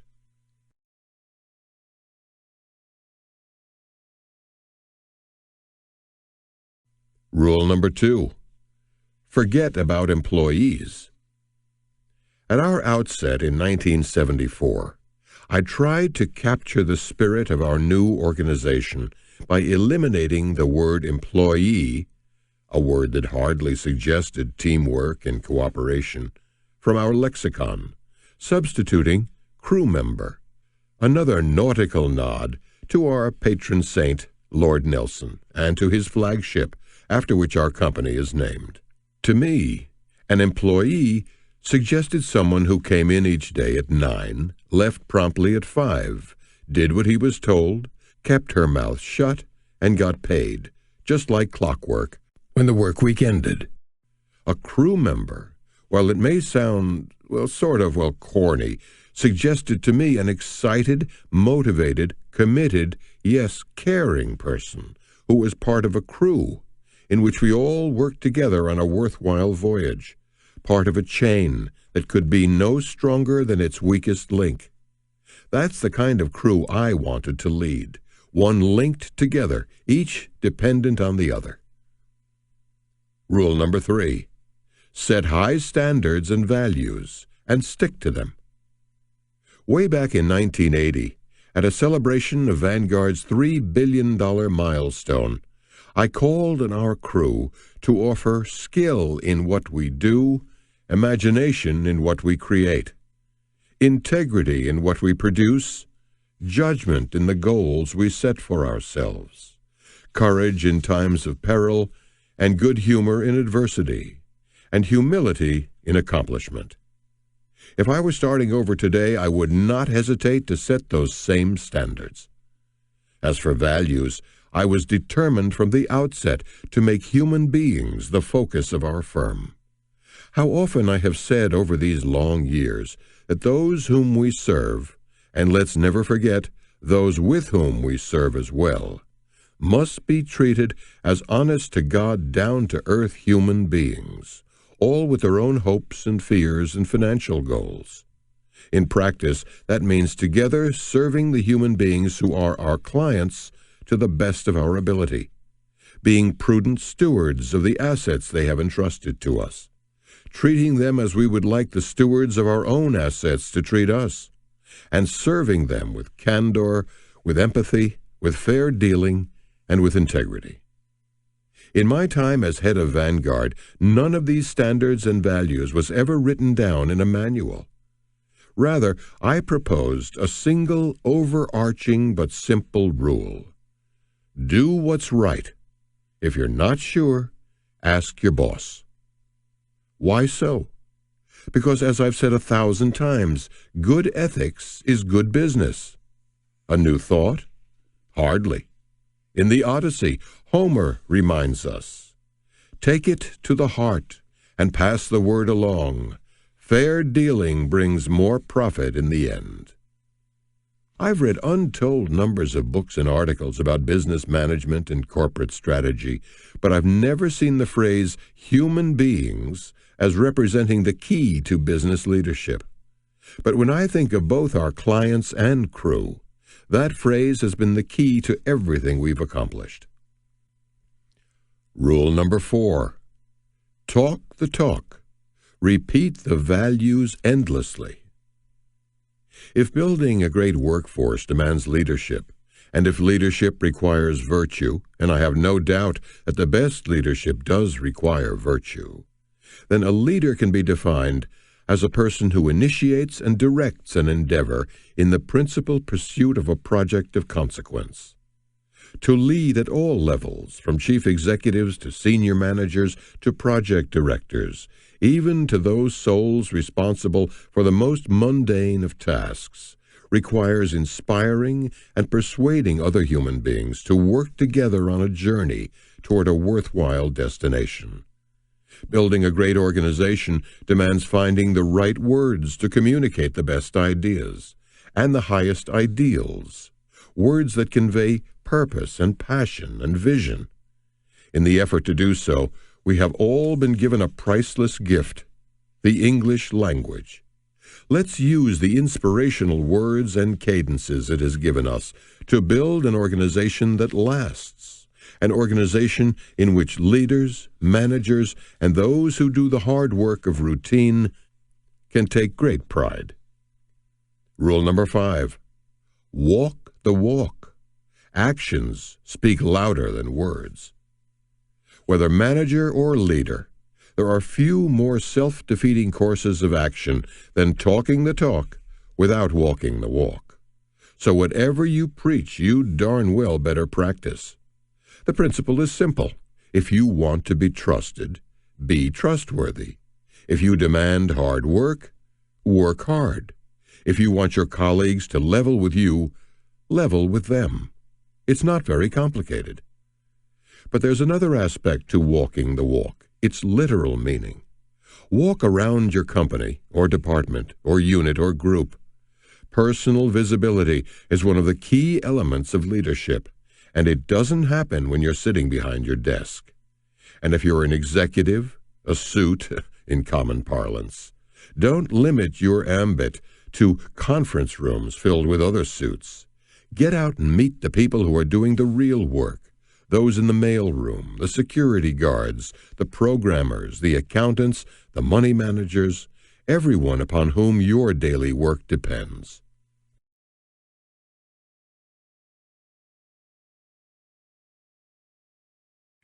Rule number 6. Don't overmanage. As I have earlier noted, the most important things in life and in business can't be measured. The trite bromide, "If you can measure it, you can manage it," has been a hindrance in building a great real-world organization, just as it has been a hindrance in evaluating the real-world economy. It is character, not numbers, that make the world go round. How can we possibly measure the qualities of human existence that give our lives and careers meaning? How about grace, kindness, and integrity? What value do we put on passion, devotion, and trust? How much do cheerfulness, the lilt of a human voice, and a touch of pride add to our lives? Tell me, please, if you can, how to value friendship, cooperation, dedication, and spirit. Categorically, the firm that ignores the intangible qualities that the human beings who are our colleagues bring to their careers will never build a great workforce or a great organization. Lord Keynes got it just right on this score, too. It is the merest pretense to suggest that an enterprise is based on an exact calculation of benefits to come. We need animal spirits, a spontaneous urge to action. If animal spirits are dimmed and spontaneous optimism falters, leaving us to depend on nothing but a mathematical expectation, the enterprise will fade and die. And so it will. We must allow those animal spirits to triumph within our organizations and within ourselves. Rule number 7. Recognize individual achievement. In Vanguard's early days, we were among the first firms to create a formal employee recognition program. It began, as I recall, in about 1980, and remains intact and virtually unchanged today. Each quarter, I would appear before a group of crew members and present the Vanguard Award for Excellence to one of the inevitably astonished colleagues.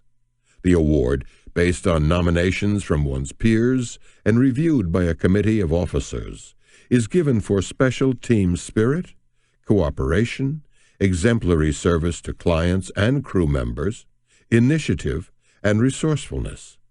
Some 6 to 10 awards were presented each quarter and included a $1,000 check, $500 to the crew member's favorite charity, and a plaque with the motto, "Even one person can make a difference." The award for excellence remains in place to this day. The point isn't to make recipients rich, but to recognize achievement, reinforcing an unshakable belief in the value of the individual to the organization as a whole.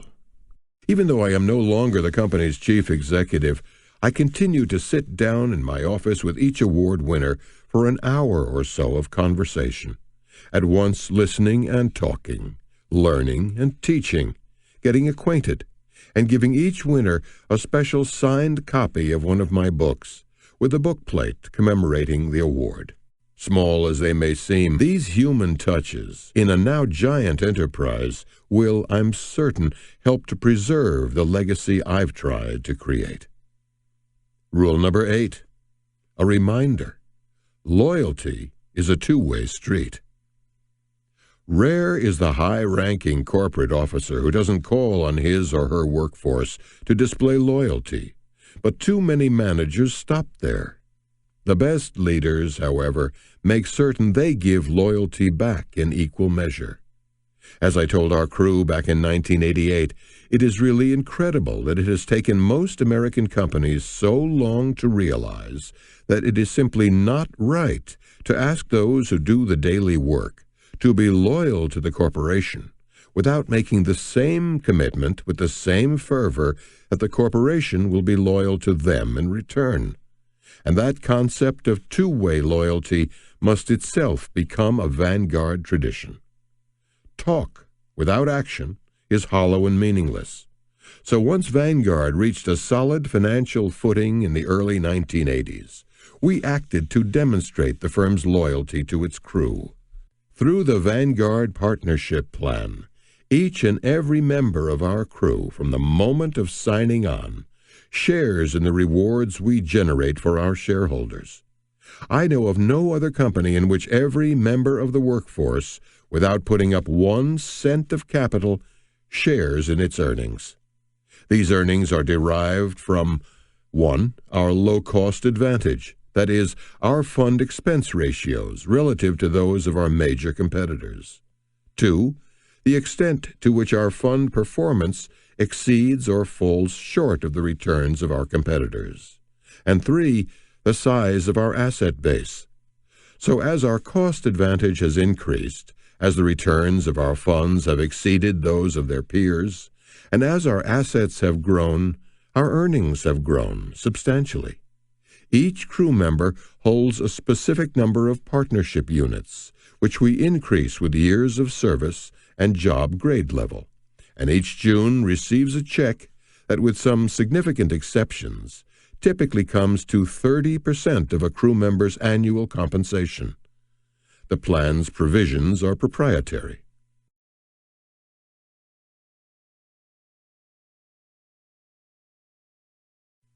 Rule number 9. Lead and manage for the long term. Leading a business is a serious, rugged, flaw-ridden, demanding task. Dog-eat-dog competition keeps managers and the members of the workforce on their toes, and the inevitable fluctuations and vicissitudes in an industry's affairs, as well as in the general level of economic activity, often seem to compel painful decisions and trade-offs to meet the exigencies of the day. But leading a business is also thrilling, challenging, and rewarding. The key to the difference, I believe, lies in doing everything possible to focus on long-term opportunities, doing your best to ignore the inevitable short-term difficulties. Scores of times I have reminded our crew, once you decide whether you expect to be in business for a short time or a long time, most of the right decisions are easy. Think about it. The ephemeral perception of a business is based largely on images, superficial headlines in the press, the momentary challenges, all of those hiccups and diversions that take our eye off the proverbial ball. The eternal reality of a business, in contrast, is its ability to provide good products or services that meet client needs at a fair price. Yes, client perceptions may change as tough times and hard circumstances take their toll. But over time, with businesses, even as with stock prices, any gap between perception and reality will be reconciled in favor of reality. So a great workforce must be managed as a long-term asset, and anyone who aspires to be a great leader or a great manager must ever keep in mind that long-term perspective. Some guidelines. Avoid layoffs in temporary downturns. Beware of excessive stringency in compensation. Don't slash benefits to meet short-term budgetary constraints. And never demand that some arbitrary percentage of the workforce must unilaterally be rated unsatisfactory. Never. In the trade, this is called rank and yank. If you focus on the long term, you can create the right environment for building a great organization. Character is the bedrock of the firm that lasts. Rule number 10. Press on, regardless. If there were a single phrase that best articulates the attitude of business leaders and managers who both deserve and reward a great workforce, it would be press on, regardless. It is a rule of life that has been a motto of my family for as long as I can remember, and has sustained me through times thick and times thin alike. The motto's provenance was an old lobster boat named Press On, owned by my uncle, investment banker Clifton Armstrong Hipkins. On the little bridge was a framed copy of these words from President Calvin Coolidge. Nothing in the world can take the place of persistence. Talent will not. Nothing is more common than unsuccessful men with talent. Genius will not. Unrewarded genius is almost a proverb. Education will not. The world is full of educated derelicts. Persistence and determination alone are omnipotent. The slogan, "Press on," has solved and always will solve the problems of the human race. A caution. Many leaders intuitively understand the need to press on when the weather is stormy and the going is hard. Far fewer, it seems to me, understand the need also to press on when the weather is sunny and the going is easy. Yet leaders and managers alike need to be reminded that the good times as well as the bad will pass away. The best course that I know is to keep pressing forward no matter the circumstances. Like all great sentiments, the idea of pressing on is hardly new. St. Paul urged his flock to do as he did and press to the mark. 2.5 millennia earlier, the last words written by Buddha expressed the identical sentiment: strive on diligently.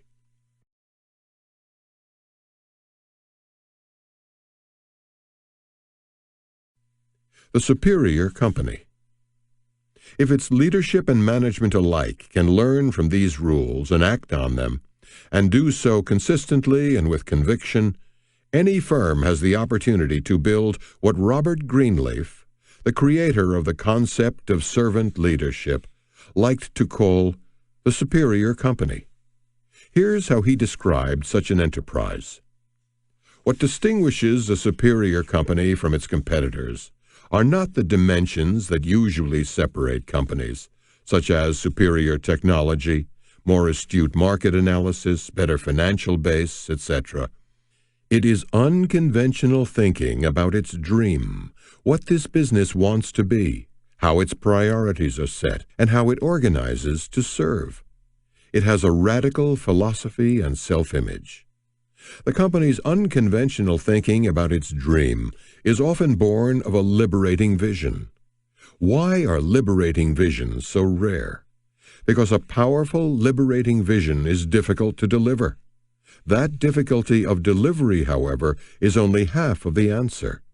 The other half is that so few who have the gift for summarizing a vision and the power to articulate it persuasively have the urge and the courage to try.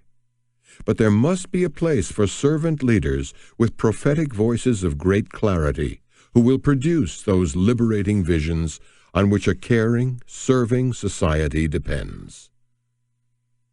I leave to far wiser and more objective heads than mine the judgment about the extent to which Vanguard may meet the definition of a superior company.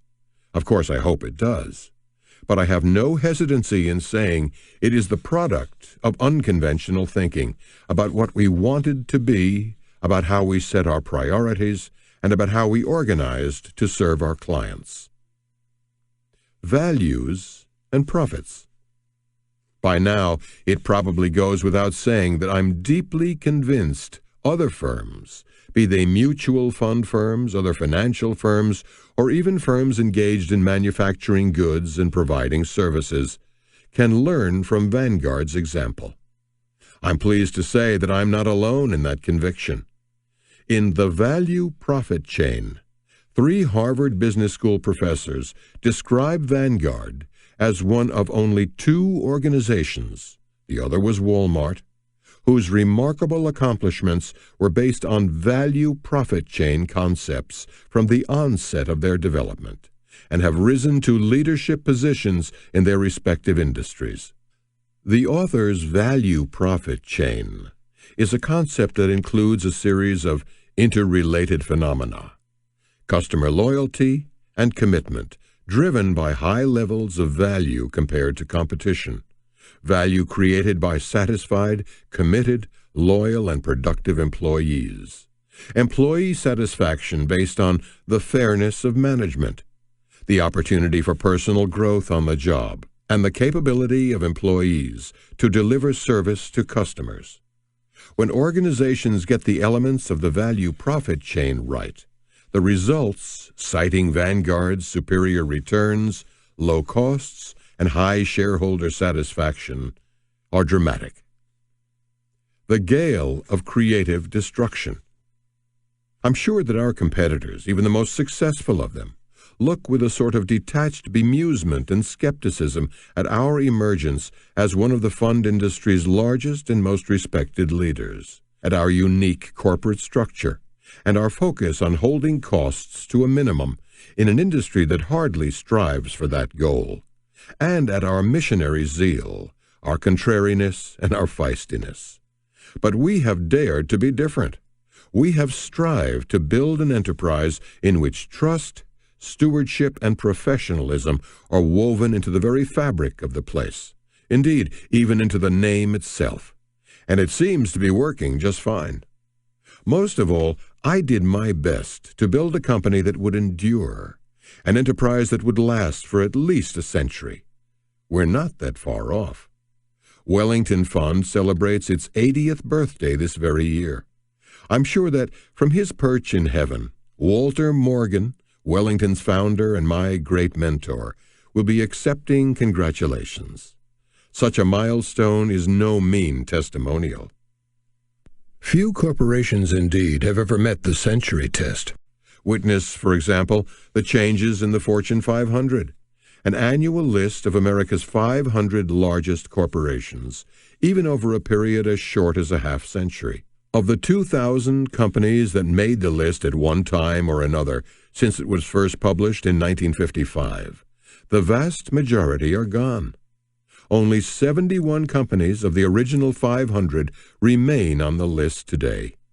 Clearly, this turnover is what Joseph Schumpeter, the first economist to recognize entrepreneurship as the vital force that drives economic growth, called the gale of creative destruction, in which established companies that are ill-prepared for change are replaced by new companies inspired by new ideas and new technologies, and driven by visionary entrepreneurs. Yet there is no inherent reason why any firm with the commitment and boldness to build the kind of positive culture I have tried to describe here can't defy the ever-present danger of creative destruction. Jim Collins, the author of Good to Great, agrees.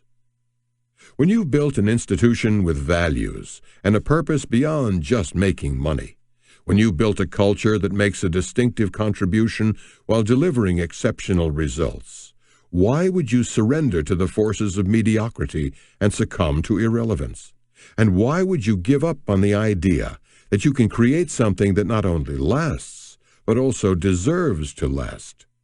No law of nature dictates that a great institution must inevitably fail, at least not within a human lifetime. My hope, then, is not merely that Vanguard will endure, but that it will deserve to endure. Further, I hope that other firms that deserve to last will also fight the unremitting gale of creative destruction and endure. To do so, of course, the institutions that survive and prosper must have values and a purpose beyond just making money. They will also require both managers and leaders who suffuse vision and character into every element of the firm, men and women who bring not only their heads, but their hearts to the challenge. By avoiding the consequences of overmanaging, well-qualified managers, of whom we have a good supply, although even in this age of the MBA, never quite enough, must do things right. For only outstanding management can effectively implement the policies and practices that are required to build a superior firm. But only genuine leadership, of which we will never have nearly enough, can focus on doing the right things, establishing caring human principles, setting the course of action, and providing the vision that will inspire the members of the organization to follow.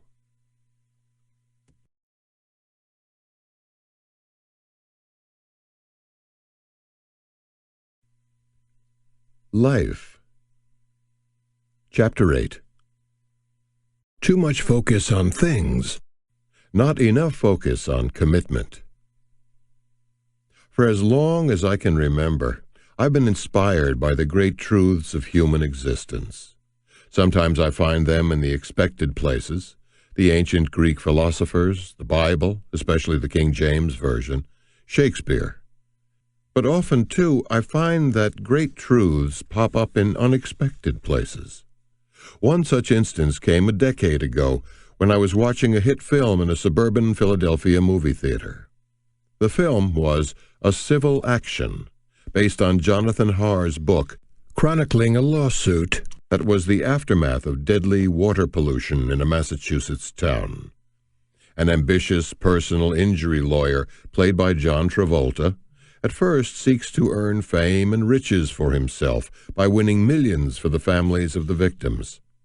But as the case develops, he becomes involved with the families and spends huge amounts of his resources on scientific investigation of the pollution's impact, putting himself and his small firm deeply in debt.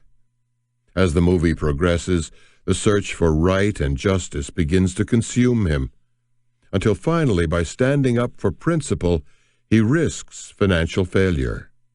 Alas, he goes down in flames, and the film's final sequence finds him in personal bankruptcy court.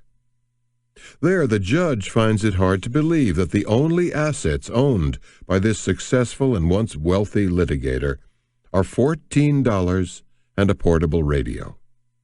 Incredulous, she asks, "Where are the things by which one measures one's life?" I almost jumped out of my seat at the profundity of the question. Where are the things by which one measures one's life? But he no longer has any things. He has stood up for the worthy cause of children who have died and families who have been devastated. He has put his career on the line, and he has lost everything. Should we measure him by what he has, or by who he is? It seems rather out of character for Hollywood to deal with how we measure our lives. But the question remains, what are the things by which we should measure our lives? I'm still searching for the ultimate answer to that question, but I know that we can never let things as such, the material possessions we may come to accumulate, become the measure of our lives. In a nation as rich with material abundance as ours, a cornucopia of things almost beyond measure, it is an easy trap to fall into. 2,500 years ago, the Greek philosopher Protagoras told us that man is the measure of all things. Today, I fear, we are becoming a society in which things are the measure of the man. Indeed, there's a perhaps tongue-in-cheek aphorism that whoever dies with the most toys wins. Such a measure is absurd, it is superficial, and finally it is self-defeating. The world has far too many calls on its limited resources to expend them on things trivial and things transitory. There are literally billions of human beings out there all over the globe who cry out for support and for salvation, for security and for compassion, for education and for opportunity, those intangibles that carry a value far in excess of so many tangible things whose nature is, finally, inconsequential. One of my favorite hymns, God of Grace and God of Glory, says it better than I can. Cure thy children's warring madness, bend our pride to thy control. Shame our wanton selfish gladness, rich in things and poor in soul. If it is surprising that a Hollywood film would be concerned with the things by which one measures one's life, it might be even more surprising that a businessman, particularly one in the investment area, where greed seems the order of the day, would echo that concern. But I have had cause enough to know that the road of life is rarely smooth, and that we need to be prepared for the inevitable reversals in our fortunes, whether constituted by wealth or health or family. Now, at 79 years of age, I've also lived long enough to recognize the wisdom of that pointed warning from Ecclesiastes. The race is not to the swift, nor the battle to the strong, neither yet bread to the wise, nor yet riches to men of understanding, nor yet favor to men of skill, but time and chance happeneth to them all. Put another way, time and chance can bestow things on you and take them away from you as well. But even as what you have may come and go, who you are, your character will endure.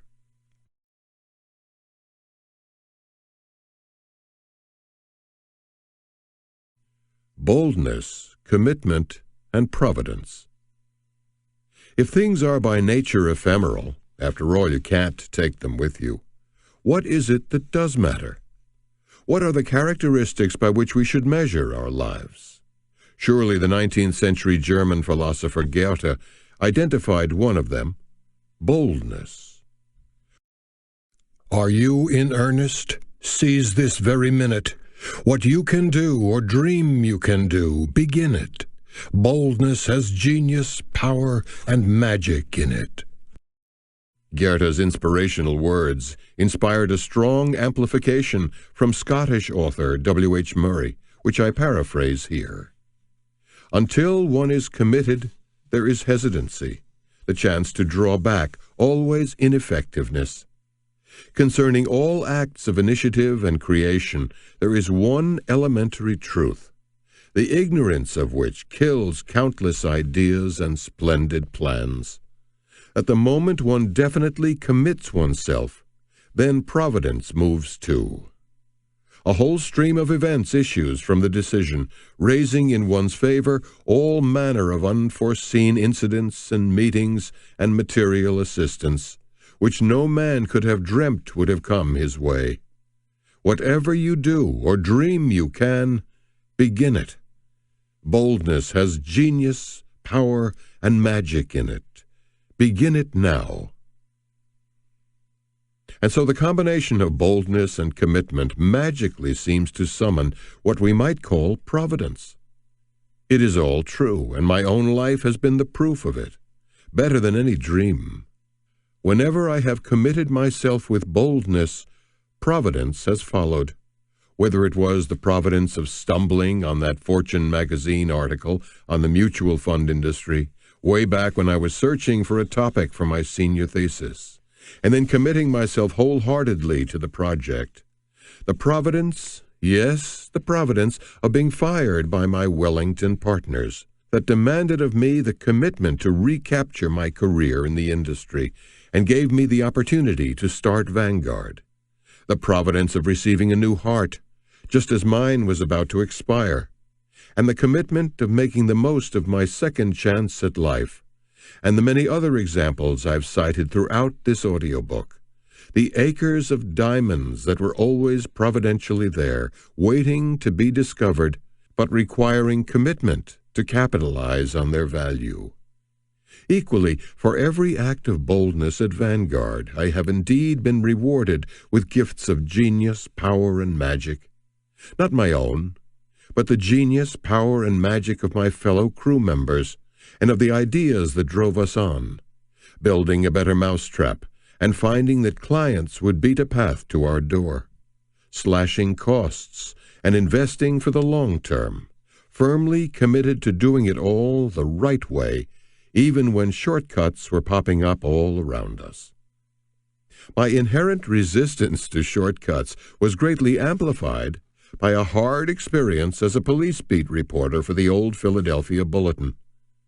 In 1950, while working at a summer job, I got a call from the news desk to cover a house fire that was 2 trolley rides away from my location in the firehouse. I had no car. It was about midnight. I was tired and uninspired by the story, so I waited until the firemen returned, got the story from them, and called it in. But my rewrite man, observing my lack of detail and sensing my strategy, caught me short with a single question. "What color was the house, Bogle?" Mortified by my conduct and scared that I might lose my job, I replied simply, "I'll get over there right away." And I did. It was a great lesson. I owe that rewrite man a hearty salute. To beware of the apparently easy shortcuts of life.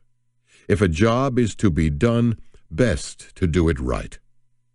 Commitment and boldness, these are among the things that truly matter, the things by which we can measure our lives, the things that help turn providence in our favor. Their reach goes far beyond how we earn our living, for never forget that none of us lives by bread alone.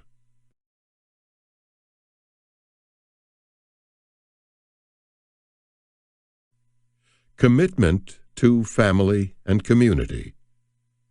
The well-rounded life requires other commitments too. These commitments begin with our families. Until we are committed, there is the chance to draw back. But once we commit ourselves to family, all sorts of things occur that might never have otherwise occurred. For me, commitment to family has brought the blessings of marriage.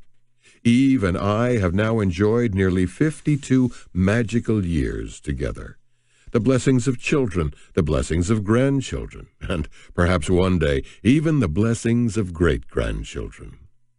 Commitment to our neighbors and our community is also vital. In this increasingly individualistic age, community spirit, once exemplified by the barn raising, the quilting bee, the fence mending, seems almost a quaint anachronism. But a spirit of cooperation and togetherness is today more important than ever, especially in our urban areas, where enormous wealth and grinding poverty exist side by side, and where paradoxically both extremes seem to lead away from the kind of community spirit that is at the core of the civility that has made living in American communities so worthwhile. I am not at all embarrassed to mention the constructive role of religion in fostering these higher values. While I won't dwell now on the Judeo-Christian values that I deeply cherish, I would note that virtually all religions preach the existence of a supreme being, the virtues of a golden rule, and standards of conduct that parallel the Ten Commandments. We thrive as human beings and as families, not by what faith we happen to hold, but by having faith, faith in something far greater than ourselves. The commitment to citizenship. In my day, I've met many successful men and women, too many of whom express their pride in having done it all themselves. But I don't believe that any one of us can take sole credit for our success.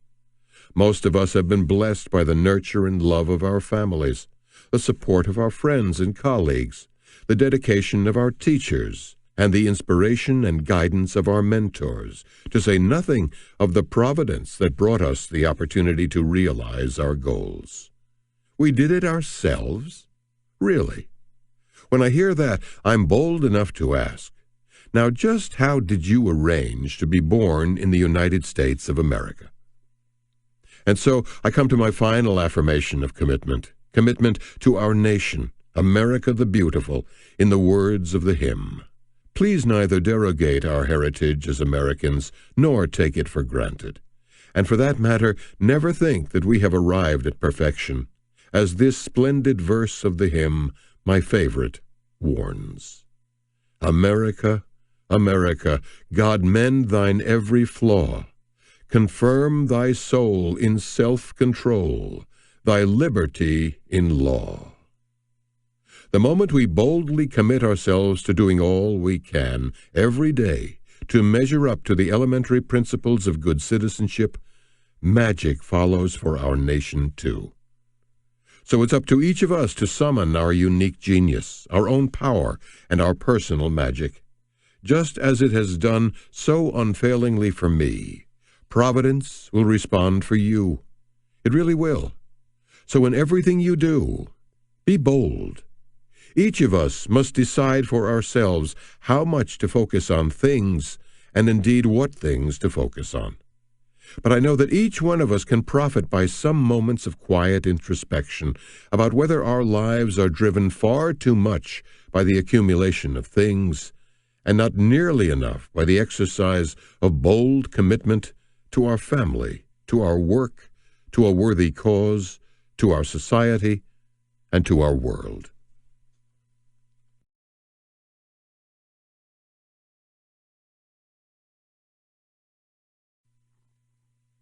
Chapter 9. Too many 21st century values, not enough 18th century values. A few summers back, I at last got around to reading a book that the late Neil Postman, prolific author, social critic, and professor at New York University, had autographed and given me. The central message of Building a Bridge to the 18th Century is encapsulated in its opening epigraph. Soon we shall know everything the 18th century didn't know, and nothing it did, and it will be hard to live with us. Postman's book presents an impassioned defense of the old-fashioned liberal humanitarianism that was the hallmark of the Age of Reason.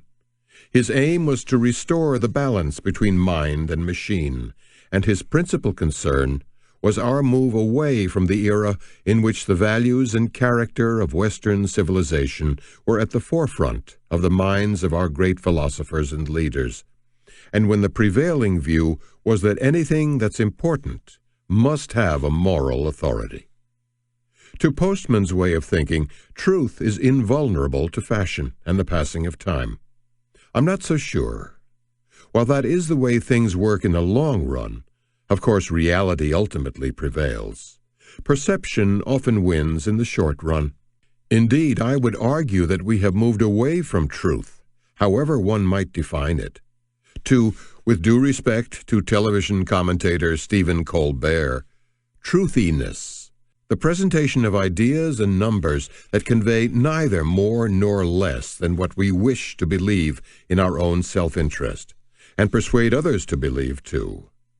This self-interest on the part of the wealthiest segments of our society, in turn, has been used to justify what I described in The Battle for the Soul of Capitalism as a pathological mutation from owner's capitalism to manager's capitalism in our business and financial systems, in corporate America, investment America, and mutual fund America alike, the book's three principal targets.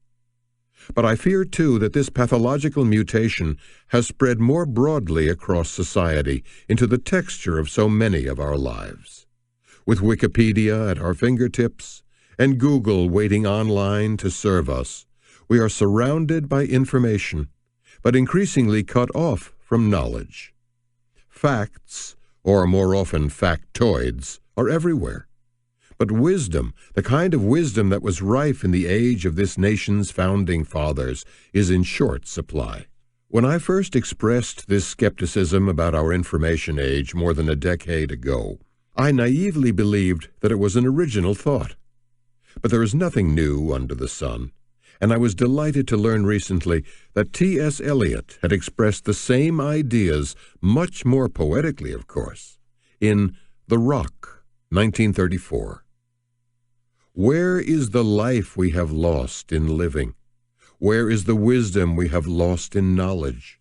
Where is the knowledge we have lost in information? The cycles of heaven in 20 centuries bring us farther from God and nearer to the dust. To paraphrase Neil Postman's essential message, soon we shall know everything that doesn't count and nothing that does. The Age of Reason. The Age of Reason that Postman applauded, what we now often describe as the Enlightenment, centered in the 18th century and became central to Western philosophy and society.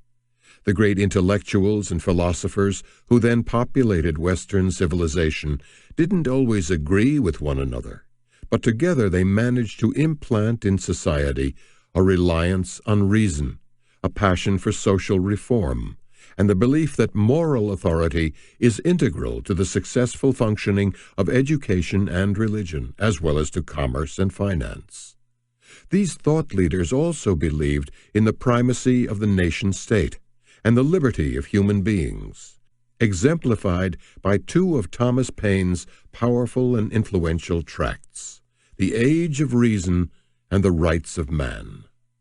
Paine's impassioned essay, Common Sense, played an important role in the founding of our nation, helping to awaken the American colonists to the understanding of the absurdity in supposing a continent can be perpetually ruled by an island, to the need for a government that contained the greatest sum of individual happiness with the least national expense, and to the understanding that the more simple anything is, the less liable it is to be disordered.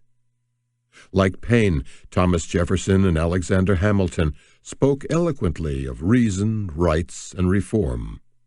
The correspondence of John Adams, George Washington, James Madison, and others among our founding fathers is punctuated with the values of the Enlightenment. These men were strongly influenced by its proponents in Great Britain and throughout Europe, a who's who of the era, including Edmund Burke, David Hume, Immanuel Kant, John Locke, Sir Isaac Newton, Jean-Jacques Rousseau, and Adam Smith. The ideas of those philosophers sprang in turn from their predecessors of yore, another hall of fame that stretches from Homer, Sophocles, Socrates, Plato, and Virgil, to Dante, William Shakespeare, Sir Francis Bacon, and John Milton, all great thinkers and writers who expressed their ideas with a force and clarity that continues to impress us to this day. The 18th century heroes of the Age of Reason stood on the shoulders of these earlier heroes, and it is hard to imagine our modern world without their contributions.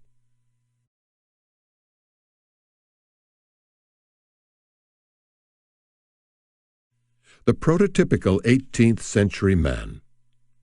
Perhaps the paradigm of the 18th century man was Benjamin Franklin. I cite him here not only as a remarkable illustration of the values of the Enlightenment, but also as the most famous citizen of my adopted city of brotherly love.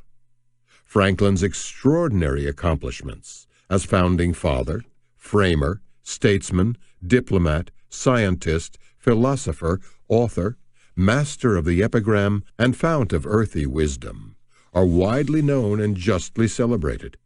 But his astounding entrepreneurship, remarkable for any era, offers the greatest contrast in some ways with our own age. In today's grandiose era of capitalism, the word entrepreneur has come to be commonly associated with those who are motivated to create new enterprises largely by the desire for personal wealth or even greed. But in fact, entrepreneur simply means one who undertakes an enterprise, a person who founds and directs an organization. At its best, entrepreneurship entails something far more important than mere money. Please do not take my word for it. Again, heed the words of the great Joseph Schumpeter. In his Theory of Economic Development, written nearly a century ago, Schumpeter dismissed material and monetary gain as the prime mover of the entrepreneur, finding motivations like these to be far more powerful.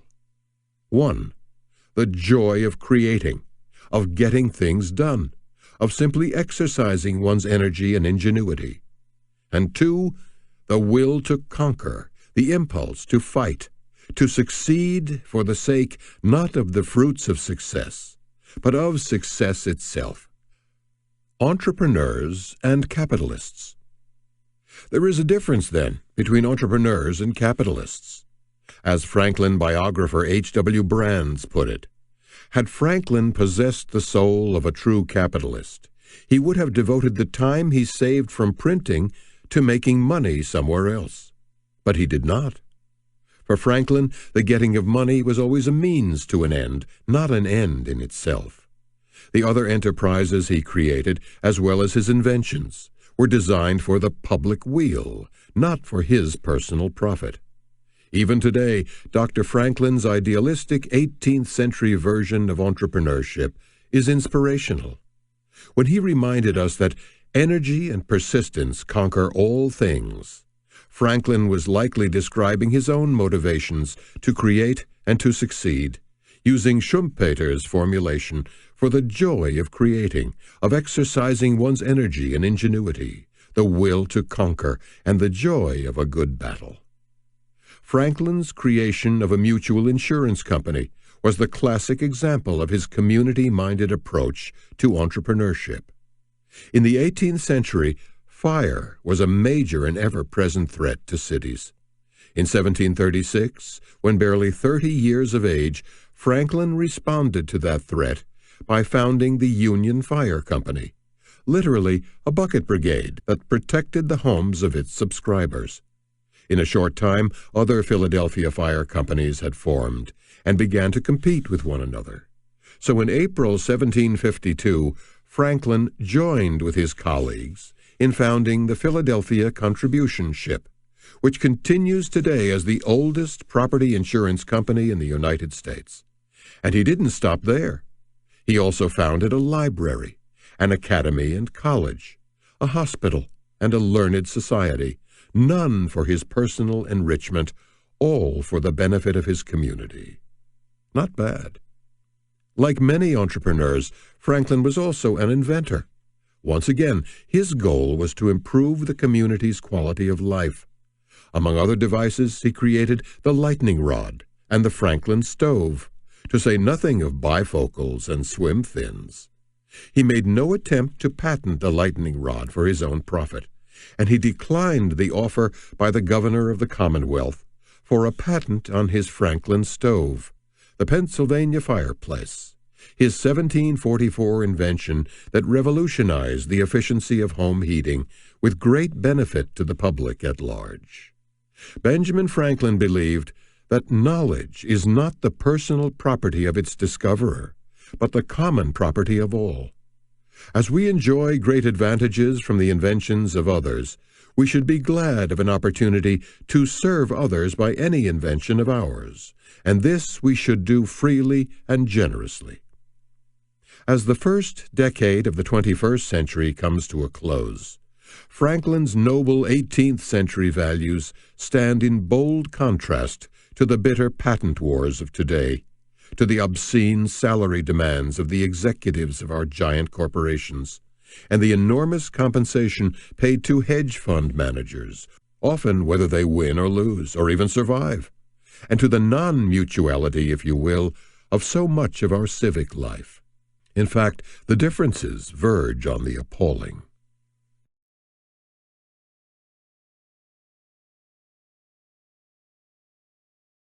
The impartial spectator. As much as Benjamin Franklin is the personal embodiment of the age of reason, his 18th century contemporary, Adam Smith, 17 years Franklin's junior, is surely the intellectual embodiment of how economies work. Smith's analogy of the invisible hand and how it moves the economy, described in The Wealth of Nations, remains an important element of economic philosophy to this day. As Smith wrote, "Every individual intends only his own security. By directing his industry in such a manner as to produce its greatest value, he intends only his own gain, but is led by an invisible hand to promote an end which was no part of his intention, promoting the interests of the society more effectively than when he really intends to promote it." The invisible hand remains almost universally known to this day, but in our time, Smith's impartial spectator, which first appears in his earlier Theory of Moral Sentiments, is today almost universally unknown. Yet the impartial spectator uncannily echoes the values by which Franklin lived. That impartial spectator, Smith tells us, is the force that arouses in us values that are so often generous and noble. It is the inner man, shaped by the society in which he exists, even the soul, who gives us our highest calling. In Smith's words, it is reason, principle, conscience, the inhabitant of the breast, the man within, the great judge and arbiter of our conduct. The impartial spectator calls to us with a voice capable of astonishing the most presumptuous of our passions, that we are but one of the multitude, in no respect better than any other in it, and that when we prefer ourselves so shamefully and so blindly to others, we become the proper objects of resentment, abhorrence, and execration. It is from him only that we learn the real littleness of ourselves. It is this impartial spectator who shows us the propriety of generosity and the deformity of injustice, the propriety of reigning the greatest interests of our own for the yet greater interests of others, in order to obtain the greatest benefit to ourselves. It is not the love of our neighbor, it is not the love of mankind, which, upon many occasions prompts us to the practice of those divine virtues. It is a stronger love, a more powerful affection, the love of what is honorable and noble, the grandeur and dignity and superiority of our own characters. Smith's magnificent cadences can hardly help but inspire us citizens of this 21st century with the very values that we are ignoring and in danger of completely losing. The impartial spectator is one of the central metaphors that defines those values, the high values of the 18th century. The moral history of U.S. business. The evidence suggests that the values held high by Franklin and Smith were not uncommon among the businessmen of that era. Indeed, it seems almost providential that the very same 1949 issue of Fortune that inspired my Princeton University thesis included a feature essay entitled The Moral History of U.S. Business. Although I had no clear recollection of the contents of the essay when I reread it a few years ago, I'm certain that I read it at the time. Still, I quickly found myself reflecting on Vanguard's founding principles, which seemed to me to be related to the kind of moral responsibility of business that was expressed in that ancient Fortune essay. The essay began by noting that the profit motive is hardly the only motive that lies behind the labors of American business leaders. Other motives include the love of power or prestige, altruism, pugnacity, patriotism, the hope of being remembered through a product or institution. Even as I freely confess to all of these motives, life is too short to be a hypocrite. I also agree with Fortune on the appropriateness of the traditional tendency of American society to ask, what are the moral credentials for the social power that the businessman wields? The Fortune article quotes the words of Quaker businessman John Woolman of New Jersey, who in 1770 wrote that it is good to advise people to take such things as were most useful and not costly, and then cites almost inevitably Benjamin Franklin's favorite words, industry and frugality, as the means of producing wealth and receiving virtue.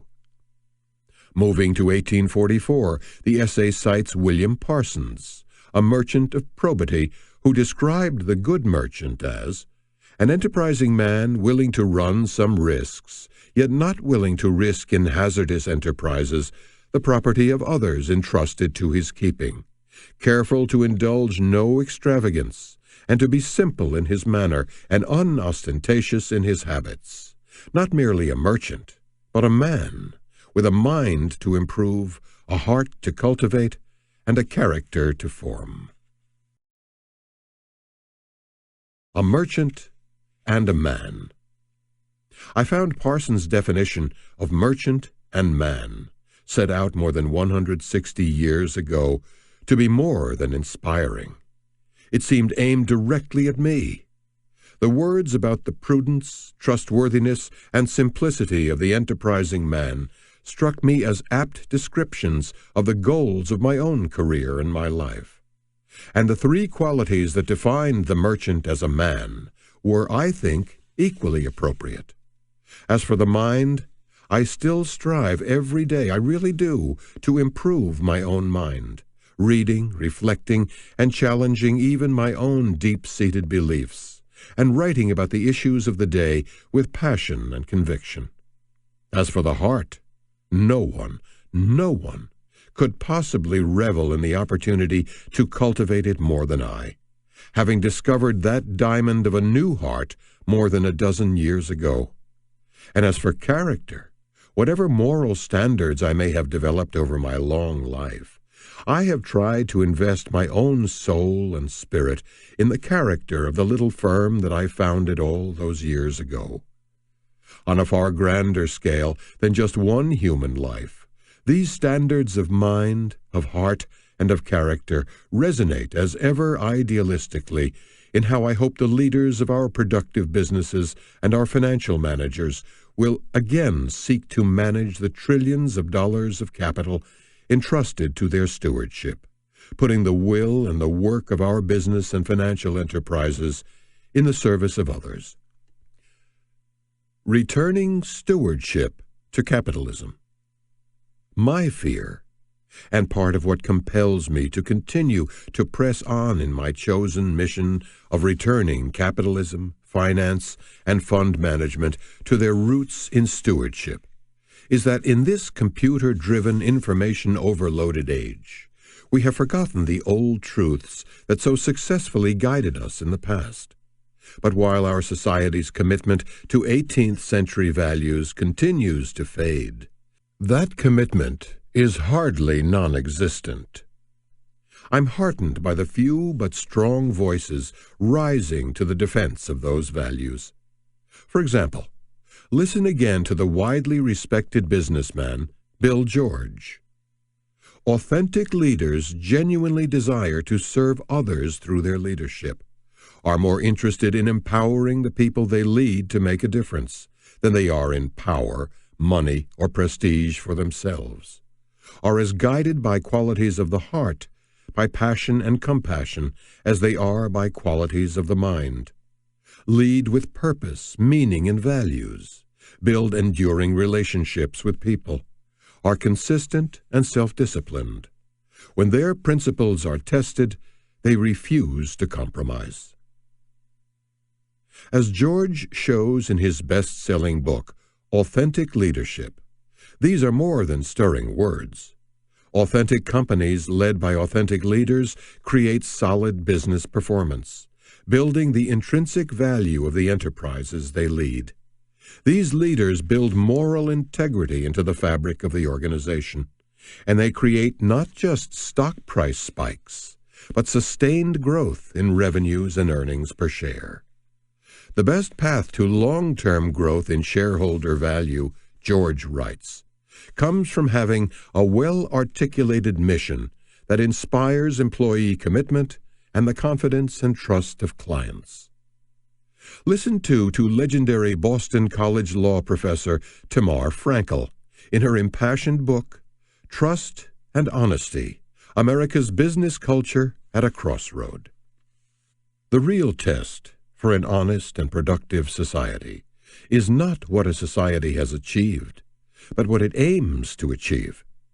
It can put honest people on a pedestal, even if they do not maximize their personal benefits and preferences, and discard and shun as models of failure dishonest people who achieve their highest ambitions by fraud and abuse of trust. That echo of the impartial spectator helps provide the perspective we need. Bill George and Tamar Frankel exemplify the voices that will allow us to blend the best ideals of the 18th century with the compelling realities of the 21st century. These are the kinds of thinkers who will lead us to perhaps the most forgotten of all the qualities of that long-ago century, the central characteristic that those 18th century versions of entrepreneurship, mutuality, and invention for the public weal have in common: virtue.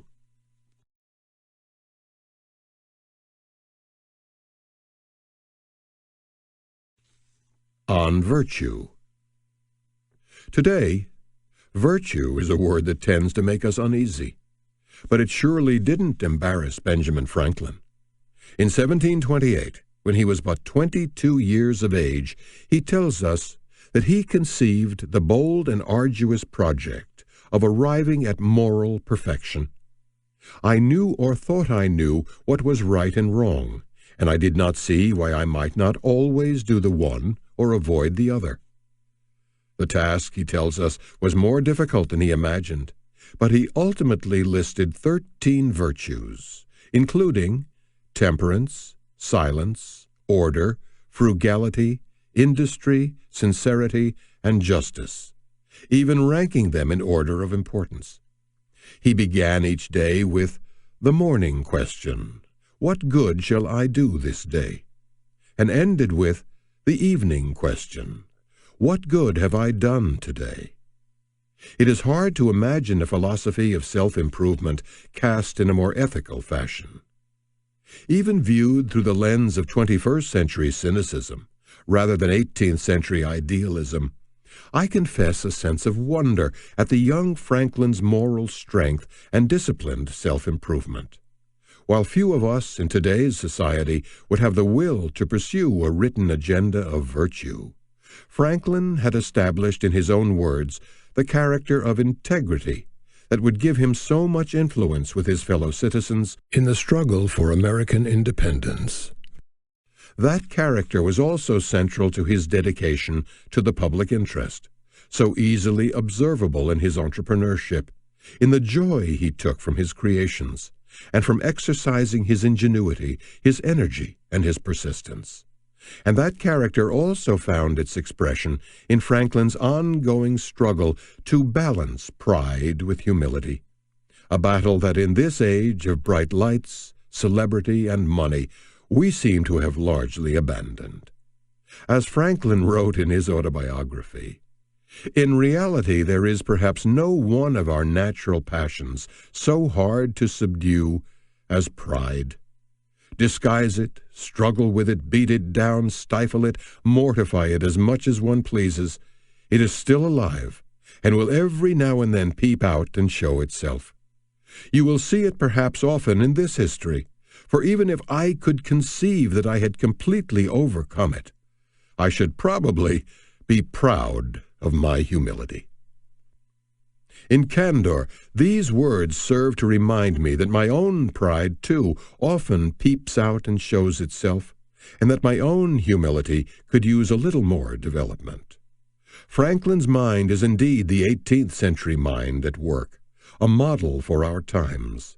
It is a contrast that reminds us that we have steeped ourselves quite enough in 21st century values, driven largely by self-interest, and not nearly enough in the values of the 18th century, when the impartial spectator was our guide, and a sense of common purpose pervaded our society.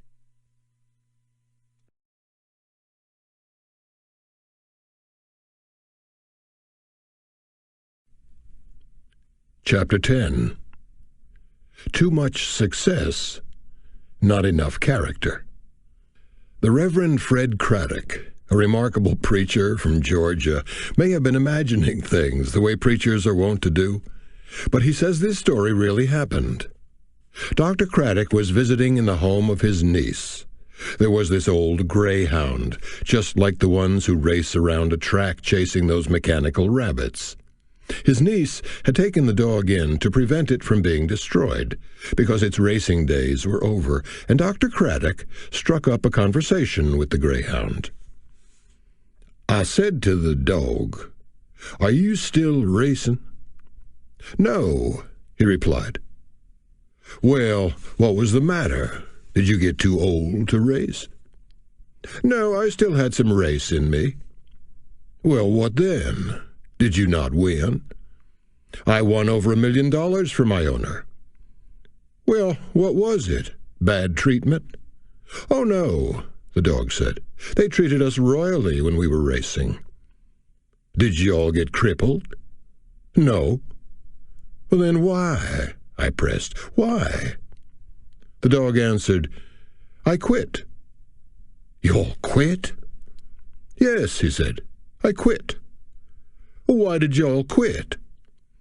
'I just quit because after all that running and running and running, I found out that the rabbit I was chasing wasn't even real.'" A true story? Well, perhaps not. But I expect that most of us know just how that old greyhound felt. How many times have we gone around and around the track chasing the false rabbit of success, only to discover that the real rabbit was under our nose, waiting to be discovered all along? Flawed measures of wealth. To be clear, I'm not against success, but because there are so many possible definitions of success, I try to avoid using the word whenever possible. In bull sessions with my classmates when I was attending Princeton University, the conventional definition of success was said to be achieving wealth, fame, and power. All those years ago, that definition seemed reasonable enough to me. And even though more than a half-century has passed since my college days, that definition still seems pretty reasonable. Indeed, the dictionary confirms that definition. Success: the prosperous achievement of something attempted. The attainment of an object, usually wealth or position, according to one's desire. So I accept the fact that wealth, fame, and power remain the three main attributes of success, but not in the conventional way in which we still define those elements. I have come to recognize that wealth is ill-measured by mere dollars, that fame is ill-measured by public accolades, and that power is ill-measured solely by control over others. Financial wealth, in fact, is a shallow measure of success. If we accept dollars as our standard, then money is the measure of the man. And what could be more foolish than that? So how should wealth be measured? What about a life well lived? What about a family closely bound by love? Who could be wealthier than a man or woman whose calling provides benefits to mankind, or to his fellow citizens, or to her community or neighborhood? It's not that money doesn't matter. Who among us would not seek the resources sufficient to fully enjoy our life and liberty? We desire the security of freedom from want, the ability to pursue our chosen careers, the wherewithal to educate our children, and the comfort of a secure retirement. But how much wealth do these goals require? Indeed, we ought to wonder whether the superwealth we observe at the most extreme reaches of our society, the ability to acquire an infinite number of the things of life, is not more bane than blessing.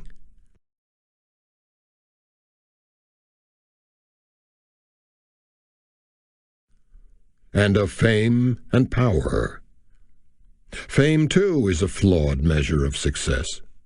Yet fame, sadly, seems to be the great ego builder of our age. If only those who strive for fame would ask themselves two essential questions. From what source? To what avail? Yes, of course, the momentary fame of our sports heroes and the glittering fame of our entertainers give us the joy of seeing human beings operating at the very peak of their potential. But in today's fast-paced world, much of that glow rarely lasts more than the metaphorical 15 minutes of fame that Andy Warhol promised each one of us.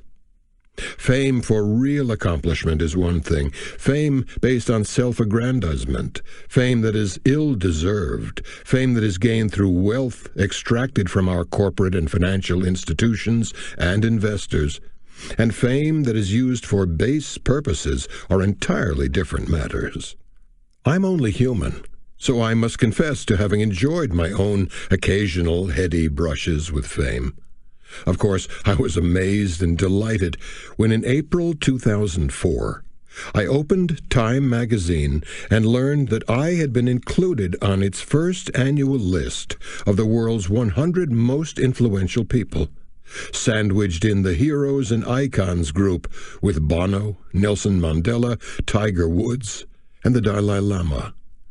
I knew I hadn't been chosen for my golf swing, only fair, or my serenity, non-existent, and learned that creating Vanguard and the first index mutual fund landed me on the list.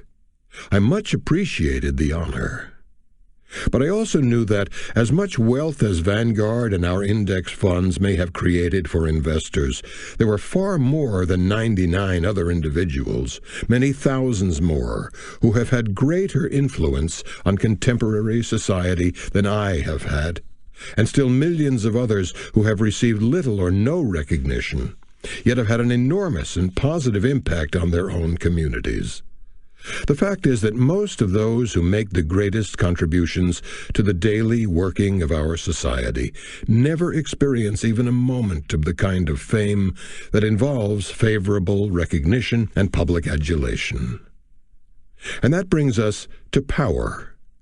Sure, few souls are more aware than I am of the thrill in having the power to run an enterprise. Exercised wisely, power over the person who serves the firm and power over the corporate purse are great fun, breeding self-confidence and the thrill of getting things done. But when power is used capriciously and arbitrarily, when power is reflected in grossly excessive perquisites, and when power is employed to create ego-building and compensation-enhancing mergers and unwise capital expenditures that are more likely to detract from corporate value than to increase it, not only the shareholders of the corporation, but its loyal employees, indeed society as a whole, are the losers. What we ought to respect is power for a worthy purpose, the power of the intellect, the power of moral conduct, the power to enable the people with whom we work to grow in skill and spirit alike, the power that assures respect for the humblest to the highest souls who dedicate themselves to an enterprise, the power to help one's fellow man, power that is, using Adam Smith's ancient words, something grand and beautiful and noble, well worth the toil and anxiety to keep in motion the industry of mankind, to invent and improve the sciences and arts which ennoble and embellish human life. Now that's power worth seeking. So what are we to make of all of these mixed measures of success? Just this. Success cannot be measured solely or even primarily in monetary terms, nor in terms of the amount of power one may exercise over others, nor in the illusory fame of inevitably transitory public notice. But it can be measured in our contributions to building a better world, in helping our fellow man, and in raising children who themselves become loving human beings and good citizens. Success, in short, can be measured not in what we attain for ourselves, but in what we contribute to our society. The means, not the end. I admit to a bias in favor of a business career, in part for selfish reasons. Business has been my own life's work, and in part out of genuine conviction. Businesses produce the goods and services that make our society work. Indeed, that make so many of our lives so comfortable. Finance lubricates the machinery of capitalism, and entrepreneurship is the major force for innovation.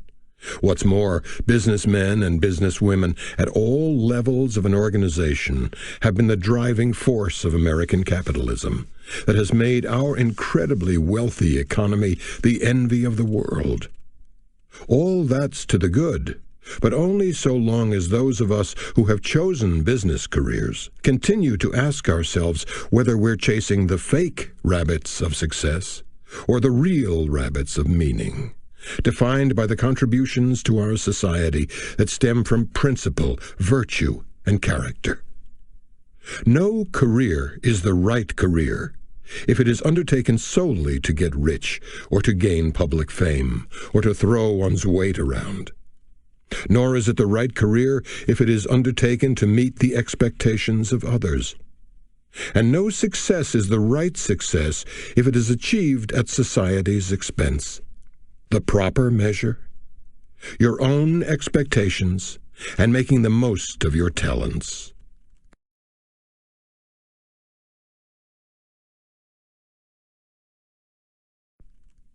A special burden.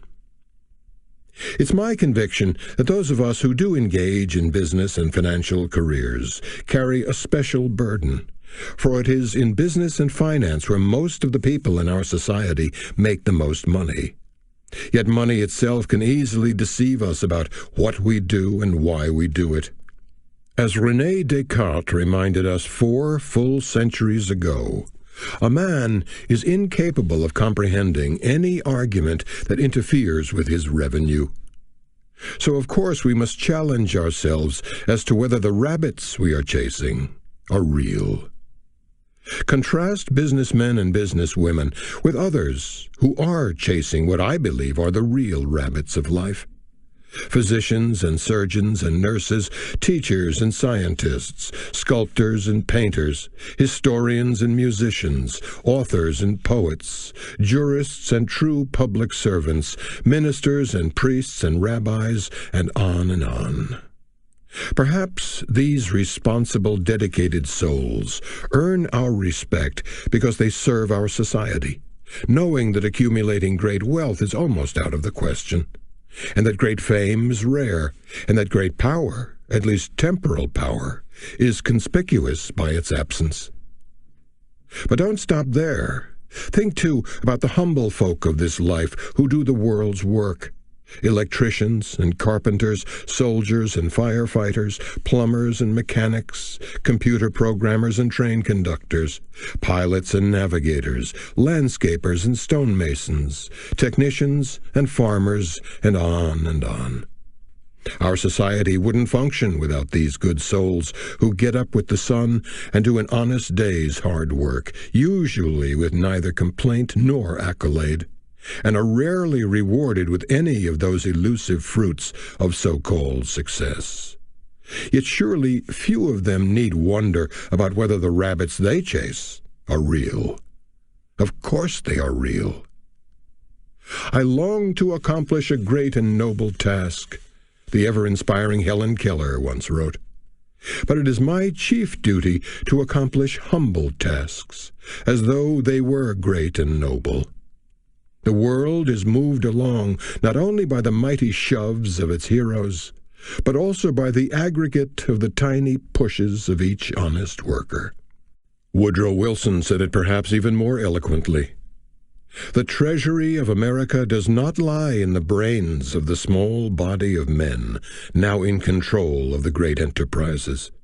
It depends upon the inventions, upon the originations, upon the ambitions of unknown men and women. Every country is renewed out of the ranks of the unknown, not out of the ranks of the already famous and powerful in control. Competition for what?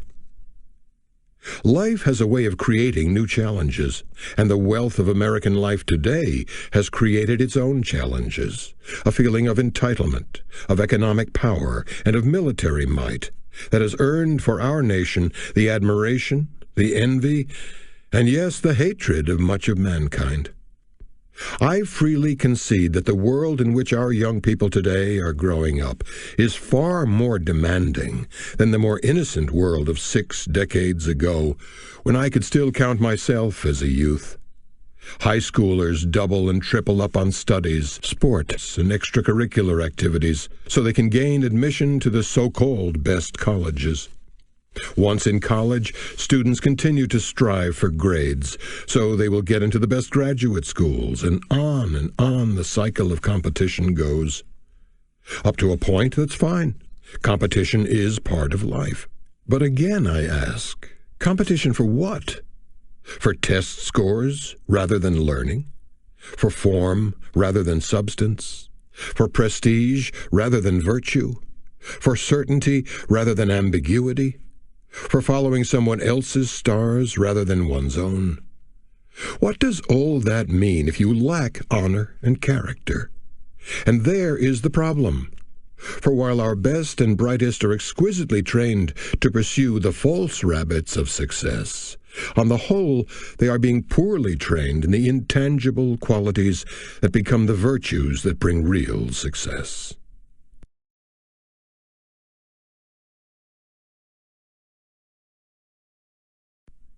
Without character and courage, nothing else lasts. In a New York Times essay in November 2004, David Brooks put it well. Highly educated young people are tutored, taught, and monitored in all aspects of their lives, except the most important, which is character building. But without character and courage, nothing else lasts. If character is not taught, how can it possibly be learned? The affluent world in which so many young citizens exist today doesn't easily create the ability to build character. Often character requires failure. It requires adversity. It requires contemplation. It requires determination and steadfastness. It requires finding one's own space as an individual. And it surely requires honor.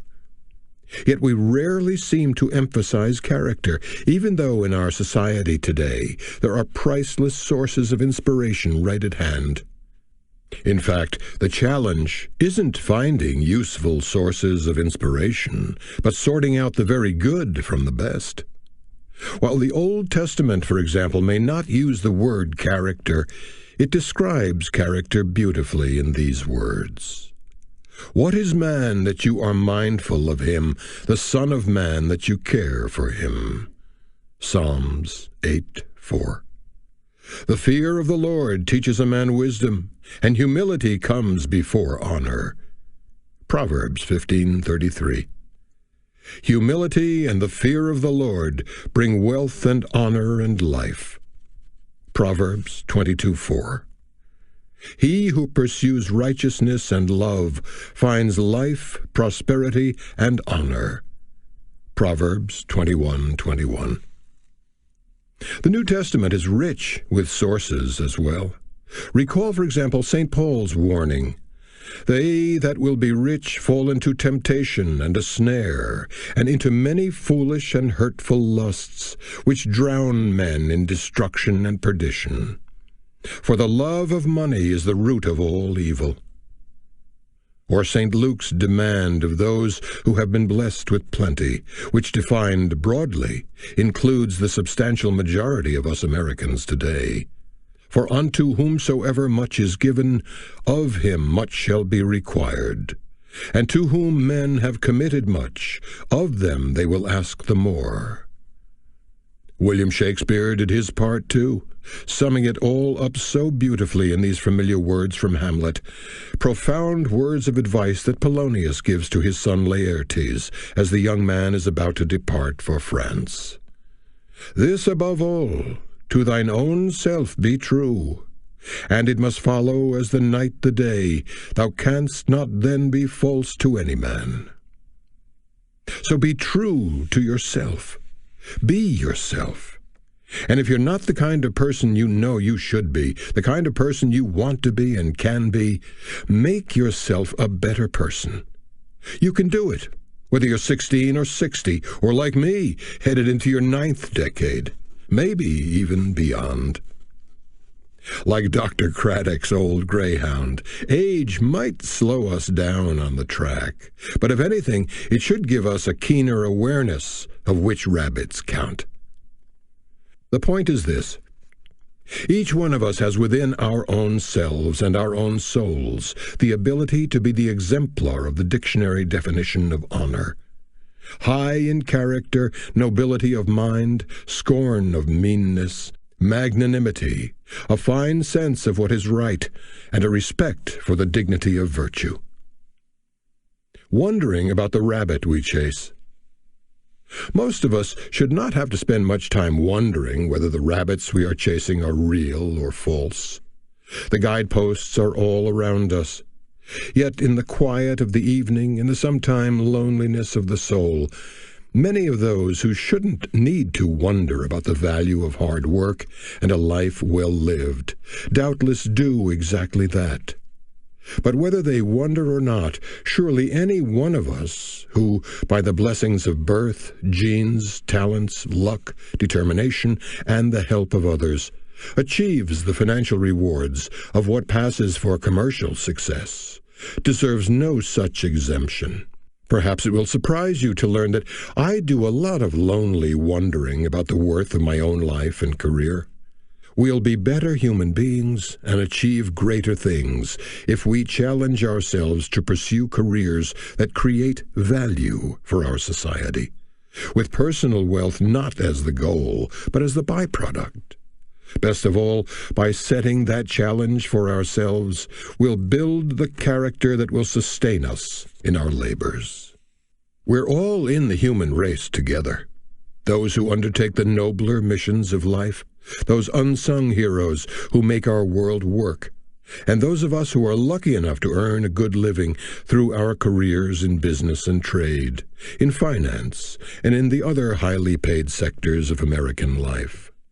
So rather than running after a rabbit and finally finding that it's fake, and like that greyhound we met earlier, quitting in dismay, let's just make sure that we are chasing the real rabbit of life, doing our best in a complicated, risky, and uncertain world to serve our fellow man. Once we do that, let's keep running, and running, and running, and running, the long race of a life well lived.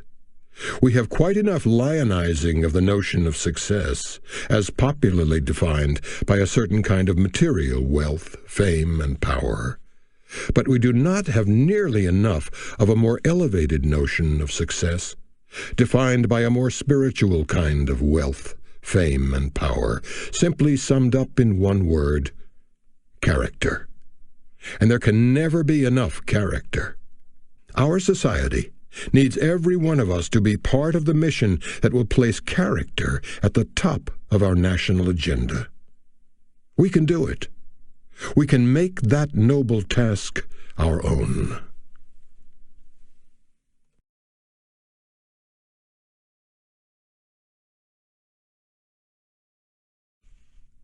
Wrapping up. What's enough? Chapter 11. What's enough for me, for you, for America? In a book entitled Enough, you may be wondering, what's enough for Jack Bogle? What's enough for you? And the giant question that looms over the United States today, what's enough for our society? The idea of enough wealth was clearly on Joseph Heller's mind when he commented on Kurt Vonnegut's observation about the financial riches of their billionaire host. But as you now know, I've taken the idea of enough far beyond money, to our business system and to the lives we live. So before I talk about the wealth issue for me, for you, and for the United States, let's think a bit further about the relationship between happiness and success, especially the right kind of success. Albert Schweitzer got it exactly right. Success is not the key to happiness. Happiness is the key to success. Honestly, I think that nearly all of us have a pretty good notion of what happiness is and the extent to which we have found happiness in our lives. And all of us have experienced, to one degree or another, both the joys and sorrows of life, its pleasures and its pains, its bright surprises and its profound disappointments. Yet we come to realize again in almost all cases that this too shall pass away. So we survive and we move on. By and large, we human beings are a resilient bunch. Psychologists have pretty accurately described the three major factors that define human happiness. Money, it turns out, does provide happiness, but as we quickly get used to our higher level of material wealth, it turns out to be a transitory sort of happiness.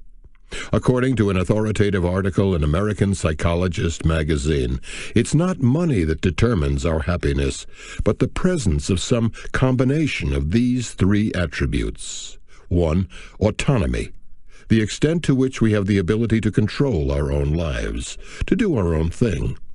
2. Maintaining connectiveness with other human beings in the form of love of our families, our pleasure in friends and colleagues, and an openness with those we meet in all walks of life. And 3. Exercising competence, using our God-given and self-motivated talents, inspired and striving to learn. Some unfortunate human beings, tragically, are never able to develop these traits, or may never even have the opportunity to develop them. But nearly all of us fortunate citizens, to one degree or another, share these traits and revel in their blessings. Now that we've considered the important thing, the meaning of happiness in our lives, let's look at enough in a money context. Enough for me? Let me open up my confession about what is enough for me by saying that in my now 57-year career, I've been lucky to earn enough, actually more than enough, to assure my wife's future well-being, to leave some resources behind for my 6 children. As it is sometimes said, enough so that they can do anything they want, but not enough that they can do nothing. To leave a mite to each of my 12 grandchildren, and ultimately to add a nice extra amount to the modest-sized foundation that I created years ago. The choice to share my financial blessings with those less fortunate reflects my profound conviction that each of us who prospers in this great republic has a solemn obligation to recognize his or her good fortune by giving something back. I've been able to accumulate this wealth despite giving for about the past 20 years, 1/2 of my annual income to various philanthropic causes. I don't look at these contributions as charity. I look at them as an attempt to repay the enormous debts I've accumulated over a lifetime, including, in no special order, the spiritual strength enhanced by the church in which most members of our family express their faith, the hospitals whose guardian angels nursed me through my 5-decade struggle with heart disease, and the greater Philadelphia community through the United Way. I've also supported the major causes that have given me the opportunity to serve our society, most notably the magnificent National Constitution Center on Independence Mall in Philadelphia, whose goal is to bring the values of our U.S. Constitution back into the mainstream of American life. I've served the center for 20 years, including almost 8 years as its chairman, and was proud to preside at its opening in 2003. I've also done my best to support the educational institutions that paved the way for my adult life and my career. Blair Academy, which fostered my academic discipline, opened my mind to a better understanding of mathematics, history, science, and the English language, and opened the door to opportunity. And Princeton University, which helped hone my mind and my character, and instilled in me the enormous respect and appreciation I've developed for the enlightenment of Western civilization. Thinkers, writers, musicians, and artists. To say nothing of our founding fathers, and the, yes, 18th century values that I hold to this day. What goes around comes around. And so my greatest philanthropic delight has come with endowing Bogle Brothers scholarships for the remarkable students at Blair and Princeton who have been the beneficiaries.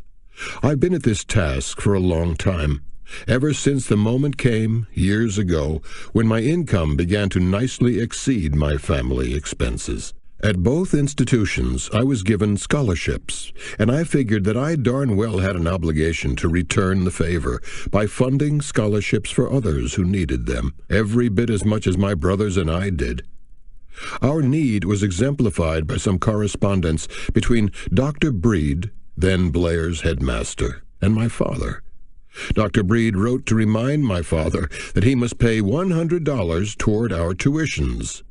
My father had to write back, "I'm sorry, but I don't have $100. The matter was dropped. So far, some 128 Blair students and 110 Princeton students have been beneficiaries of those Bogle Brothers scholarships. It's been the thrill of a lifetime to meet so many of these exceptional young men and women, and I've vicariously enjoyed their academic accomplishments.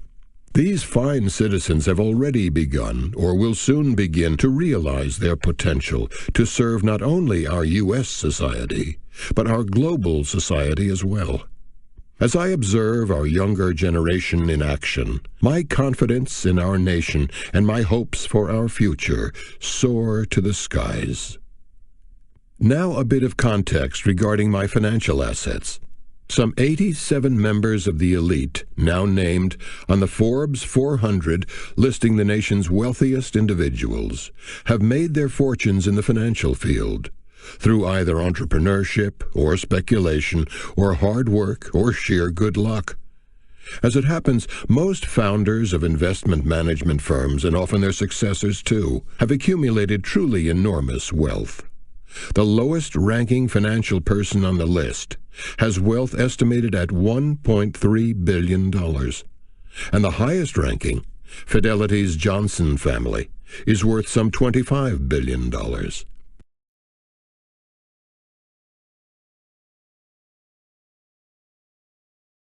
I have never played in that billion-dollar-plus major league, nor for that matter, even in its $100 million-plus minor league. Why not? Simply because as the founder of Vanguard, I created a firm in which the lion's share of the rewards would be bestowed on the shareholders of the truly mutual funds that compose the Vanguard Group. In fact, cumulative savings to our shareholders vis-à-vis the shareholders of our peers will soon exceed $100 billion. These savings arise largely because we operate, as you have heard earlier, on an at-cost basis. As a result, our management company, Vanguard, which is owned not by me but by our mutual funds, essentially earns a net income of zero. Nonetheless, through the partnership plan I described earlier, I've been paid generously, sharing in the enormous growth of our fund assets, the superior returns earned by our funds, and our successful quest to slash the unit costs borne by our shareholders. So in comparison to nearly all, if not all, of my peers in this business, I'm something of a financial failure. Perhaps they are amused by the fact that they are so much wealthier than I. I suppose you could say that failure was intentional. Not that I had any premonition that we would grow to such a huge size, nor in truth any idea of how much I might be giving up by creating Vanguard's mutual structure. But I'm doing just fine, thank you, for 3 reasons. First, I was born and raised to save rather than spend.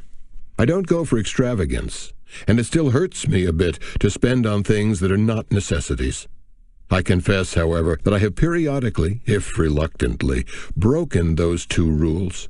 I have, for example, a weakness for flag paintings, indulged largely through my acquisition of reproductions of the classic works of Jasper Johns and Childe Hassam. But I can't remember a single year during my long career in which I've spent more than I earned. Second, I've been blessed ever since I began working in 1951 with a fabulous defined contribution retirement plan, provided at the outset by Wellington Management, and then carried over to Vanguard, where I've continued to invest to this day. Wellington's first contribution to the plan was made in July 1951. 15% of my first month's salary of $250, or just $37.50. I've continued investing 15% of my compensation, which grew substantially during the late 1980s through the mid-1990s, in my retirement plan, to which a thrift plan was later added. After stepping down as Vanguard's chief executive, I've continued to put away that 15% of the modest annual retainer I receive from the firm. I'm not yet retired, so I'm not required to draw down any distributions. My experience is a living testimony of how the humble wonders of the tax-deferred retirement plan, soundly invested over the long term, can build the accumulation of wealth. My own retirement plan is by far the largest single item on our family balance sheet, and while I prefer not to tell the world the exact amount, its current value is little short of awesome. Third, I've invested wisely, eschewing speculation and focusing exclusively on, you guessed it, conservatively invested low-cost mutual funds, first at Wellington and then at Vanguard. During my early career, I invested in Wellington Fund, shares that I hold to this day, and then for most of my later career, largely in Vanguard's equity funds. But late in 1999, concerned about the obviously speculative level of stock prices, I reduced my equities to about 35% of assets, thereby increasing my bond position to about 65%. While stock and bond market fluctuations have swung that ratio around a bit, I haven't made a single change in my asset allocation ever since. And even in today's turbulent markets, I do my best to avoid the temptation to peek at the value of my fund holdings. A good rule for all of us.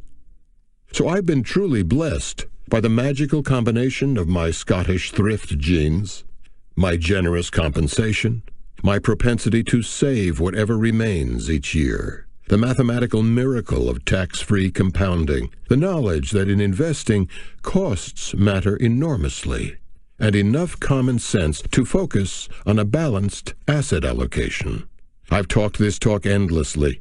Now that I've walked its walk personally, I can assure you that it's true. It works.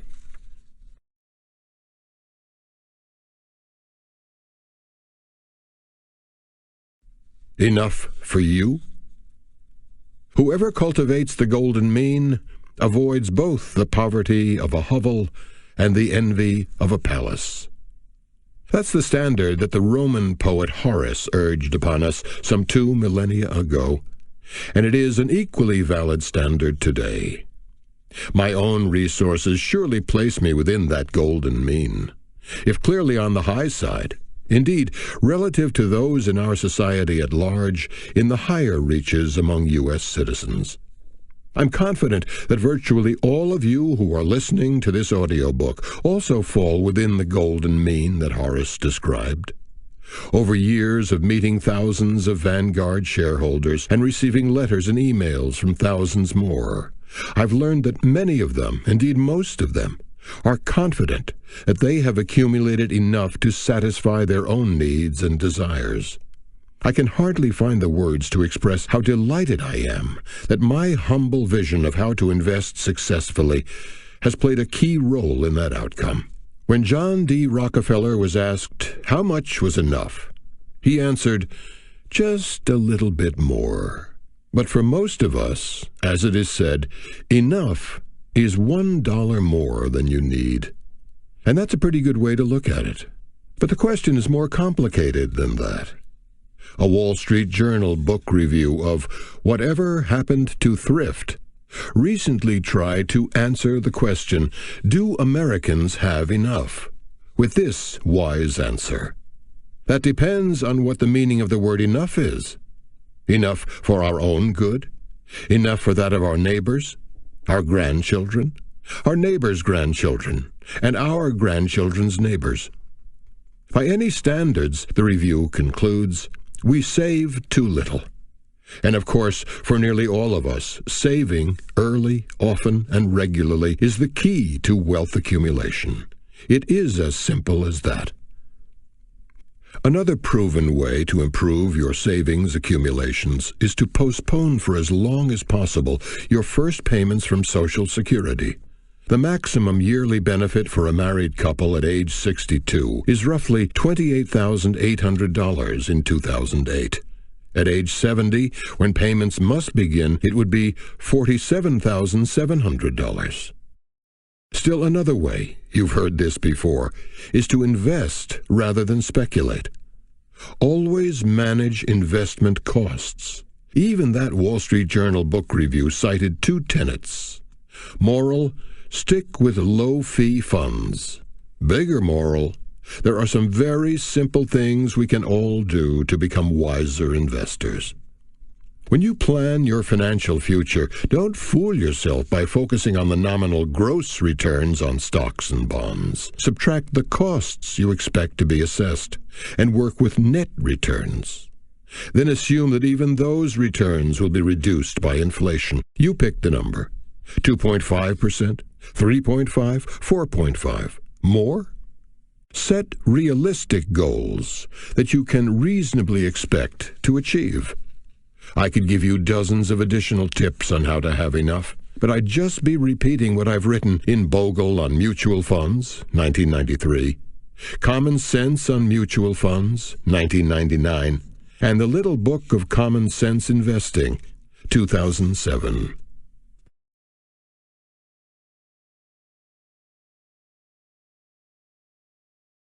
Enough for America?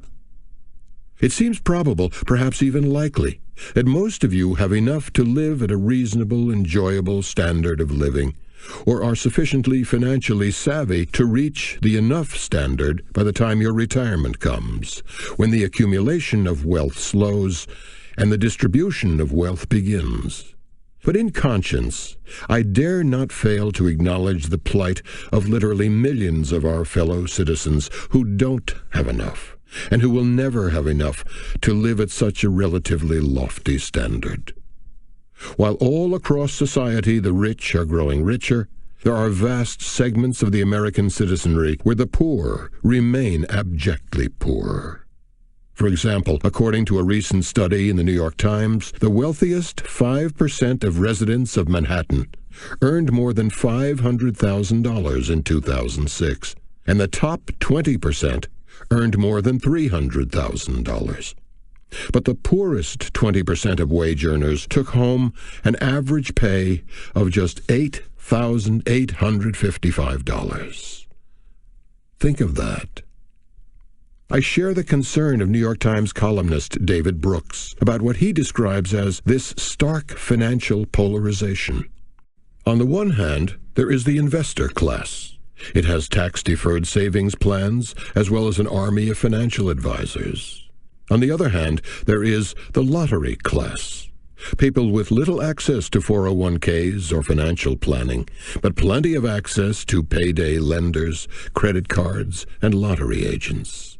The loosening of financial inhibition has meant more options for the well-educated, but more temptation and chaos for the most vulnerable.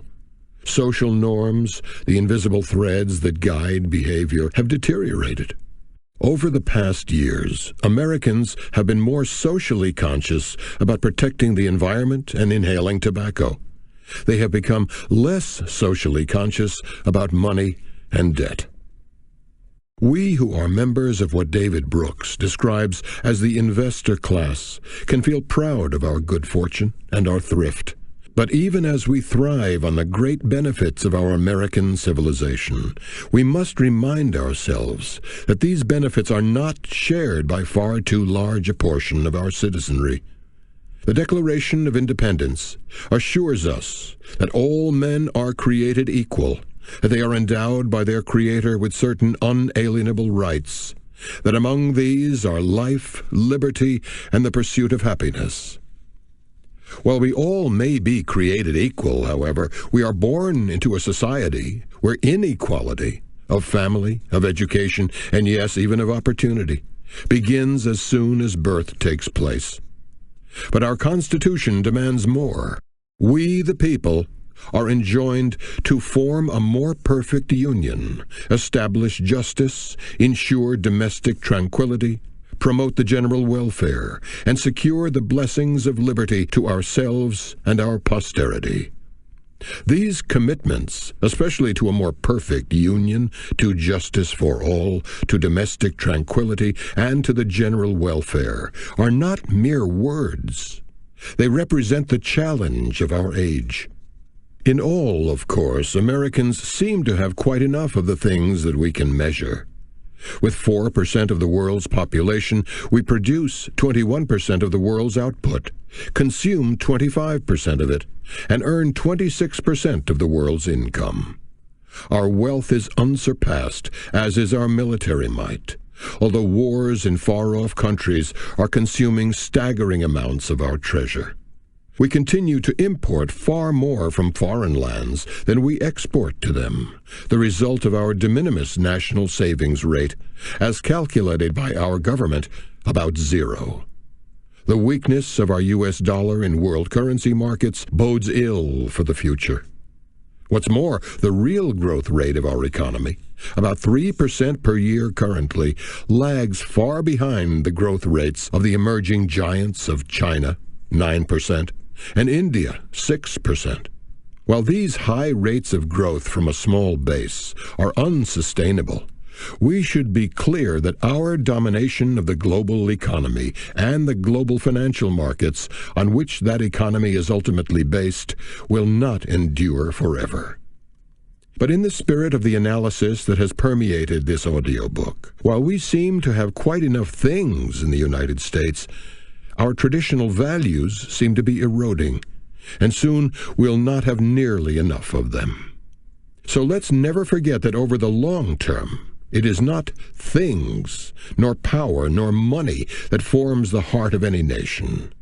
Rather, it is values, the very values applied to our society that I have described here for us as individuals. The persistence, resilience, moral standards, and virtue that have made this nation great.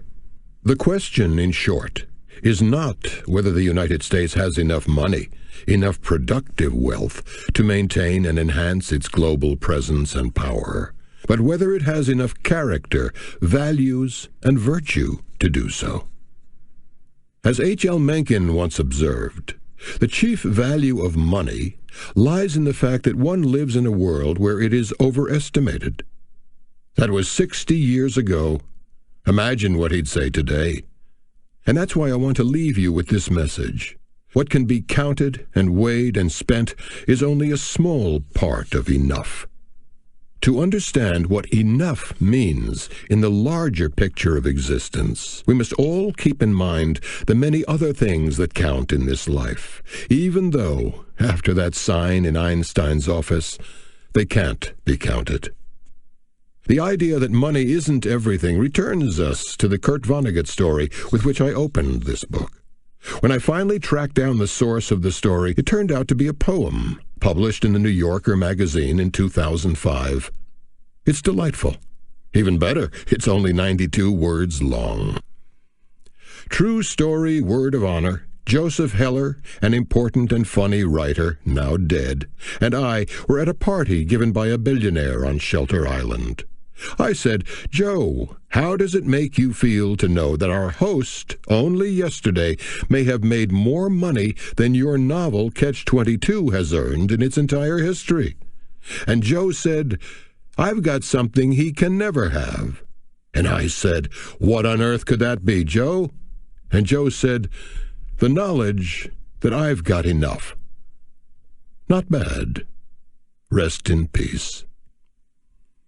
Rest in peace indeed for both Heller and Vonnegut, who went to his reward early in 2007. These two men brought much laughter into the world, captured many of the ironies of human existence, and punctured many overinflated egos. But not R.I.P. for the rest of us. There's too much of the world's work still to be done, and there are never enough citizens with determined hearts, courageous character, intelligent minds, and idealistic souls to do it. Yes, our world already has quite enough hate, guns, political platitudes, arrogance, disingenuousness, self-interest, snobbishness, superficiality, war, and certainty that God is on our side. But it never has enough love, conscience, tolerance, idealism, justice, and compassion, nor enough wisdom, humility, self-sacrifice for the greater good, integrity, courtesy, poetry, laughter, and generosity of substance and spirit. If you carry nothing else away from your listening to this audiobook, remember this. The great game of life is not about money. It is about doing your best to join the battle to build anew ourselves, our communities, our nation, and our world.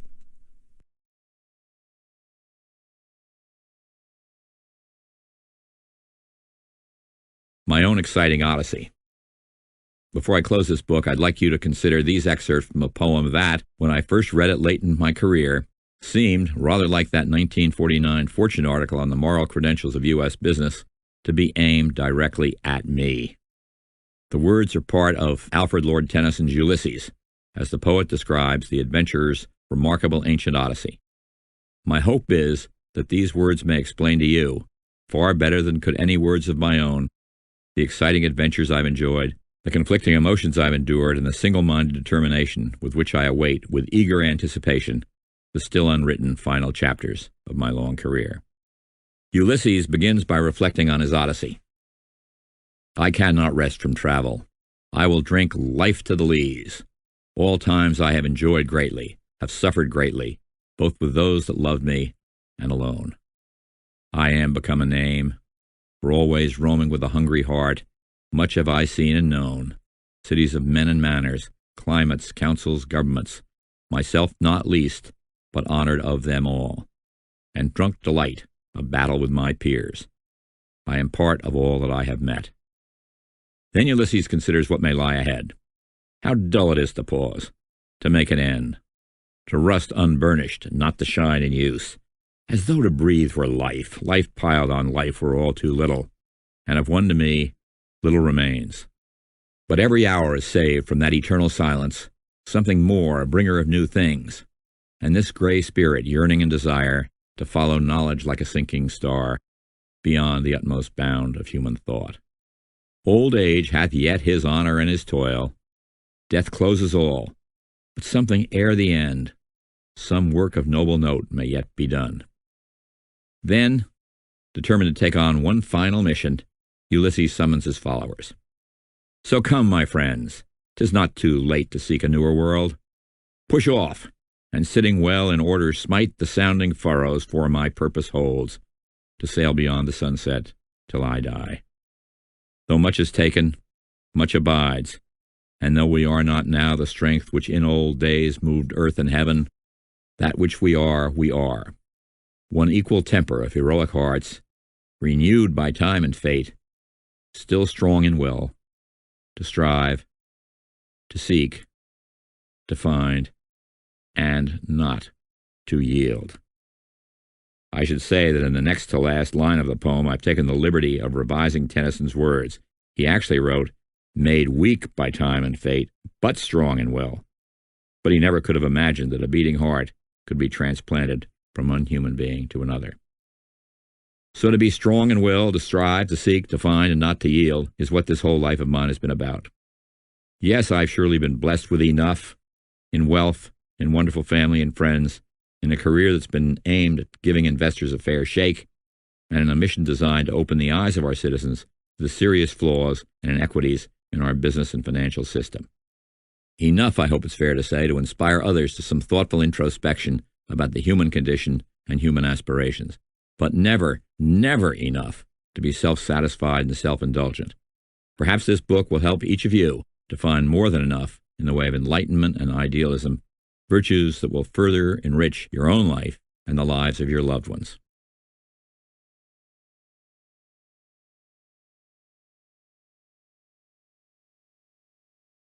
Now let me close with a personal note about my career. Back in 2007, I was invited to give a talk at a CEO Leadership Summit sponsored by Yale University. Since I was bound to be the old warhorse among the group, I settled on a subject that I thought would be both retrospective and prospective. Why do I bother to battle? It happened that the television writers were on strike at the time, so on the theory that the summit participants might be suffering from an absence of late-night humor, I decided to frame my talk as one of those inverse top 10 lists from The Late Show with David Letterman. As comedy, my list must be wanting. Remember, I was an economics major. But as a summation of what has pushed me on during my entire life and what continues to push me on today, it's right on the mark. 10. Damned if I know why I bother to battle. I just do it, and I don't know how to stop. 9.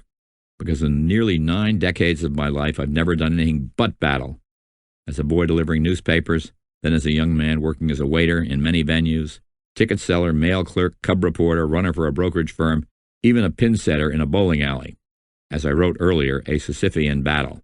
And as a man, fighting the battle for personal advancement, for attention, for innovation, for progress, for service to society, and yes, even for power and the hope of being remembered.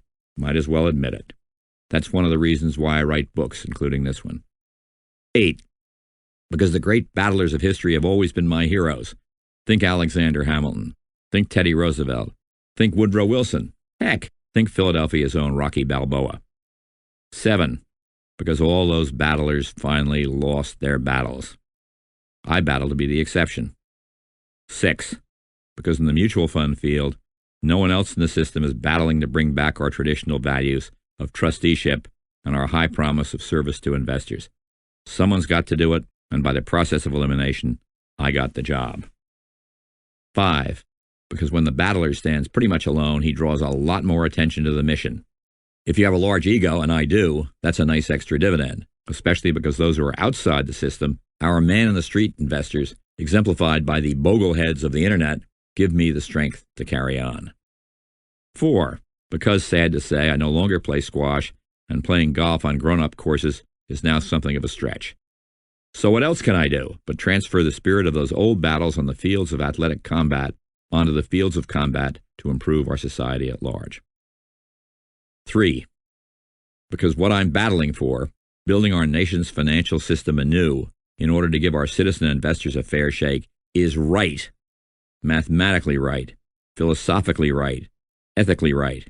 Call it idealism, and it's as strong today as, maybe even stronger than, it was when I wrote that idealistic Princeton thesis 57 years ago. How could an idealist fail to fight such a battle? 2. Because even as I battle, I love the give and take, the competition, the intellectual challenge of my field, the burning desire to leave everything that I touch better than I found it. Using Robert Frost's formulation, my battle is a lover's quarrel with our financial world. And 1. Simply because I'm a battler by nature, born, bred, and raised to make my own way in life.